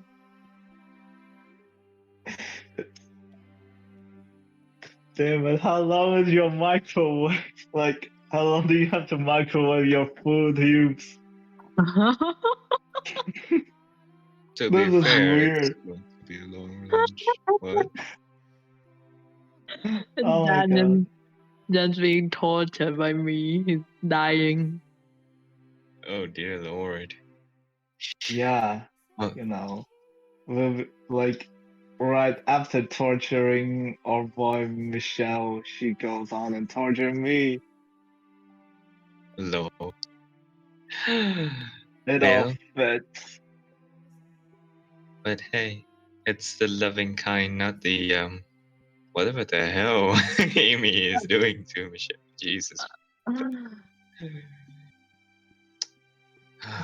Oh yeah. For some reason, I pick up the water in my kitchen, so I had to turn on the lights and then turn back. I go into the kitchen, nothing happened. I go out of the kitchen, I suddenly feel like there's a string wrapping around me, and I was like, wait, yeah, there's a string. There's a sticky string wrapped around me in my arms, and I'm like, what the hell is this? I cannot see it even, but I feel like it literally like taut on my fingers and arm. I'm like, what the hell is this? But I couldn't see it. I think it comes off now, but I couldn't see it. A ghost has chosen you. No, please don't. I need A sleep. ghost has chosen you as the lover and tie the thread of faith onto your fingers and arms to bound Oh, you dear. to their being. Actually, I'm just assuming it might probably be a spider dropping down. Yeah, I'm and I pretty may sure have that's what it is. accidentally. Yeah, I'm. My only fear now is that I don't know what a spider is. I hope it's not on me. That's my biggest fear. Paul No, will be not the biggest fear. Paul will be Spider-Man. Blah, blah, blah, blah, blah, blah, blah. For my family, spider is except Spider-Man. Spiders are harbingers of bad luck for my place. So Oh, I like as you spiders. say, I like spiders. you can be friends with them then, because I think my family has a long tradition of beating the shit out of them when we saw it. Ugh, they didn't do anything wrong. Technically, no, but after a Also, few. they catch mosquitoes. They catch mosquitoes and flies. To be fair, which is why I recently more proactive in like not killing them, except that they invade my territory.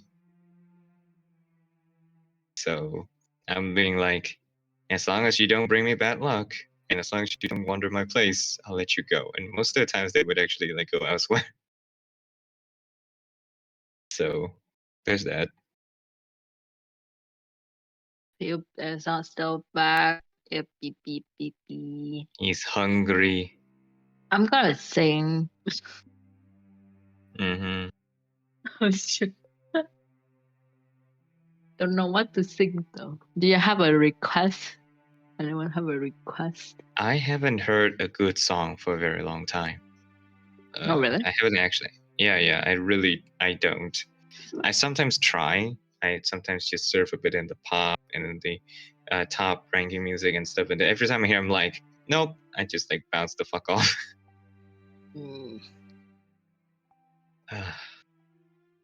Seriously. Put your head on my shoulder.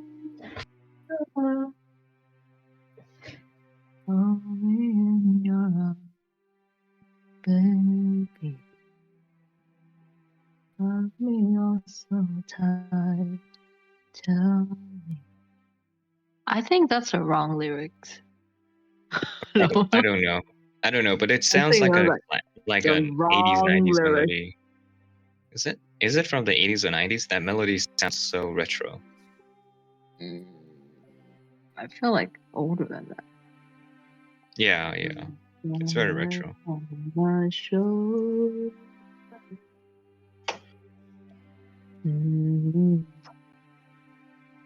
Seriously though. 1959. 1950. Makes sense. Oh yeah, I also think I really think about how Michelle is extremely distrustful of Giselle, and I'm like, now it kind of makes sense. Yeah. It's also the same, like, hey, let's share each other about mutual stuff about each other so we can get to know Yeah. better.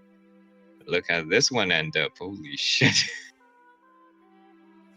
Man, Giselle be like, "Aw, you had like a junior high crush. That's cute." Yeah, that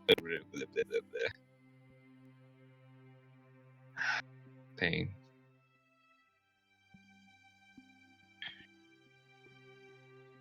You're just too good to be true. Can't take my eyes off of you. You feel like heavens to touch. I wanna hold you so much. At long last, love has arrived, and I thank God I'm alive. You're just too good to be true. Can't take my eyes off you. Pardon the way that I stare. There's nothing else to compare. The sight of you leaves me weak. There are no words left to speak. But if you feel like I feel, please let me know that it's real. You're just too good to be true. Can't take my eyes out of you.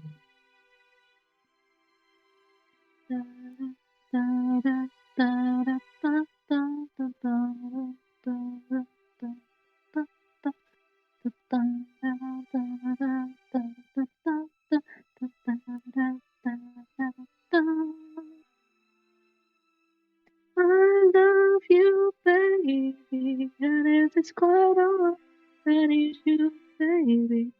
I love you, baby. Trust in me when I say, oh, pretty baby, don't bring me down, I pray, pretty baby. Now that I found you, stay and let me love you, baby. Let me love you. You're just too good to be true. Can't take my eyes on you. You feel like heaven's to touch. I wanna hold you so much. As long as love has arrived, and I thank God I'm alive. You're just too good to be true. Can't take my eyes out of you.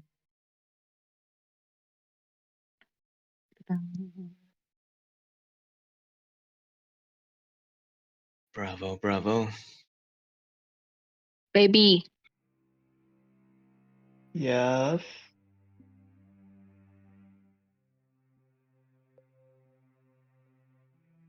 Mutan Shiwa kita. Why did Vivian sing a Hello. depressive Hello there. Oh my god, depressed just in versions? What do you mean just in time? You don't like me? Okay, sure. I'm gonna go out. Whoa, shit! You just came back and it's already chaos. Oh my god. No, I started this. no. I started this, and I'm proud of it. What? Oh. I heard Vivian sing a Vivian, depressed version. come So back. wait, she actually left. Yeah, Yes. yeah. Hey. Oh my shit. god. No! Oh god. Why? Why, Jan? Jan. Why? Wait. Why did you do that? Go and sweep her back over here. No. Mamma mia. Oh. Hello, hello. Babe. I was feeling uncomfy because we're on stream. Okay. I didn't even do anything. I was just singing, and then you were like, just in time. I know. What the fuck was that? No. That's an I was still that's feeling that's an L, bro. uncomfy from earlier. Earlier? Your singing was amazing. I was clapping through the mics. I don't know if you heard it or not. No, I didn't hear that at Just all. just say a bravo, applause, or something, man. Yeah. It picks up the voice. No, like I mean, not normally. how I did would you do clap? something Huh? like drastically different, like something that shouldn't be heard by strangers. Oh. Oh, so instead of doing that, you say just in time when Hubent came in? Because like it was awkward, okay? Anyway, continue with the game. Alright. Oh boy. Alright, Jan. Whenever you're ready. Oh boy, okay. Michelle? Oh, Michelle! Are you in there?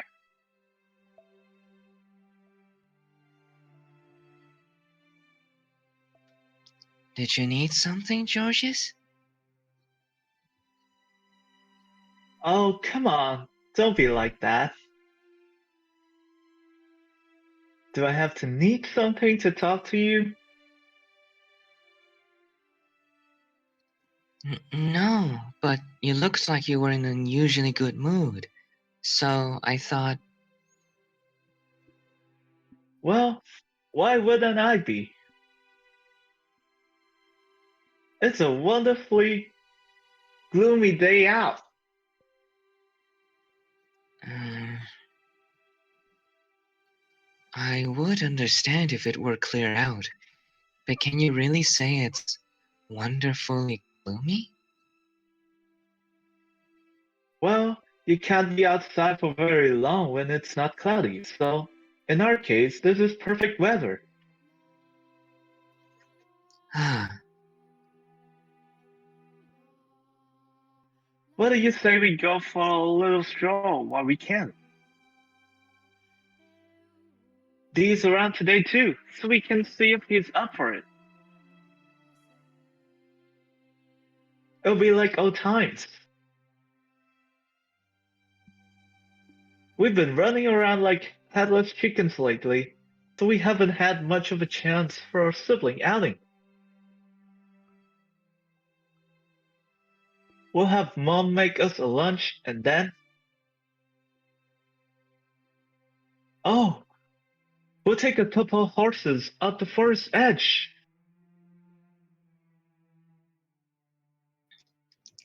I'm fine with that if you are.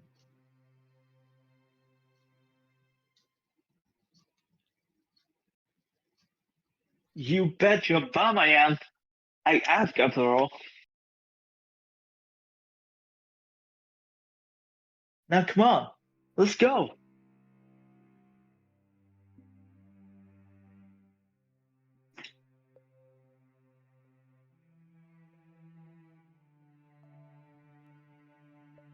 An outing, you say?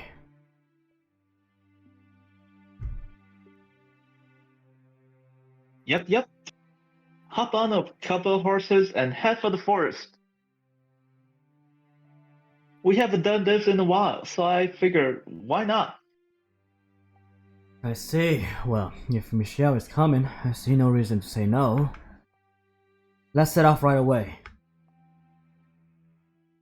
Whoa. Slow down there.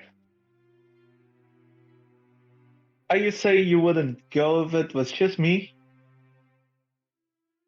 It's Michelle or nothing? Of course, why on earth I want to go horse riding alone with you? Yeah, I would rather drown myself. Legas! I feel like he actually voiced that. He actually Legas!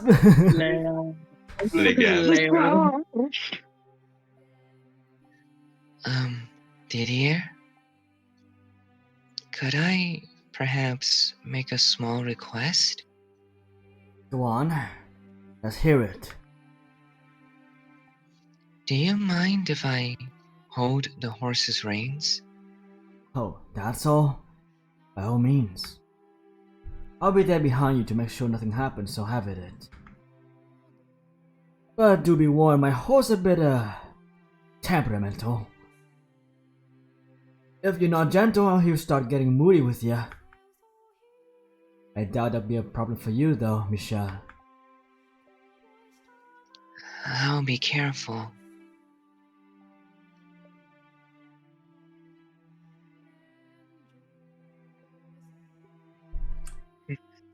Hey, whoa! Slow down, guys.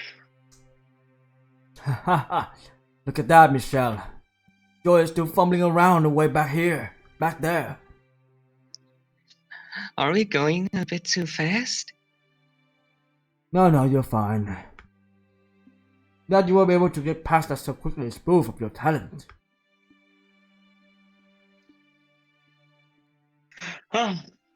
Finally caught up. This isn't a race, you know. Why can't we enjoy the scenery, indulge in some nice passes? A warrior and his horse need not a pathos. Is that right, Michelle? It certainly is, Didier. Come on, you guys.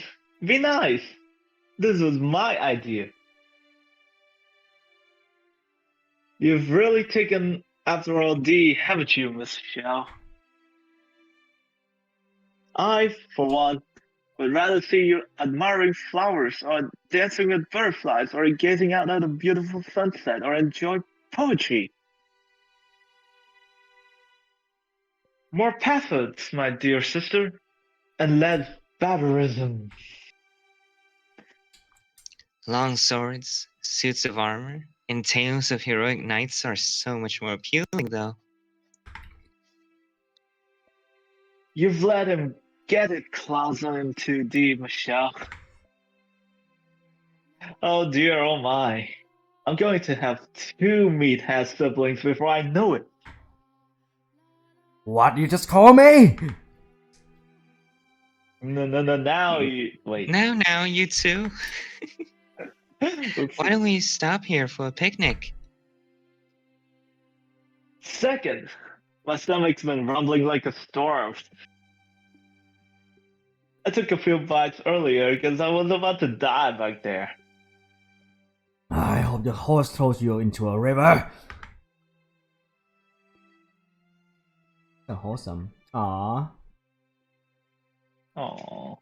Video looks hot. Hey, so Sorry. the other day, I brought a cat home. A cat? Cat? Yep. Speckled from head to tail and ugly as a witch's ash. Arse. I was gonna keep it in my room, but Mom flipped when she saw it. She was like, "Keep that filthy thing out of my house!" Wish there was something we could do about how much of a clean freak she is. Georgies, try not to stress Mara too much. You're unpredictable enough as it is. It would be nice, though, to have a cat, I mean. You think so? Then how about this? We'll keep it in the courtyard.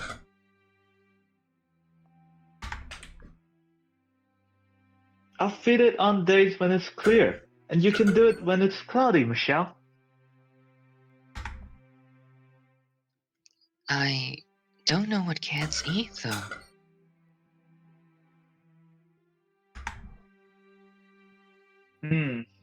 I bet he'd like pastries. You wanna kill the cuss thing? I don't approve of anyone taking care of animal who thinks that's a good idea. Sorry. I think that's why they don't even mention about a cat anymore. God.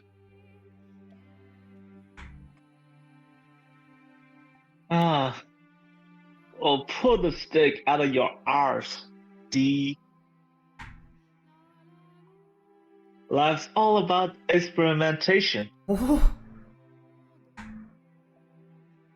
Live and learn. Don't experiment on animals! Well, if you're gonna be like that, how about you help out too?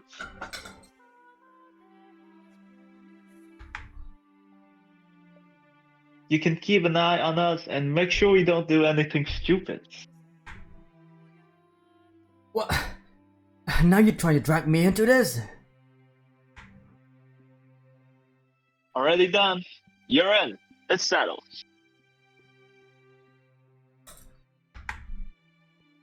Damn it, Georgies. Now we need to come up with a name. Have any ideas, Michelle? What?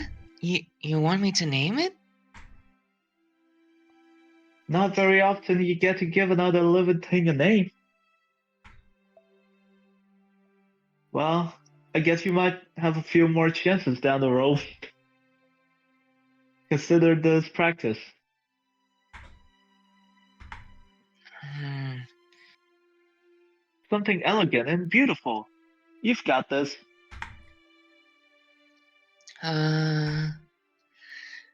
Now, Georgies. Put so much pressure on her. You have a point though. It is a good opportunity. Don't stress too much about it, Michelle. Just choose something you like. You said the cat was speckled and ugly? Yep. One look and you'll be laughing so hard you can't breathe. Alright then. Ugly Speckles.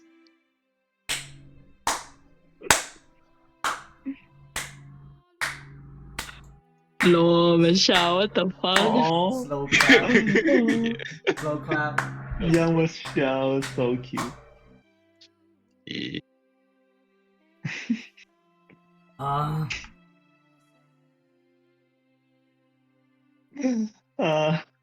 That's his name? It would seem you do not have a future in your hearts, Michelle. But you said it was ugly and speckled, Georgies. I did, yes. You could try a little harder than that, though. But you know, why not? Ugly Speckles it is. It's actually kind of charming when you say it out loud. Ugly Speckles. Ugly Speckles. It's not that funny. It's quite something indeed. The more I think about it, the more I... Not you too, Didier. Should bring Ugly Speckles on our next outing. Sitting together beneath the clouds, having lunch. That we should. When Michelle's gotten a little bigger, let's do this again. The three of us and our ugly speckled cat. You said we're all good friends here after all. I've never been your friend though. God, must you always be such a jerk?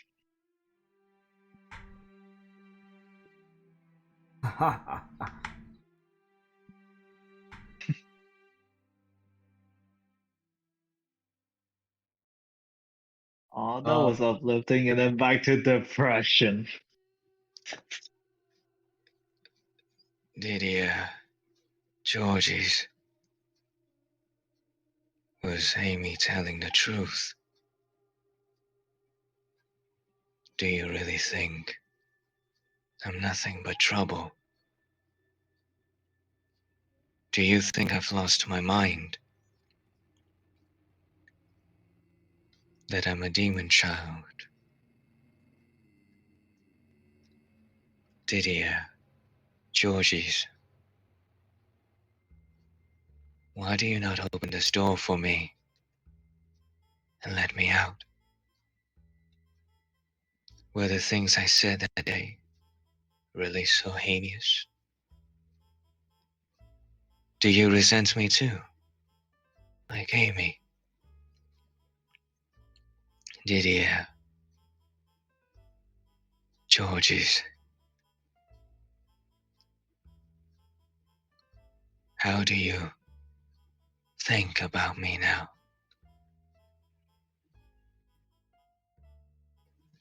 Is this body really so unusual?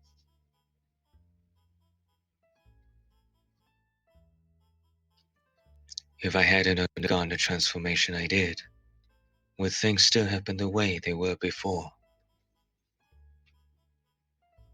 Would we be able to go out to that forest again and make silly, meaningless conversation, everyone laughing like we had then?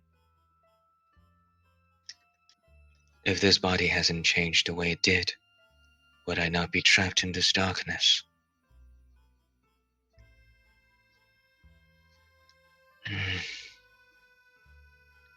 Even if that were the case, I didn't want to be a girl. If God descended of him from heaven and offered to change me back, I would have turned him down.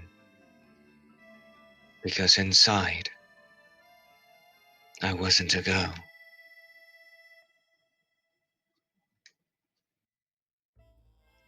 In my nightmare, Amy's hands didn't end there either.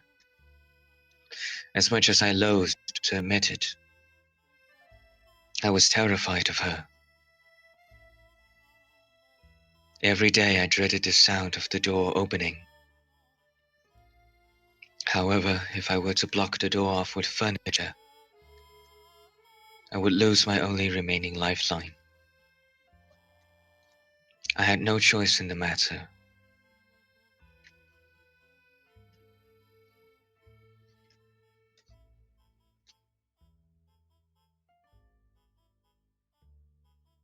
It's time for supper, Michelle. I brought your favorite parsnips. Wow, what the dogs didn't eat of them anyway. But you don't mind, do you? I'm going to cut your nails today, Michelle. I need you to stay very still. You wouldn't want my hands to slip. So to make sure you do, I'm tying you up. This way you can't accidentally move. Here's your water, Michelle. It's murky. Oh, heavens me. I must have fetched it from the wash pass. How do you say that word? I don't know. Wash basin. Basin, okay. I must have fetched it from the wash basin by mistake. It's supper time, Michelle. I brought you parsnips again. Don't worry, the dog didn't have any of these. They didn't seem to be interested in eating them raw. What, you don't want any? Then what am I going to do with these? You know, Michelle, you're such a disgrace.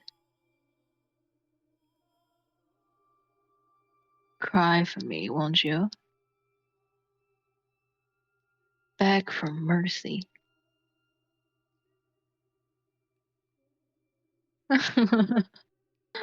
Look at you, all that pride gone out the window. It's hilarious, I tell you.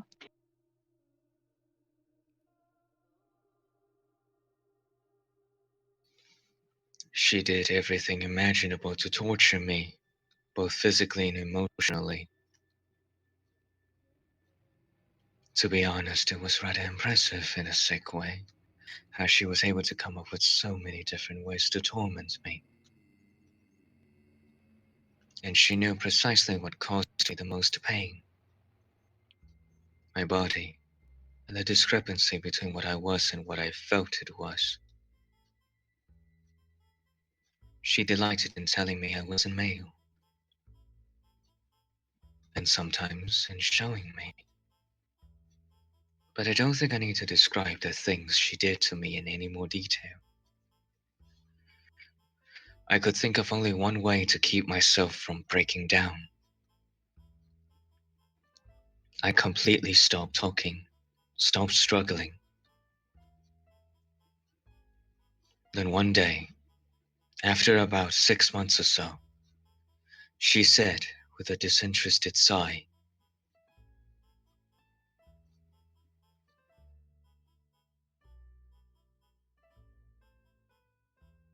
Vivian? I'm done.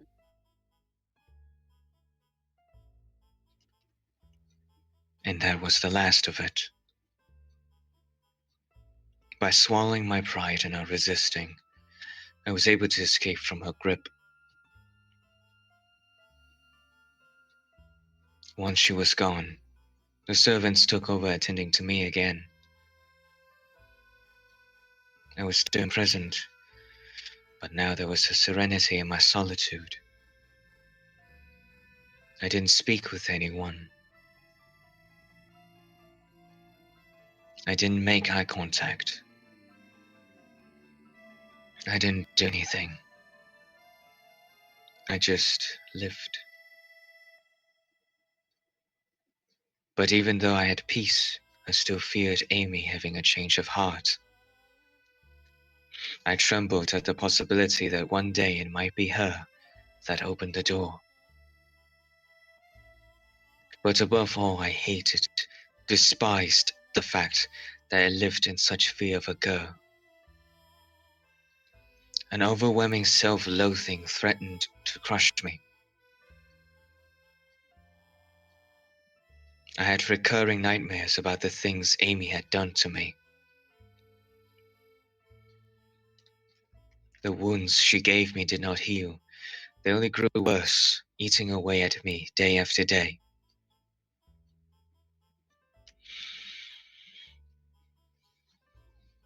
I was beginning to lose confidence in my own sanity in the silent darkness where there was no sense of time. The line between dream and reality blurred. I often found myself screaming, crying into the empty air. I clawed at my skin, pulled out my hair, paced back and forth across the room, pounded at the door yelling for help. Screamed some more. It was the very image of pitiful, absolute wretchedness. And every time I did, I'm sure there was someone on the other side of that door whispering about how poor Michelle had lost her mind. Eventually, I gave up entirely.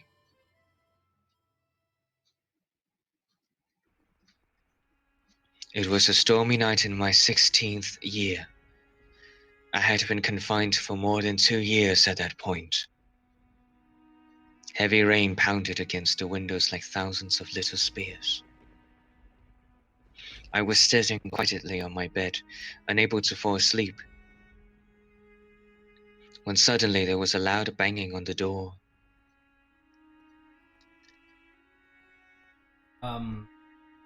Getting quiet late over here, and I would like you guys. Do you guys think we should end? Or I know it's a huge cliffhanger, hard cliffhanger. What do you guys think?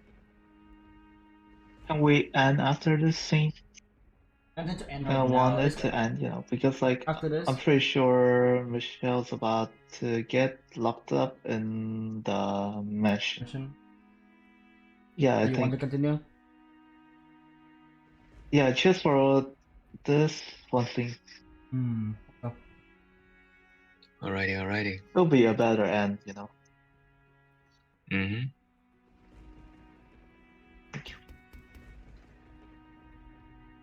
Give me one.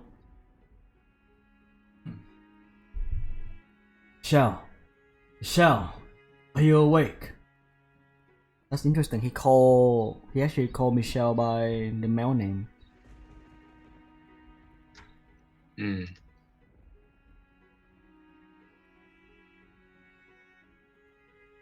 If you aren't, then hurry up and get awake. We've got big trouble. Lower your damn voice. But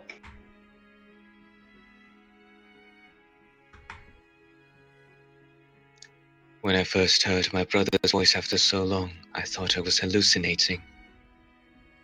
In 2 years, that had never once come for me, no matter how hard I pounded on the door, no matter how many times I called for them. And after all that time, I didn't expect that to ever change. I had given up, assumed they had long since cast me aside. Unable to bring myself to say anything, I simply stared at the door. When there was another bam bam. The sound was half consumed by a crack of thunder, giving it an indescribably eerie quality. Please, say something, Michelle. seriously, there's no time.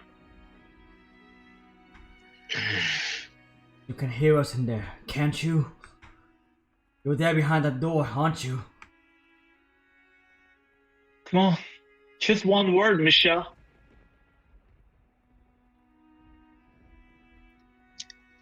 Is it really you, Didier Georges?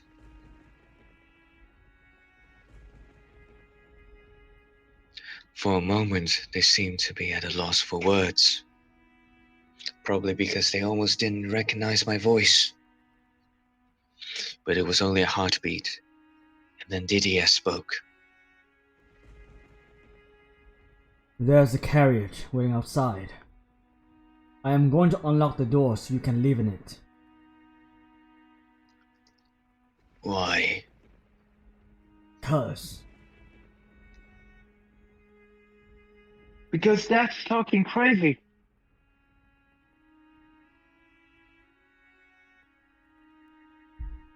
He's saying the Bollinger family has no need for a demon child. That you are a mark of shame on our name. So he's going to have you executed. George, Father wants me dead. It felt like the floor had fallen out from under me. Executed, demon child, mark of shame. So he was saying I didn't even deserve to live anymore? It's planned for tomorrow morning. We only just found out ourselves, which is why.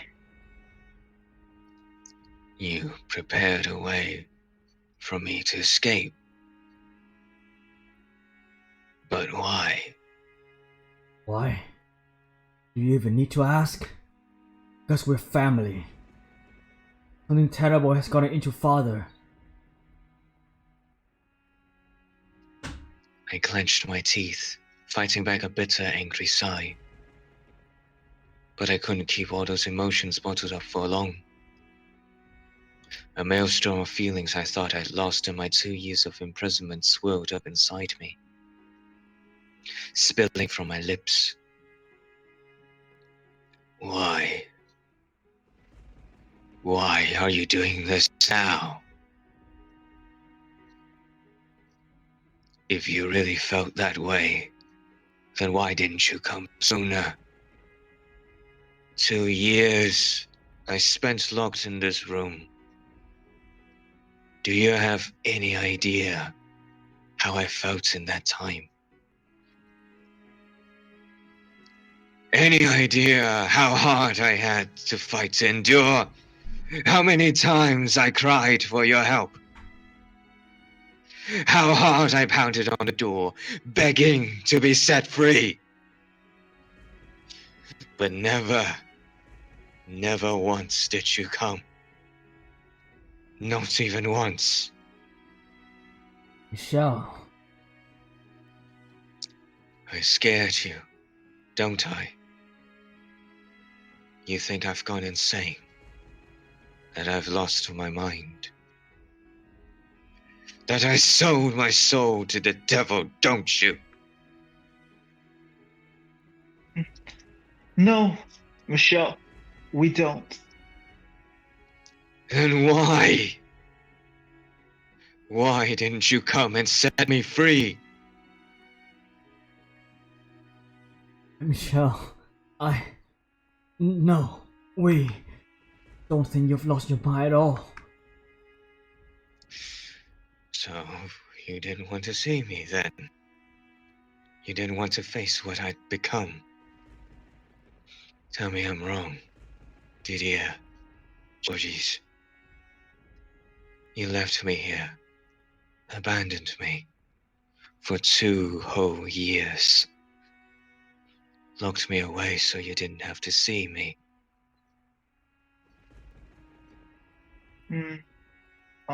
Sorry. I just, really busy with my art. I've been getting a ton of commissions down at the court. And Didier's a knight now, no? So he's up to his neck in expeditions. I'm really sorry. Am I?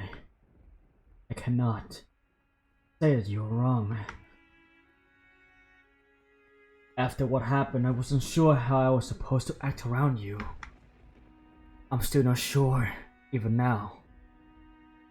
I knew I had to find the time to collect myself, but I kept put it off. Vainly hoping that time would take care of it all. And for that, I owe you an apology.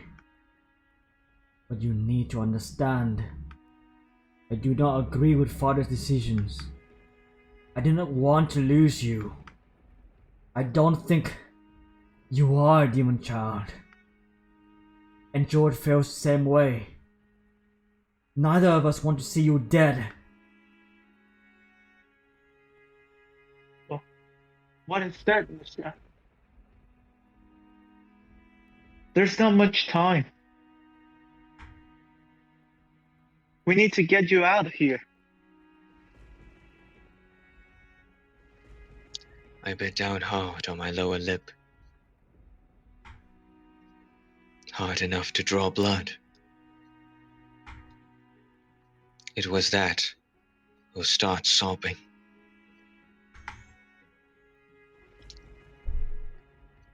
It's a little late for that. Joe.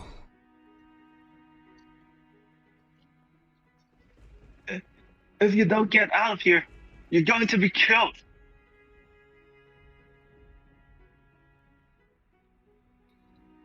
If I'm not an angel sent from heaven, or a demon child, then what am I? What on earth am I? Give me. What happened? No, Vivian, there's no ad. There shouldn't be any ad because like 5 minutes later, there's gonna be an ad. Are you having an ad right now? That's 5 minutes later. Yes. An ad? If that's an ad, Okay, let's wait I'm then. gonna just force an ad on this side as well so that it doesn't like do another one. So Mm-hmm. Alright, cool, just cool. force an ad. Oh, this moment.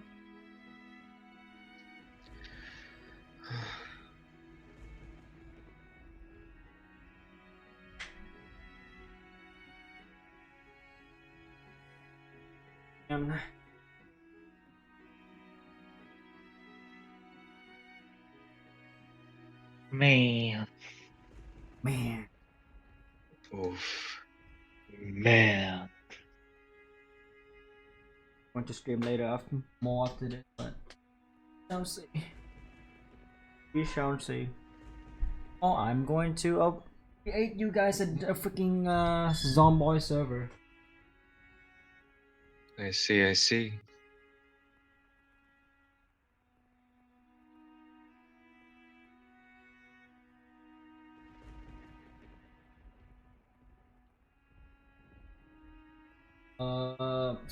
What's that?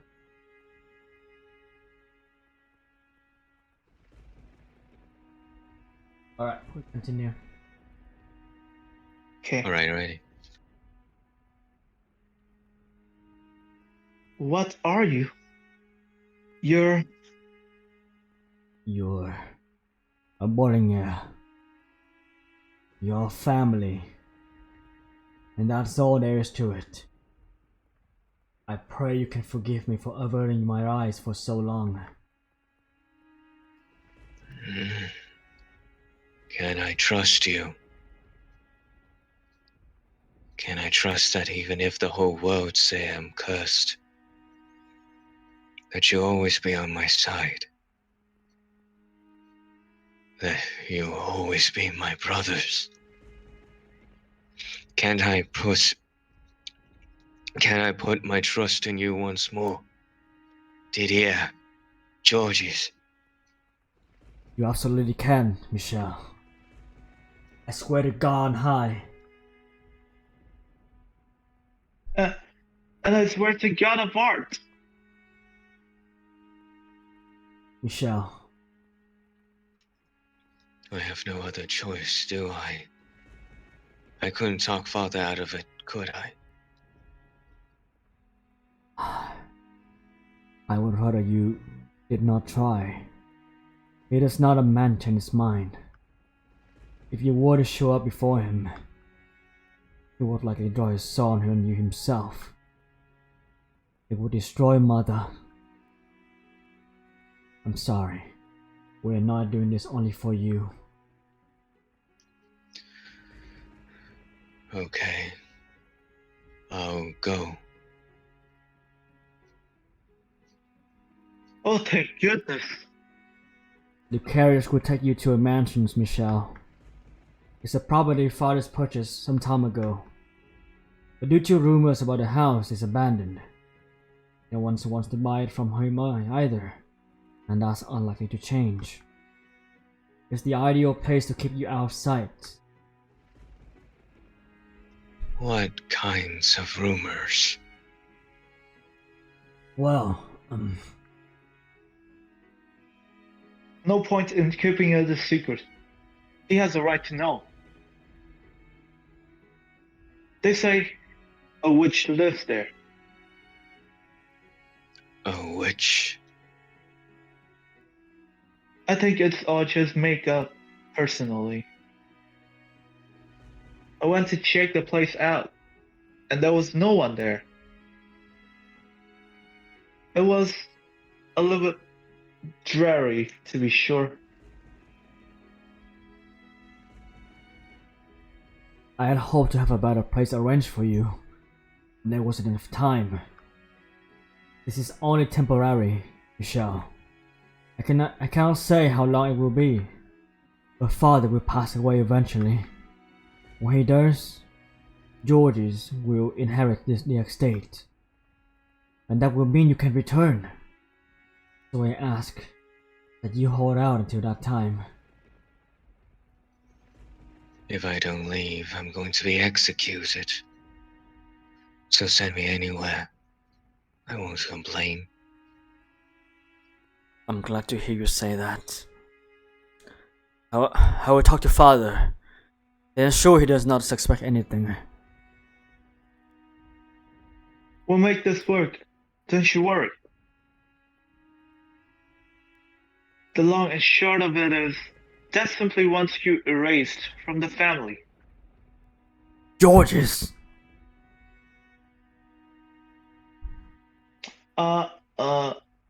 Sorry. I wasn't trying to be mean.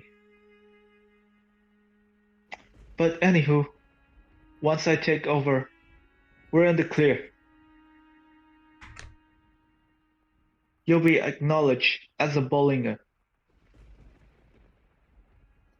I see. Okay then. Can I open the door now? Just a minute.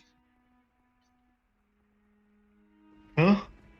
You're still not ready? I don't have any clothing. Right. You wouldn't, huh? How tall are you now, Michelle? Around the same height as you, I think. Whoa. Holy shit. You're taller than me? Damn. Alright, I'll bring yourself my clothes. Thank you. Wow. I don't think I've ever heard you say thank you without putting up a fight, Michelle. That's not true. I don't think. I'll be back soon. Get what you need together. All right. Oh.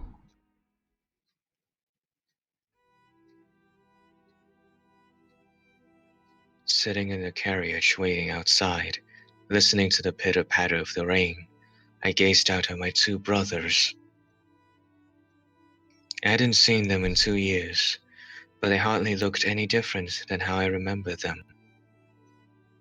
I was the only one who had changed, and dramatically at that.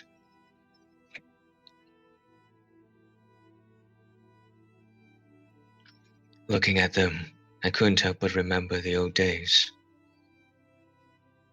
Playing chess with Didier, learning to draw from Georgie's. Our sibling outings. However, the ominous sound of thunder crashing in the distance drowned out those memories.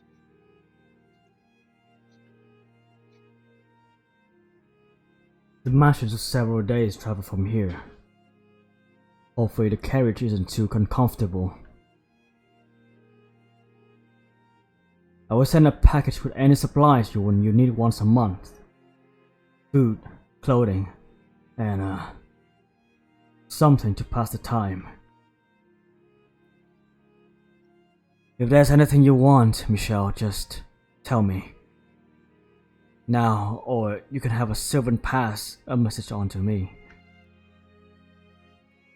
I can't think of... Actually, wait. I can think of one thing. I would like a chess set. Alright. I'll have one made. I would rather have yours, Didier. Would that be possible? Are you sure you want that beaten all thing? Yes, I want that one. Alright then. I will include it in the first delivery.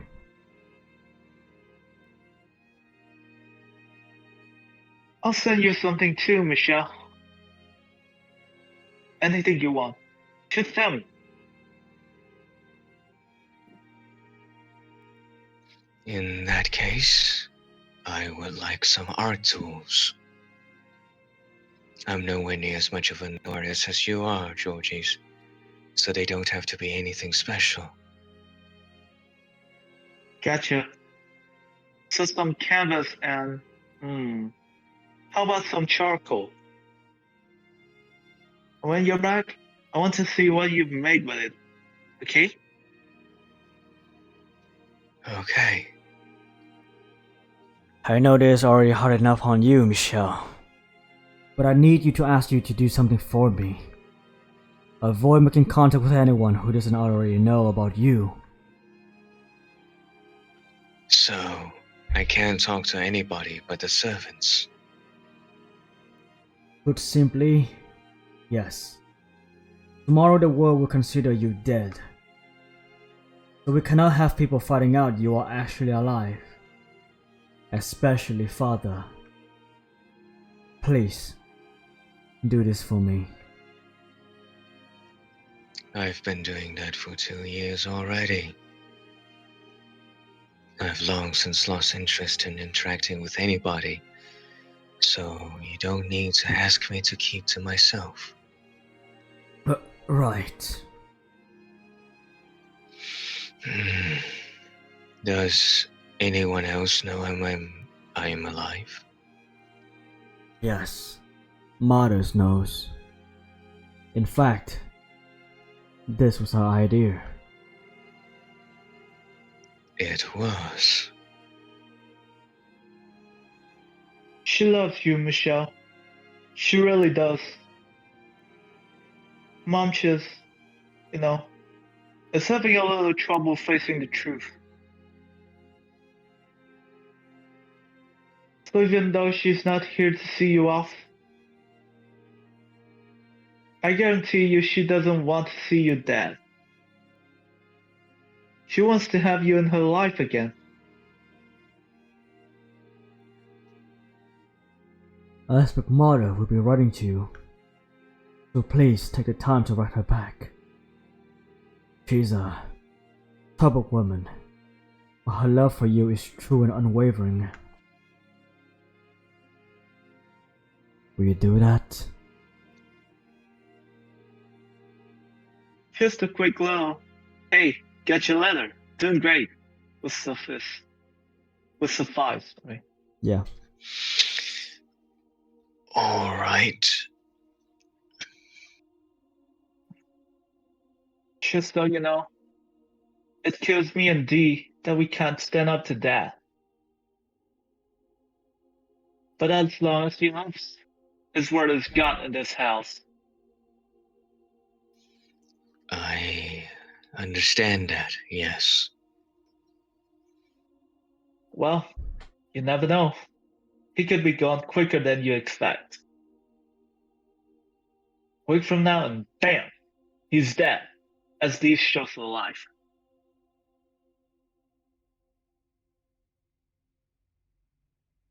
Is there not an ounce of respect in your body? Sorry, I was stunned by what he said. Yes. Such a fucking savage. Oh, give me a break. I'm upset. He's gone way too far. And once he's dragged his arms off to the great beyond, anything goes. Surprise! Michelle was alive! Yeah, I suppose. Until then, we'll take care of things here. Tomorrow's gonna be the performance of our lives. Crying like a couple of babies and laughing our tails off inside. You forgive me if I have trouble trusting that loose tongue of yours.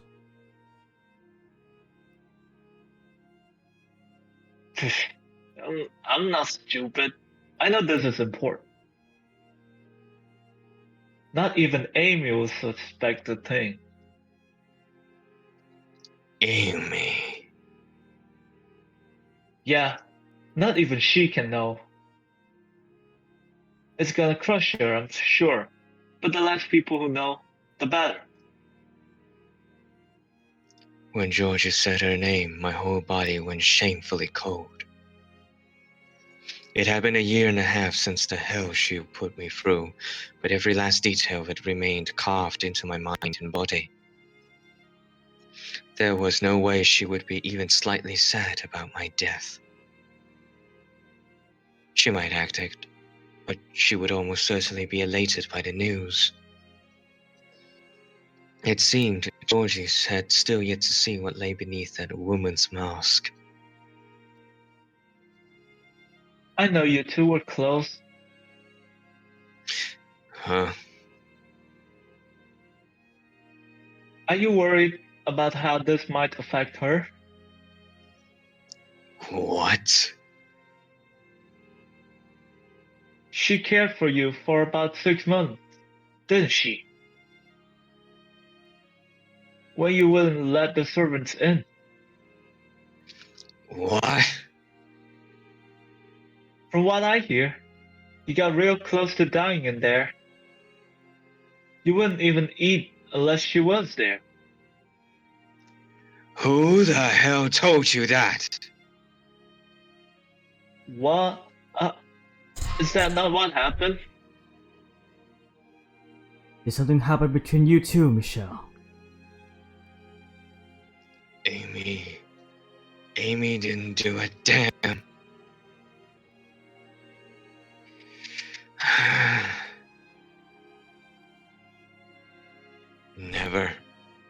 Never mind. Uh, I can't tell them. I can't put what I went through into words. It will only worsen my shame. Especially not in front of my brothers. Georges, how are things between you and Amy?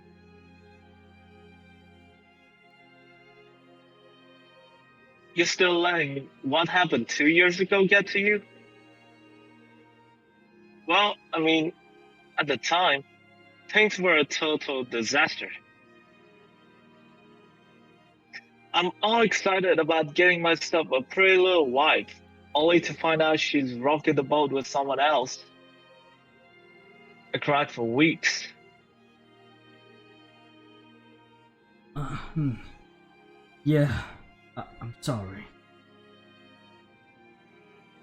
Deep down, though, she ain't actually a bad girl. She's young, and kids make mistakes. After it all came out, she turned over a new leaf. She started doing on me something serious. And well, it's hard not to let one little mistake like that go when she's trying so hard to make up with me. The age excuse doesn't work for Dee though.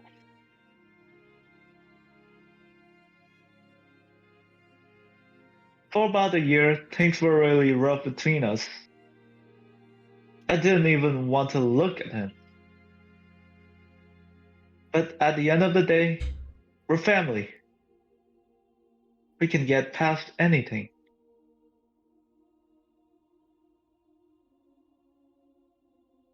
Besides, because you let the cat out of the bag, they gave me something to hold over Dee. All things considered, I'm not complaining.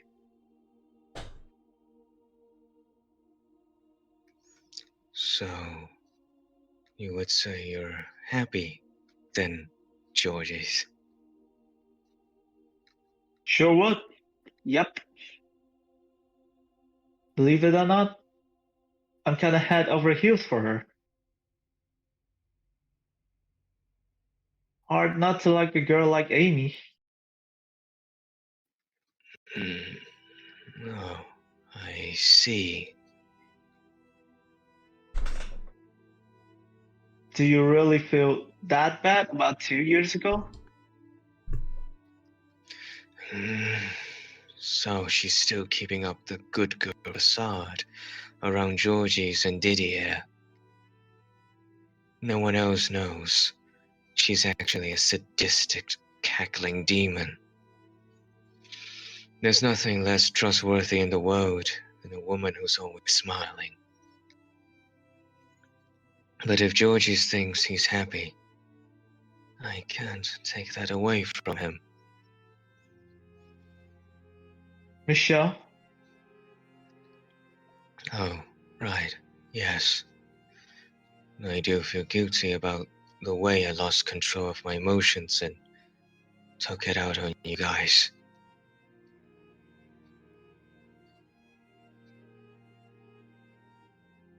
It happens to everyone. In fact, you could stand to do a little more shouting and fussing than you could. Because I have underdeveloped social skills? You heard that? You've got one hell of a nasty streak, huh, Dee? I'm glad to hear you're still on good terms It wasn't my intention to pit the two of you against each other.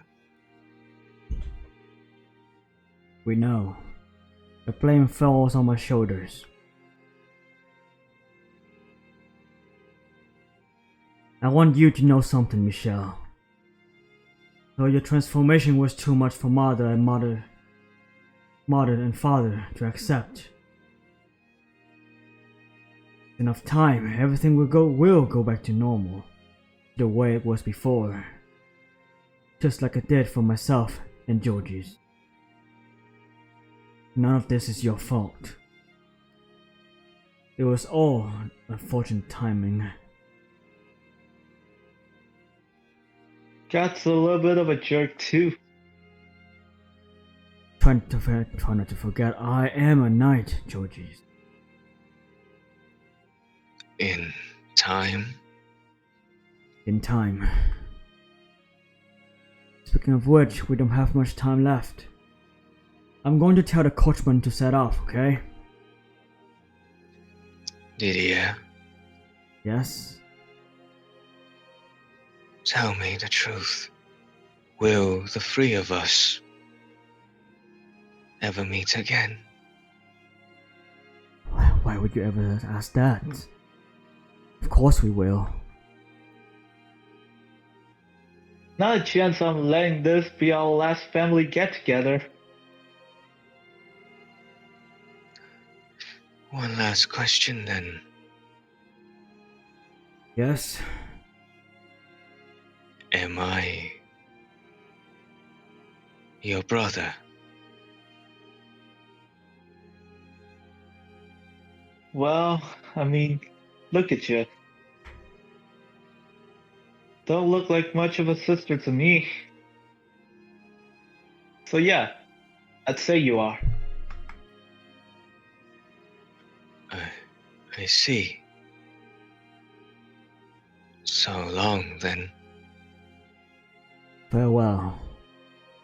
And may good health bless you until we meet again.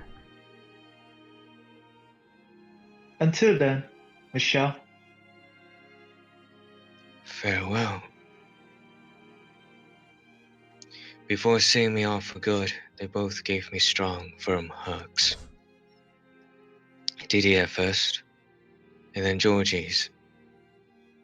The warmth I felt in their arms and my family's arms slowly spread through my chilled body, which made it that much more difficult to part ways.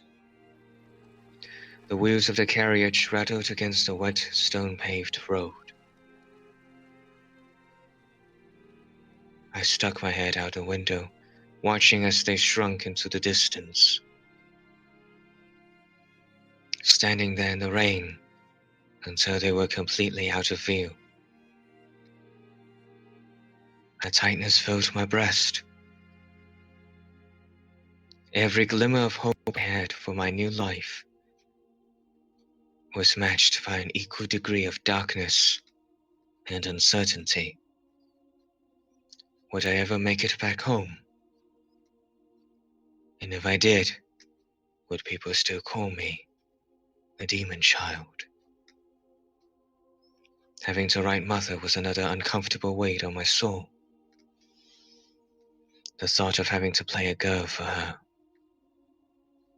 make me sick. Georgie's had acted like it would be nothing,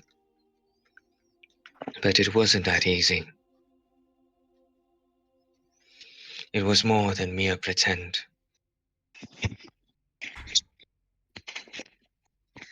Didier has said that with time, things would change.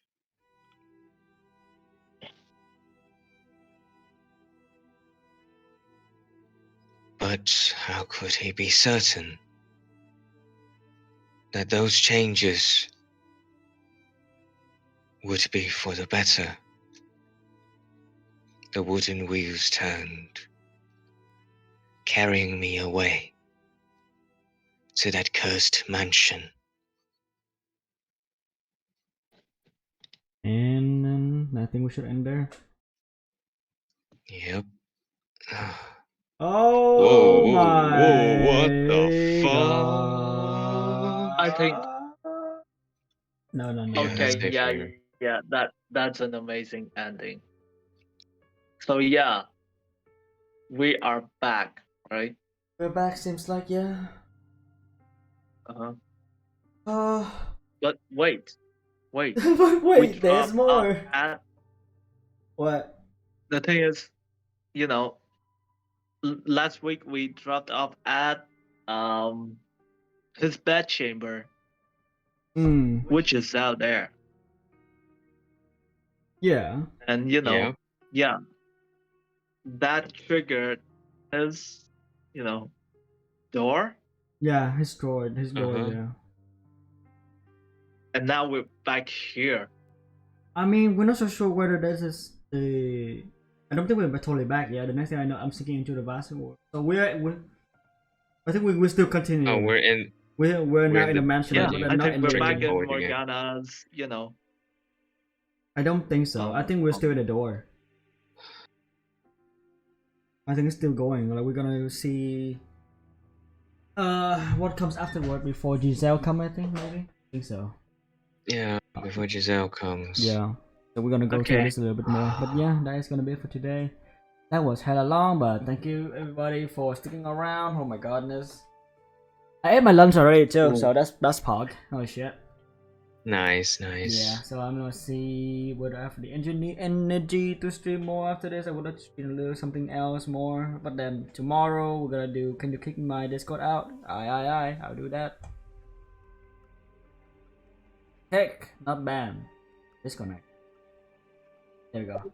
I think if I press kick, I'm gonna kick you out of the server, I think, so I gotta be careful there.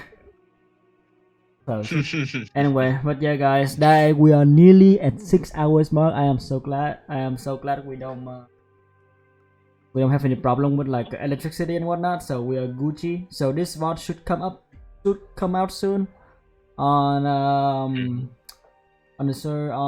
my YouTube channel. However, so for the Fata Morgana one, I think I'm gonna try to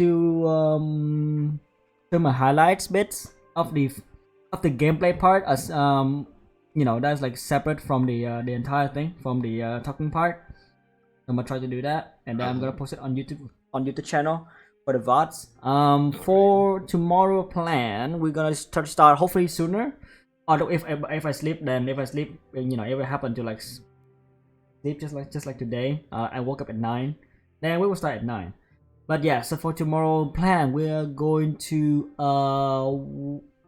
recap, watch a bit of the VOD, just a bit of Mio, and then we're gonna continue, okay? Yep. Okay. Just so they will do some damage to Vivian at the beginning of the stream, but yeah, that's gonna be the perfect plan. Alright guys, that is it for me for today. Thank you for watching. I appreciate you. I am going to force a shutdown right now, so let me see if I can rate anybody actually. Yeah, let's go ahead and rate Amy then. Amy is streaming 7 Days to Die, a wonderful person, always sticking around for her friends and whatnot. I really appreciate her. She was here last time too. But yes, if you guys can... Vivian is like Amy, the Amy that just tortured Michelle. Wait, did I just say Amy? Yeah, you say Amy. Nice. I think that was not a mistake then. Nice. Alright, let me just rate Amy and then end the stream. Okay. Raid Shadow Legend. And for 6 hours from 9 AM. Goddamn. I'm tired. I'm gonna try to rest a bit. Yeah. Alright, you guys have a wonderful rest. Thanks for being here. I appreciate you, and I'll see you guys tomorrow, okay? Okay. Alrighty. Start the raid. Stick around. If you want more points, stick up for the raids. And that's it for me for today. So thank you everybody for watching. I'll see you guys next time. Remember to stay hydrated, treat yourself with good food because you deserve it, and also stay safe. And that's it for me. Thank you for watching. See you guys next time. Bye.